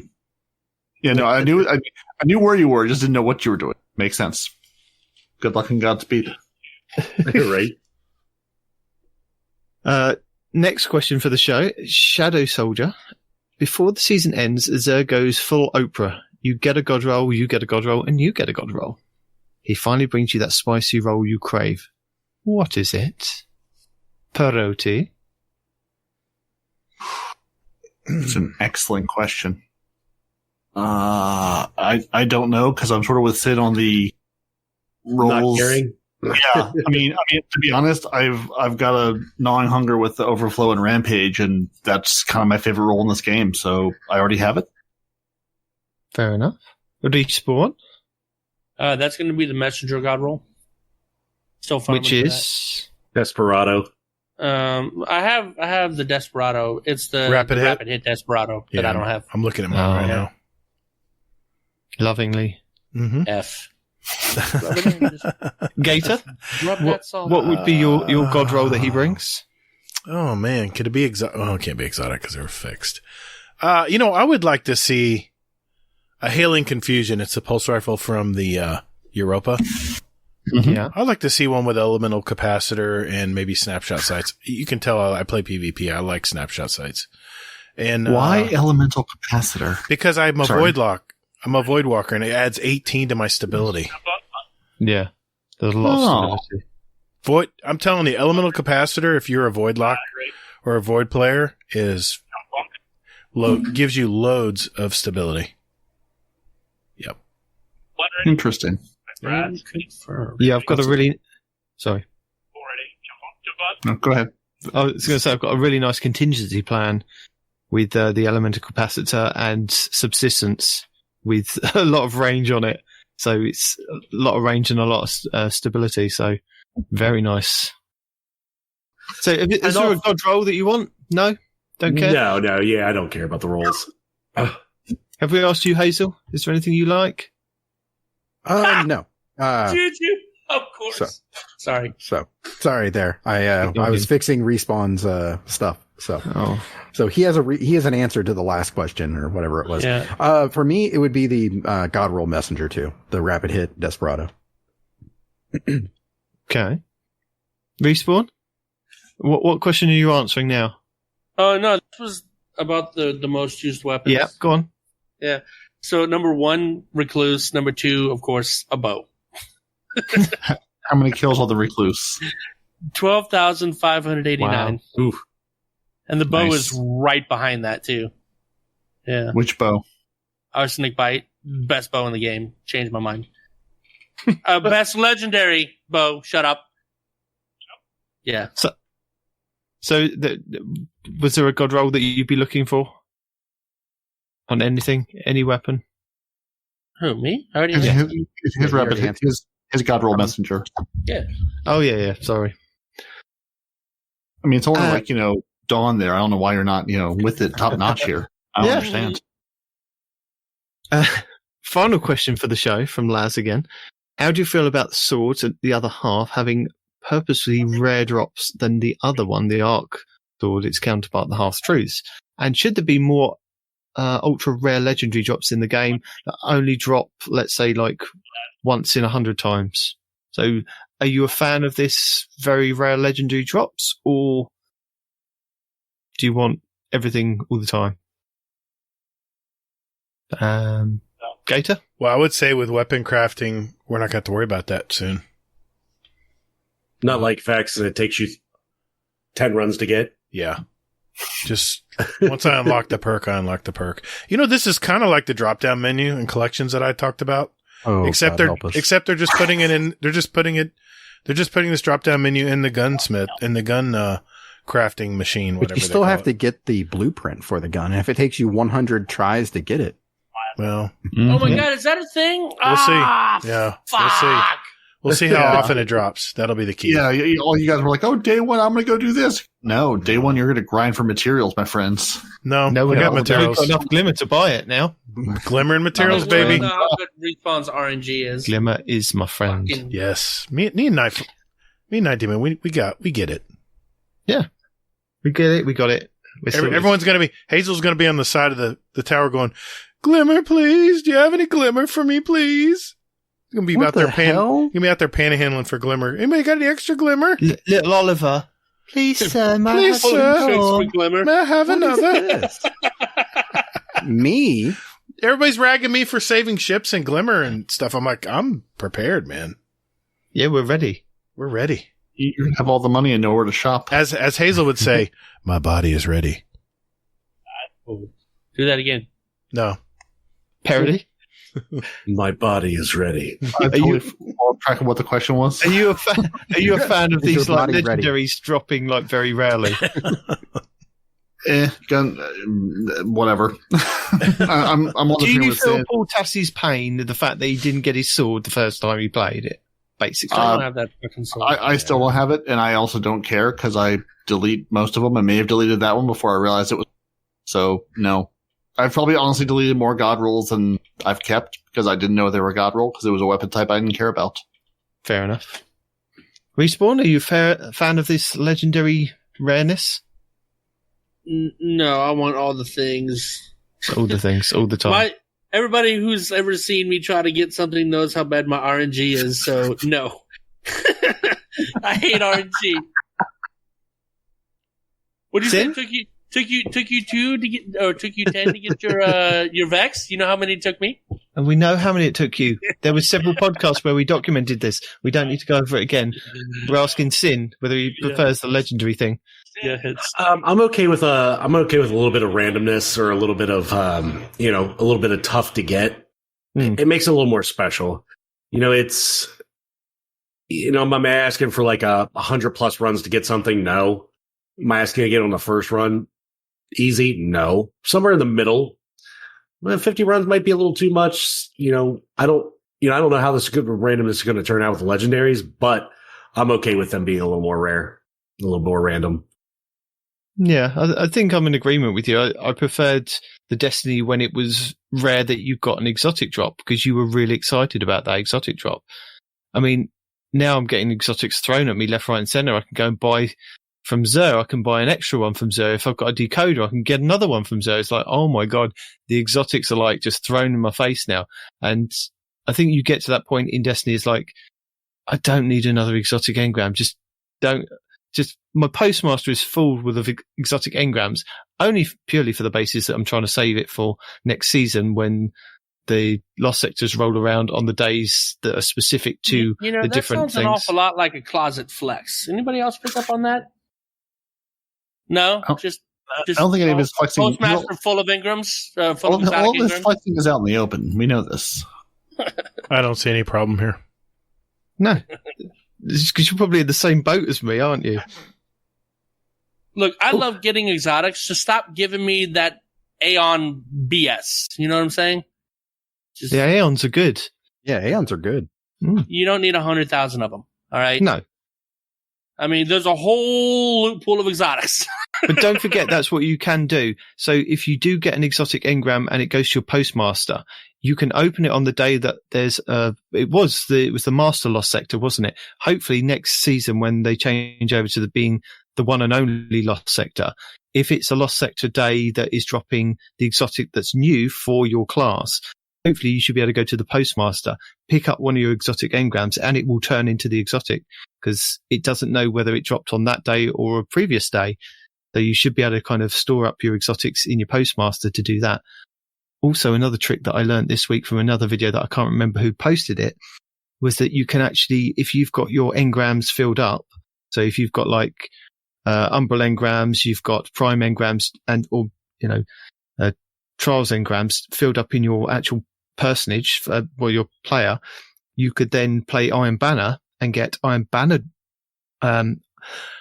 engrams to drop and go to your postmaster, and they're called Iron engrams. So you can actually store up Iron engrams as well as exotic engrams in your postmaster. So just be careful if you're storing up like your exotic shards as well in their enhancement prisms. Like I am. It's just like, it's a game to game basis of quick, check the postmaster. Do I need to go to the tower and decrypt an Umbral engram to move one out of there to get then save that I've got Iron engrams as well. There's a lot of work that goes into this end of the season. I tell you, I'm busier now than I was at the beginning of the season. It's been fun. Same here. Lies. What? What do you mean? Are you saying I'm not busy because I'm not like hoarding bounties and? I think that's exactly what he's saying. He's saying you haven't put in the work. Oh, wow. Okay. Wow. See? Huh. See how the tide turns, Hazel? See how it turns. Okay. All right. I got what I wanted from you. You read some stuff. That was it. Do you have do you have Conqueror by chance? Nope. We play PvP, Hazel. We play PvP. I wouldn't mind a Conqueror. I'll look down on you then. It's okay. No, Night Demon wants everything. He wants to complete everything in this game, own everything, have everything, and check every box there is. He is a completionist. Yeah. So yes, he wants his Conqueror very badly. You should bring me and a Night Demon through that Lake of Shadows before the reset. Yeah, I'm willing. That would be fun. No, I've done Lake of Shadows. So that's the problem. I've done the easy ones. Okay. To do the Conqueror, so it's the harder ones that I need to. Ask me how many I've done. How many have you done? 0. Same number I have. Yep. High five, Parody. Do you have a catch-up node on your Nightfalls where you can actually access them? Because I sure didn't. Nah, I don't care. I can tell you, though, that ship that I was searching for, the Great Beyond, I did get it this week. It took me about 20 runs to get, but I got it in the end. I'm very happy for you. I was very happy for me as well. Does it sit proudly in your vault? No, it sits proudly on my Titan, which is where it dropped for. Okay. But I think that's it for questions and possibly the end of the show. It's been a pretty short show this week, I think. Yeah. Yeah, it's only been 3 hours. 50 I mean, it's light compared to some of your other shows. We're over. Yeah, this is part of the course for us. We're over. We're over now. That's all right. People are going to want to hear some content before Witch Queen drops. So it'll be fun. A little over. Just a little. I don't know. Just some. I don't know what Sin's going to do because he doesn't release shows like this. No, I'm not editing. I'll clean it up the best I can for you, Sin. Hey, thanks. You the best. Man. You've got 14 hours of downtime. While the game can't be played, you got to listen to something. We're trying to fill those. We're trying to fill all 14 hours in one fell swoop. We're giving you everything you need. That's right. We're thinking of our listeners. We're back tomorrow night at this same time, and we'll talk about other stuff that I could research for you. That's got to be getting late for you, Light Demon. Hey, I've booked a couple of days off. I'm ready to go. You're ready to go. No. It's only like what? It's only barely 4 a.m. there. He's good. I got 2 more nights. I still got to get ability kills on my Titan and my Hunter in the Iron Banner. Ooh. So you're not the guy that's going to take me through the Presage mission then? Damn it. Hazel loves that. I don't care about Iron Banana. I can take you to Presage tomorrow. I need to do a Presage with on the Master difficulty and do it flawless. Oof. Okay. You need when do you want to do it? In a minute. Okay. Let's go. Parody? I will have to check with the significant other, but maybe. I have been at this for 4 hours on a Friday night, so maybe. But at least it's not 4 hours on a Saturday. This is true. This is very true. I mean, it will be if we keep going much longer. Well, so who's going to close the show? Who would like to close the show? Gator, have you prepared something? Or do you want Parody to let Parody make up something on the spot? Let Parody do it. He loves making things up on the spot. Some of us like making things up on the spot. Other of us like writing things down because they stumble over the words even in the best of times. And this is where dear friends, thank you for hanging in there for all 16 hours of this epic presentation. Your 2 Titans and a Hunter have been Parody 19 and Respawn. Yo. The best net or the hub or something like that has been Sin Media. And we'd like to send you guys to click all your Guardians down, Gator and Hazel. You can't let me forget my tagline. You gotta say, where can they find our website? I'm not sure because I was looking around and playing the roles of Sir not appearing on the show, Kingsley Mac and Des Raven, on your 150th episode, no less. So congratulations for making it to a big 150. And I'm glad Houston came to celebrate with the rest of us, whereas your co-hosts are nowhere to be found. So, I mean, clearly, I'm not sure if they have the dedication. Exactly. Maybe this is the last. Maybe 150 is it. Maybe that's it. Maybe this is your series finale. It's hard to say. Right. I'll keep it going. I'll solo it. I mean, if I can Petra's off mic here up into Morgoth, I think I can do it. Exactly. You've got this. So our show, if you don't know by now, basically just scream 2 Titans and a Hunter into any search box nearby. You'll find it. It'll come up for you. And you'll find us playing Gambit and Void 3.0 come Witch Queen. So since we've got you, where can people find you? There's some sort of like net or hub or Void Web you live in? No, he's in the club. Get it right. Void Web. Well, they can find me currently in Petra's Run inside of Last Wish here, or over on Discord at Sin, or on Twitter at Sin_media. And of course, you can find Kingsley and Des over with me in Discord as well. And you can find our lovely show at theguardianhub.com, which is the best hub on the net. That's it. It was close. And I soloed that by myself, so there we go. Give yourself a raise. Yeah, thanks guys for joining us tonight on our Discord, having our podcast live show in our Discord, and we had a ton of people stop by tonight. Thank you for everyone who did. Yes. Thank you, everyone. Been a lot of fun. Guardian Downcast. Guardian Downcast. Yeah. Guardian Downcast. This is an intro. Guardian Downcast. Guardian. Not copyright. Guardian Downcast. Thank you, Mr. Fudd. So this is the final segment of our show. We really hope you enjoyed that live part of our show, our tripod cast, so to speak. This is where we're going to add, Hazel and I are going to add our 2 songs to our award-winning Guardian Downcast show playlist. Like I said, just a little sample of what the 2 of us like to listen to. And we invite you to listen to it as well. Just search for Guardian Downcast show playlist on Spotify. And it's also on iTunes for all you Apple users out there. I post the links in our Discord, and also it is in our show notes. Yeah, right down there. Right, look, it's right there. We now have 914 songs representing all of us and all of our past guests, and it is a musical history of our show since we first started it in July of 2019. So look at that. You might find some stuff in there you might want to listen to. And with that, Hazel, what'd you pick tonight, man, for your 2 songs? All right. My first song is from the Destiny 2 trailer that dropped this past week. Oh, and yeah. Very cool, man. Yes. It is Cruel World by Fantagram. Really? Fantagram did? Oh, yeah, that's right. I knew it sounded familiar. That is so cool. Yep.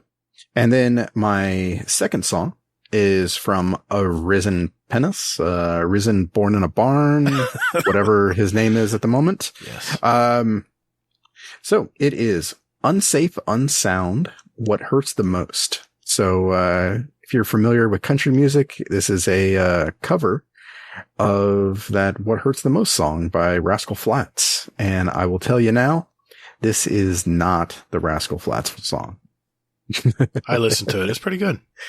Yeah, I love it. I love it. Basically they came out and said, what if this was an emo song? And this is it as emo. Very cool. Very cool. On my first song, I heard this actually while I was listening to my Release Radar playlist on Spotify, and I just couldn't get it out of my head. It's truly a beautiful song. It has a fantastic hook, man. And this chorus just sticks with me in my head.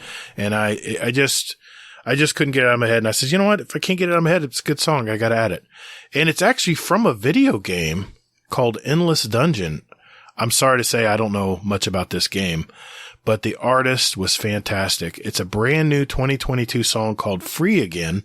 The artist that sings it, her name is Lyra Lynn.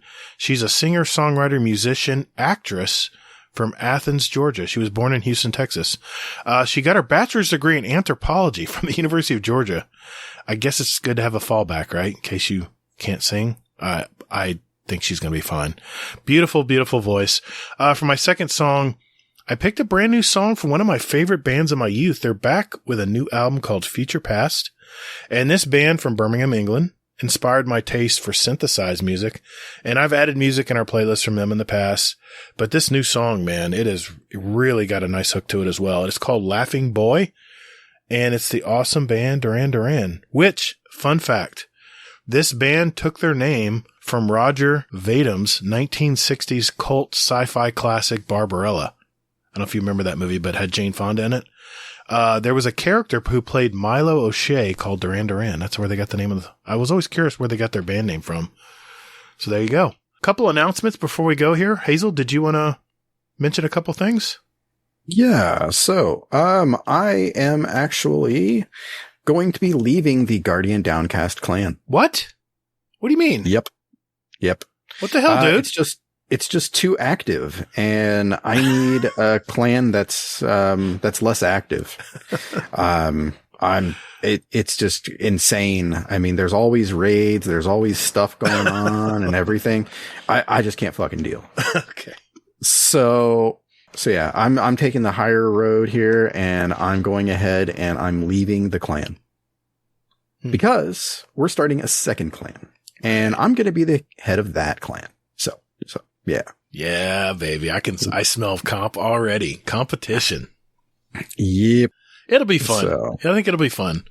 We've got some good people in there already that have already joined. And, I guess the idea behind this, Hazel, is we didn't want anybody to be left out. We've had people that have been wanting to join our other clan, and it's, Bungie limits everything to 100.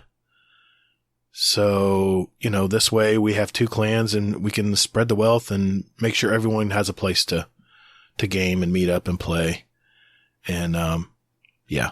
So that'd be pretty cool. Are you going to do like a day one? I didn't ask you this. You going to do like a day one raid? Yeah, I am. I'm planning on it. With me doing a bunch of GMs and everything, I think I'm kind of ready for a day one raid. Okay. Builds and all of that shenanigans. So you got a team? So yeah. Got a team yet? I don't have a team actually. So we still have some time. Yeah, I know we do.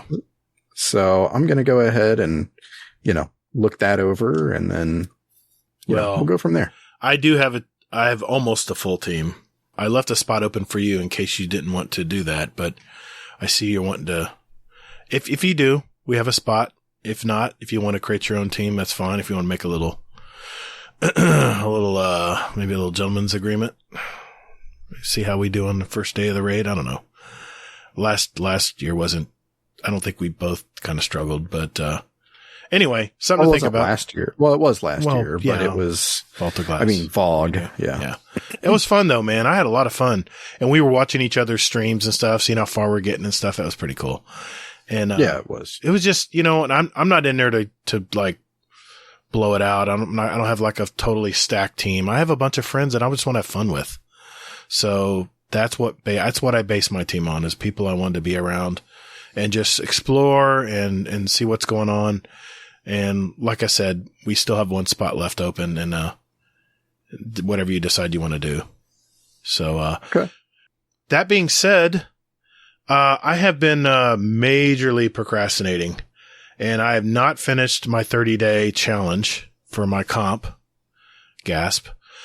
So what I've decided to do is tomorrow, you won't know, because when the show comes out, it'll already be posted, but tomorrow I'm going to do my remaining 8 days, 3 games each, so that'd be 24 games.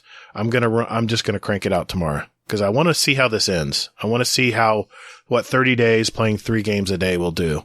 So I'm basically going to do the equivalent of that tomorrow. So looking for these videos coming out on the YouTube channel, and we'll see how it ends up.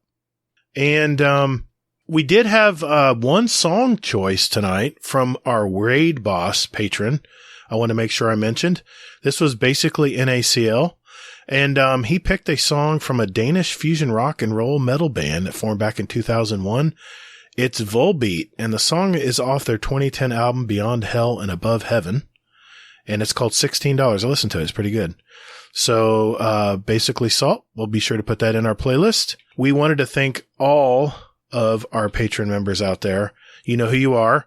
The support you guys have offered us keeps our podcast going, and, it just takes some of the financial burden off of us, keeps our podcast, and hopefully everything you're enjoying with the little perks we've added in return. We hope you're enjoying that. I love doing it, by the way.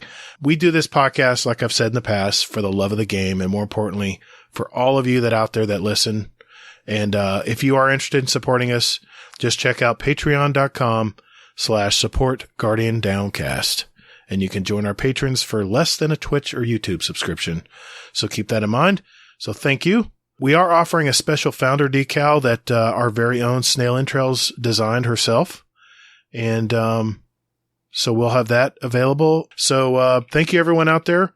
And Hazel, I think that's it, man. I can't think of anything else. I think that's a wrap. Another episode in our collection. We have 134 other episodes out there with interviews from gamers all over our community. So take a look at those if you're just finding out about us. GuardianDowncast.com. That's the place to go. And we have a new website we're going to be coming out with soon, which will give you a little more options, a little more ways of communicating with us as well, if you're not already in our Discord. So, Hazel, how can everybody find you? Hazel NT, anywhere and everywhere. You can find me on Twitter at Todd the Gator. Remember, that's GATR. You can also find me on Steam and PS5 as Gator, all caps, GATR. Don't forget those underscores in between. And I'm on YouTube as Gator, GATR, or Gator Guardian Downcast, where we actually post our episodes every week. So if you want to just listen to us through our YouTube channel, you have that option as well. We just want to make sure you have all kinds of sources to find our show and listen to it. And before we go, Hazel, Uncle Scumdeath sent me a very intriguing Scumdeath's Corner this week. Just so you know, I know the backstory to this. So, I loved this story so much. So, all right, Uncle Scumdeath, what's going on this week, brother? Hi guys, it's Carpal Eater for Carpal's Corner. So this goes back probably about a month ago when I first got with my girlfriend, and I'd known her family for a while. She was at her parents' house for dinner, and her mom had said to say hi for her. So in my response, I said, "How's my ex-girlfriend doing?" My girlfriend was a little shocked at first, and before I could explain the situation, she says, "Oh, that makes sense. You seem about my mom's type." I was in more shock of that, and the fact that her parents and her sisters had not told her about our relationship. Wasn't really a relationship, just a joke amongst family members. But My girlfriend did not know that. She does now, and I'm a little concerned. But it happens. Thanks, guys, and I hope you find this more enjoyable than I did. Because I was laughing pretty hard at this one. All right. Thank you, Carpo Leader. What, you said you had background on this? Yeah, he told me that story. Really? And I was like just fascinated. I was asking him a ton of questions. That is really cool. I would definitely urge anyone who wants to know more about that, ask him. Yeah, he's a good guy, man. He jumps in our live streams all the time. Really active member of our community. Yes, he is. So very cool, man. Thank you very much. That was pretty cool. I like that. Hey, everyone. Continue to be safe out there. And more importantly, take care of one another. And remember, as Witch Queen approaches, make sure you guys take breaks. Get outside, touch grass, right? Or snow or whatever it is, wherever you are out there. Make sure you eat something too, please. You know, take care of yourself too. That makes sense. I know everyone's going to be grinding Witch Queen. I get it. But just take those breaks. Make sure you get up, move around, and everyone will be good for it. The weight of the world was on your shoulders, and still you triumphed. Marvelous. Thank you all so very much for listening. And later, Guardian. Get toddled.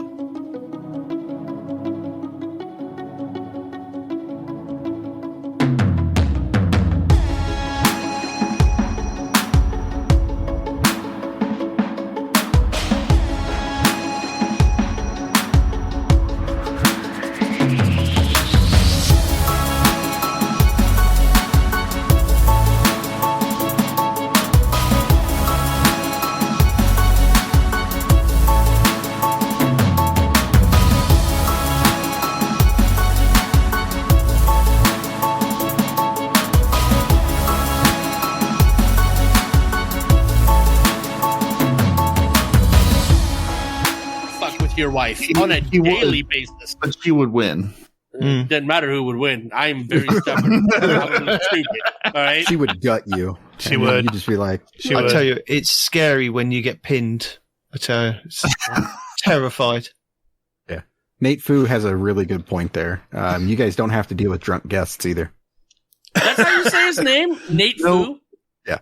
That makes so much more sense. That in some way not clear? I'll leave you guys with this soundbite. We lost Nate. I think we did. I think he fell out of his chair.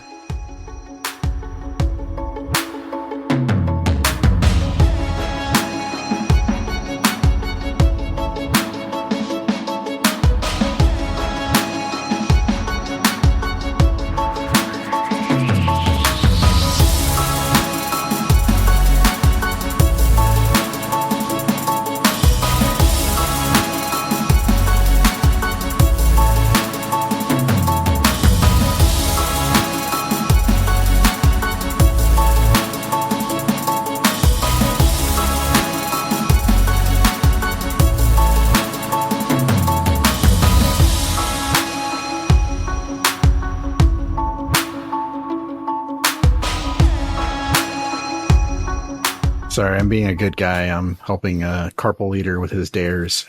Oh my god! So, I don't know how you can do that, man. I don't know how you can do that.